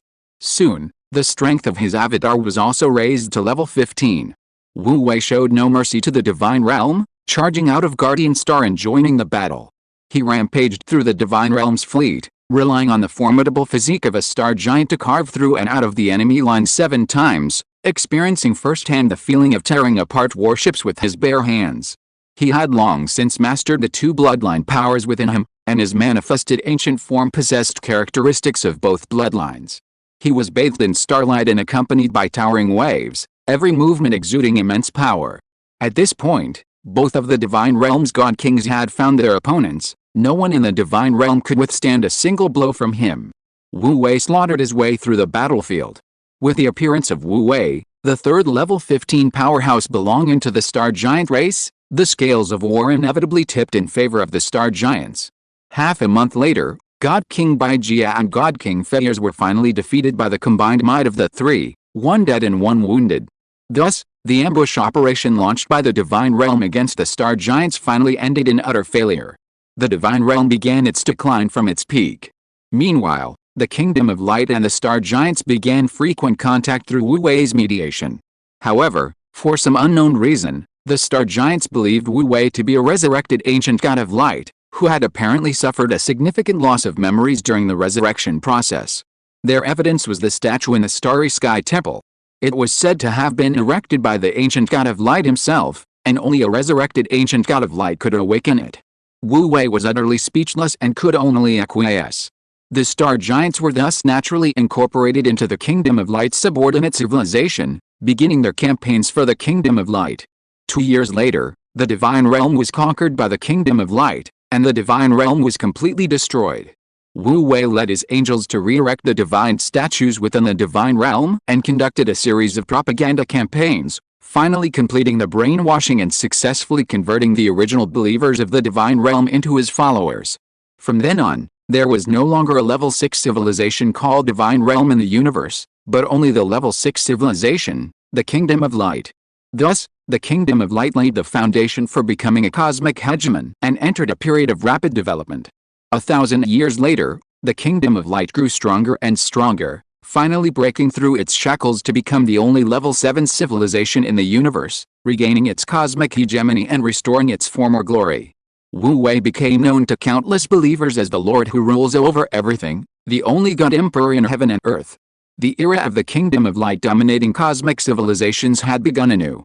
Unfortunately, the early performance of God of Light was excellent, and its release was also promising.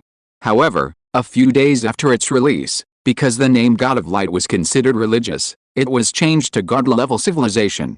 Later, a major family crisis prevented him from fully immersing himself in the work, causing its performance to plummet. Why did I end it? Mainly because I was losing money. I can't keep giving Gideon, the platform, money and hoping for a chance to rewrite this story. I really love this genre. Chapter 617 Soaring Strength. Prince Caesar's usually calm face suddenly changed color, and the other star giants present weren't much better off, their expressions almost all turning pale. This was incredibly unexpected. Even the composed Wu Wei couldn't help but raise an eyebrow in surprise. The Divine Realm had kept their secrets incredibly well hidden. Even Lan Fudy and the others, who had successfully infiltrated the area, hadn't received a single piece of information beforehand. It was estimated that this Fell's God King had only recently been promoted to God King, otherwise, they couldn't have kept it so well concealed. If this was the Divine Realm's contingency plan for this ambush, then frankly, it was quite successful. I'll hold him off. You all run. Prince Caesar reacted suddenly, charging towards Fell's God King without a word. HMPH, you're courting death. Seeing this, King Phyllis chuckled disdainfully, casually drawing his longsword from his waist and thrusting it at Prince Caesar. The sword intent swept across the sky like the blazing sun, capable of melting blood. Even a casual strike from a level 15 expert possessed unparalleled power. Prince Caesar barely managed to withstand the sword strike with all his might, his face instantly turning crimson, and he coughed up a mouthful of blood as his blood vessels trembled. However, he did not retreat, still charging towards King Phyllis. He knew in his heart that with his own strength, he couldn't withstand even a few blows from a level 15 God King, but given the current situation, he had no other choice. He was willing to risk his own life as long as Her Majesty, the Queen, could leave safely. Uncle Caesar. Seeing this, Algol's eyes instantly reddened. Your Majesty, calm down. Wu Wei moved closer to her and asked in a deep voice, which way do we break through? Algol wiped away the tears that were about to spill from her eyes. Her voice had become hoarse at some point, but her words were resolute and unwavering. Continue. Break through towards the Guardian Star. Wu Wei looked at her in surprise. He wasn't surprised that she could deduce the only way out, but rather that she was surprised by her decisiveness and lack of hesitation. For a giant girl who had just come of age to have such decisiveness was truly remarkable. Go. Algol had no time for anything else. Without a word, she grabbed her weapon and charged out. There was no turning back. At this point, there was no room for retreat. There was another layer of defensive restrictions around the Guardian Star, set up by Elder Nuaya when the Star Key was first discovered. With this restriction in place, at least some time could be bought off. During this time, she could try to accelerate the maturation of the Star Key. And if the Star Key successfully matured, there would still be a chance. Maureen Descartes, Lady Pitt, and Lady Dillon, the three ladies in waiting of the royal court, asked no questions, grabbed their weapons, and rushed to the front to clear a path for Algol in place of Prince Caesar. The group continued the breakout slowly but resolutely. However, Prince Caesar was a full level weaker than the God King Phyllis, and even with his best efforts, he couldn't hold them off for long. Just a quarter of an hour later, Prince Caesar, completely incapacitated, was thrown before the group. Judging from his condition, although not dead, he was close to death. The God King Phyllis hadn't killed him outright, but rather kept him alive, likely not out of kindness, but more out of a playful mood. Algol froze, glaring fiercely at the leisurely-looking King Phils. Even now, her clear golden eyes held no fear, only deep hatred. Among the star giants, there might be some cowards who feared death, but she was definitely not one of them. She was a descendant of the Star Lord, with the blood of heroes flowing in her veins. She would rather die standing than live on her knees. Hey good eye. King Phils chuckled maliciously, his gaze sweeping over Ilgul's youthful and pretty face before he shook his head regretfully. She's not bad looking either, but unfortunately, she's a giant with that. He raised his longsword again, thrusting it towards Ilgul. Today, his primary task was to kill this exceptionally talented young giant king. He would never allow the star giant race to produce a second level 15 powerhouse. A condensed sword light ripped through the void. Wherever it went, even space itself began to collapse. A terrifying aura swept in, and the three royal court ladies paled instantly, rushing forward to try and shield Ilgul with their own flesh and blood. However, while their strength was considerable, all level 13 powerhouses, what were they compared to level 15 God King? Even if the three of them combined their strength without fear of sacrifice, they could at most withstand a single blow from a level 15 God King. And after that? Wu Wei sighed. He held a dark brown Buddhist rosary in his palm, and with a soft sigh, he squeezed it tightly. In an instant, pure Buddhist power overflowed. The surrounding void trembled slightly, like ripples spreading from a pebble dropped into water, with spatial ripples rapidly expanding outwards from the broken rosary. Amitabha, a long, drawn-out Buddhist chant echoed across the battlefield. As the ripples spread, a figure seemed to emerge from beneath the water, gradually appearing from the rippling space. It was a young girl draped in a cassia, with bright eyes and white teeth, and a gleaming crimson cinnabar mark between her brows. Even amidst the dazzling, bizarre battlefield shimmering with multicolored light, this young woman exuded an aura of solemn dignity, as if nothing could shake her. This young woman was none other than the venerable Buddha Garen, who had come as promised. Her gaze swept across the surroundings before settling on Wu Wei. Although the giant before her was unfamiliar in appearance, she was certain of the identity of his spiritual aura. Almost instantly, she understood the situation and the reason Wu Wei had summoned her. She slightly turned to face the direction from which the sword light of the God King Phils had pierced, and with a gentle flick of her wrist, her slender, white hand slowly pushed out towards the incoming sword light. In an instant, her palm transformed into radiant gold, as if made of pure gold. Simultaneously, a gigantic golden palm emerged from the void directly in front of her, blocking the sword light. Clang! A deafening impact resounded through the air. The sharp sword light struck the golden giant palm, but only managed to leave a white mark in its palm before being shattered into countless fragments by the recoil. As the golden giant palm gradually dissipated, even the barely noticeable white mark vanished. Behind the golden giant palm, not only Ilgul, but also the three royal court ladies who had rushed to the front, attempting to shield Ilgul with their bodies, were completely unharmed. Where did such a powerful Buddhist cultivator come from? Upon seeing this, King Phil's expression changed, finally abandoning his arrogance and contempt, and becoming serious. The others present were completely dumbfounded. Especially the star giants, who could hardly believe their eyes. They thought they were doomed this time, but who would have thought that even in such a situation, they could turn the tide and escape danger, with a peerless expert suddenly appearing to save them from peril? But who exactly was this person who helped them? Apart from Wu Wei, the star giants were all completely bewildered, surprised but also somewhat confused, not quite understanding what was going on. Don't stand there, let's go. Wu Wei casually cast a healing spell on Prince Caesar, then grabbed Ilgul and led her forward. He understood that although the ancient Buddha Garen was indeed powerful, her strength hadn't fully recovered to level 15, she was only half a level 15 expert. She could hold off the God King Phils for a while, but not forever. The important thing was to use the time she had gained to quickly mature the star key. Reminded by Wu Wei, Ilgul also realized what was happening and quickly followed. Although she was still very curious about the identity of the ancient Buddha Garen, level 15 experts were never unknown, let alone a rare Buddhist cultivator like her. Finding out her identity shouldn't be too difficult. She would repay this kindness another time. With the ancient Buddha Garen blocking King Phils, the breakout proceeded smoothly. Soon, the group broke through the encirclement of the Divine Realm Army and entered the true Guardian Star. The star key was still in its formative stages, and the Guardian Star was peaceful under the protection of the restrictions, with only dense energy flowing quietly in the air. Frankly, this was an ideal place for cultivation. Although Wu Wei didn't need it. Quickly, set up the secret technique. The materials had been prepared beforehand, and as soon as they arrived at their destination, the three royal court ladies began directing the setup of the secret technique to catalyze the star key, allowing it to mature as quickly as possible. Because of the thorough preparation, The catalysis process proceeded smoothly. The secret technique deliberately leaked by the Divine Realm to give Queen Ilgal a sufficient reason to leave the giant royal court was itself genuine, its content was accurate, and its effects were not compromised. While the Star Giants hadn't conducted an on-site investigation, their records were detailed enough, and every step of the technique had been calculated. Now, they only needed to set it up directly, and the speed was incredibly fast. This catalysis process took approximately 5 or 6 hours.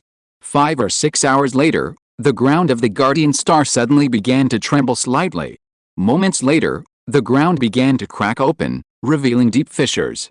The dense energy flowing in the surrounding air also began to thin out. Everyone's spirits lifted immediately, knowing that the most crucial moment was about to arrive.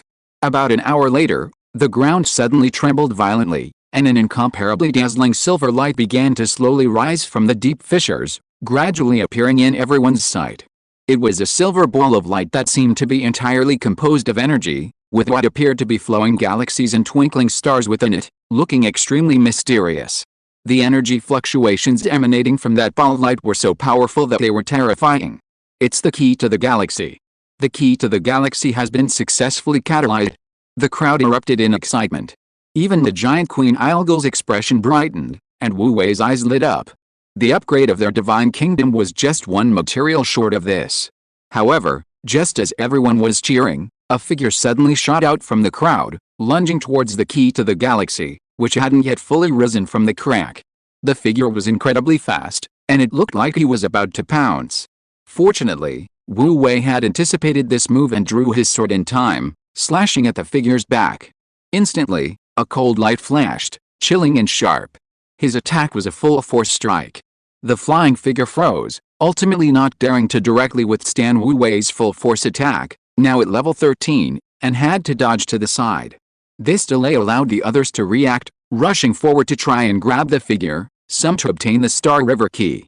However, the figure was clearly prepared, weaving through the crowd like a slippery eel, managing to avoid being caught. Although they couldn't catch him immediately, someone managed to slip through the entanglement and remove the helmet obscuring his face. "Your Highness Roger, how could it be you?" Everyone was stunned to see the figure under the helmet, completely unexpected. "Why can't it be me?" Roger sneered. Now that he'd been discovered, he stopped hiding and openly revealed his true colors. "We're both descendants of the Star Lords. While my talent may be slightly inferior, I'm far superior to the average Star Giant. I'm also older and more reliable than you, so I should have the same right to inherit." He stared at Ilgal, his expression filled with resentment. "But what's happened? The throne is yours, the favor is yours, and now even the key to the galaxy is yours alone. Why? Why are all the good things yours? Why?" Everyone was stunned by these words. They never expected Roger, who usually appeared so stable and reliable, to be so consumed by jealousy.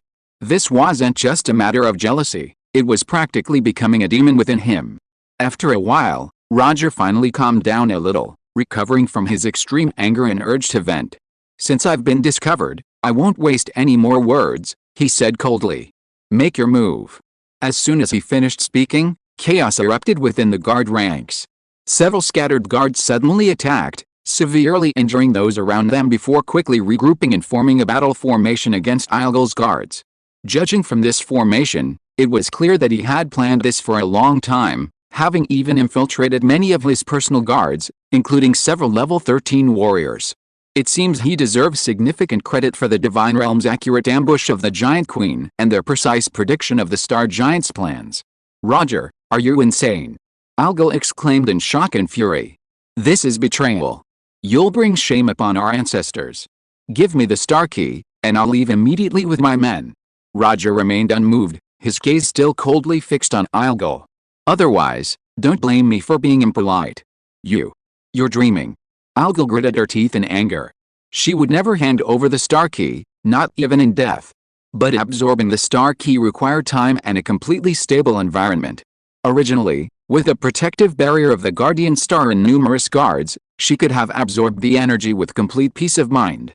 Now, with Roger as an unstable factor, she couldn't concentrate on absorbing it. Roger would definitely cause trouble.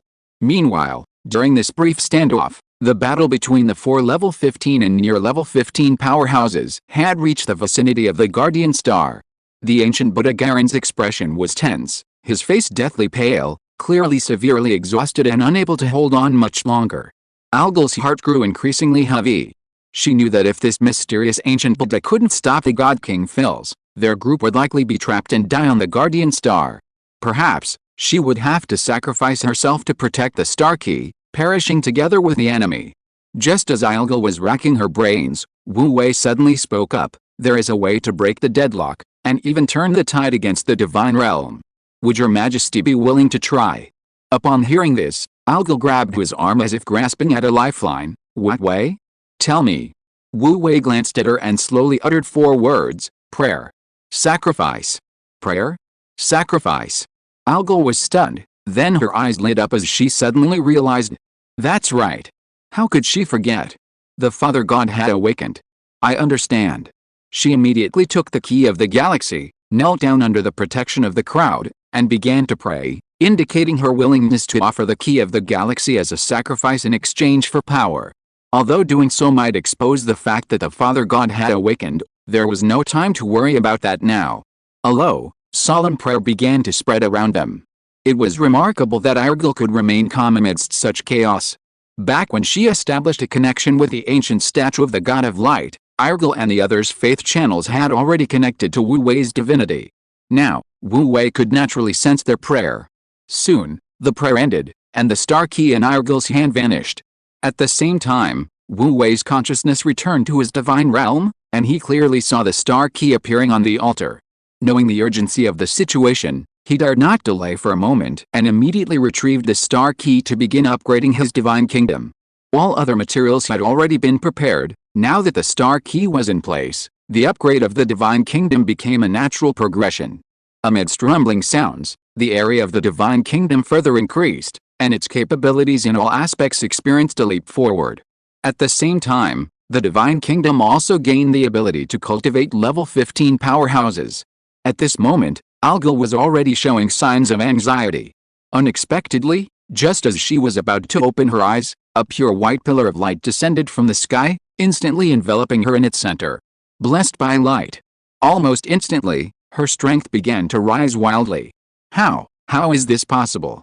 Roger stared wide-eyed in disbelief. As a member of the royal family, he had naturally entered the Starry Sky Temple and seen the statue of the ancient God of Light. But wasn't that just psychological comfort? How could the ancient God of Light really be resurrected? However, facts speak louder than words, and no matter how unwilling he was to believe it, he had no choice but to accept it now. At this moment, Algol's aura was still rising wildly. Late stage of level 12, early stage of level 13, late stage of level 13, level 14, Algol's rise directly reached level 15 before finally stopping. Even after the holy pillar of light enveloping her completely disappeared, she was still somewhat dazed. Level 15. That's level 15. She actually reached level 15 just like that. Although she sacrificed the Star River Key in exchange for power, the Father God's favor was so great that he directly elevated her to level 15, something she had never expected. She had only wanted to absorb the Star River Key to lay a solid foundation for her future level 15 advancement. Whether she would even be able to break through that threshold was something she herself couldn't predict. But who would have thought that, through a different method, she could advance to level 15 ahead of schedule? Thank you, Father God. Algol was overjoyed and couldn't help but praise her a few more times before letting out a loud shout and rushing into the void. At this moment, the ancient Buddha Garen was almost at her limit. Seeing Algol rushing over to help, she breathed a sigh of relief. Amitabha, she murmured a Buddhist chant, then nodded to Wu Wei and turned to disappear into the ripples of space that had resurfaced. Her promise was to help once, and now that her promise had been fulfilled, she left as decisively and swiftly as she had arrived, without any hesitation. Meanwhile, Algol had already reached the God King Phils. A dazzling suit of starlight armor had somehow appeared, covering her entire body. A massive battle axe appeared in her hand, and she swung it down at King Phils. The battle axe swept across the sky with a force that seemed capable of splitting the heavens and earth. King Phils, still reeling from the divine blessing bestowed upon Algol, was startled by the sight and hastily parried. However, The terrifying force still nearly caused his longsword to slip from his grasp. Even so, the shock on his face didn't fade at all. Instead, he couldn't help but blurt out, "What's wrong with you? Was that divine blessing just now?" "Ho ha ho ho, that's right, it was divine blessing." Algol laughed triumphantly. "Father God has returned. The end is nigh for you descendants of traitors. Prepare to die." King Phils was stunned. As the newly appointed God King of the Divine Realm, he naturally knew the inside story of the ancient God of Light's fall, and he also knew that the star giants were still secretly worshipping the ancient God of Light. But he had always taken it as a joke, never imagining that one day the ancient God of Light would actually be resurrected. How could this be? Startled, he almost forgot to move and nearly got struck by Algol's axe. Meanwhile, the God King Begia, who was locked in fierce combat with Elder Nuaya, also noticed the strange phenomenon on Algol and was similarly shaken and horrified. For a moment, the entire battlefield was enveloped in an eerie atmosphere. Even the warships of the various legions of the Divine Realm responsible for the encirclement were less aggressive than before, seemingly observing something. But this wasn't the Divine Realm's true nightmare. The real nightmare was that, following Algol, Wu Wei was also enveloped in a holy pillar of light. His level, which had been at the peak of level 13, began to rise rapidly. Thanks to the gifts left by the ancient God of Light, and thanks to the faith accumulated by the star giants over tens of millions of years, Wu Wei's divine power was now exceptionally abundant. Even after upgrading his divine kingdom and raising Algol's strength to level 15, he still had considerable reserves. He simply used this divine power on himself. Soon, the strength of his avatar was also raised to level 15. Wu Wei didn't hold back against the Divine Realm, rushing out of the Guardian Star and joining the battlefield. He charged straight in, relying on the powerful physique of a star giant to fight his way in and out of the Divine Realm's fleet 7 times, experiencing firsthand what it felt like to tear apart warships with his bare hands. He had long since mastered the 2 bloodline powers within him, and the ancient true form he manifested now also possessed the characteristics of both bloodlines. Not only was he bathed in starlight, but he was also accompanied by giant waves, and every gesture he made carried immense power. At this time, both God Kings in the Divine Realm had found their opponents, and no one in the Divine Realm was a match for him. Wu Wei had a fierce and satisfying slaughter. With the appearance of Wu Wei, the third level 15 powerhouse belonging to the Star Giant race, the balance of the war inevitably tilted in favor of the Star Giants. Half a month later, God King Baijia and God King Fei Ersi were finally no match for the 3 of them working together, one dead and the other wounded. Thus, the ambush operation launched by the Divine Realm against the Star Giants finally came to complete failure. The Divine Realm began its decline from its peak. Meanwhile, the Kingdom of Light and the Star Giants began frequent contact through Wu Wei.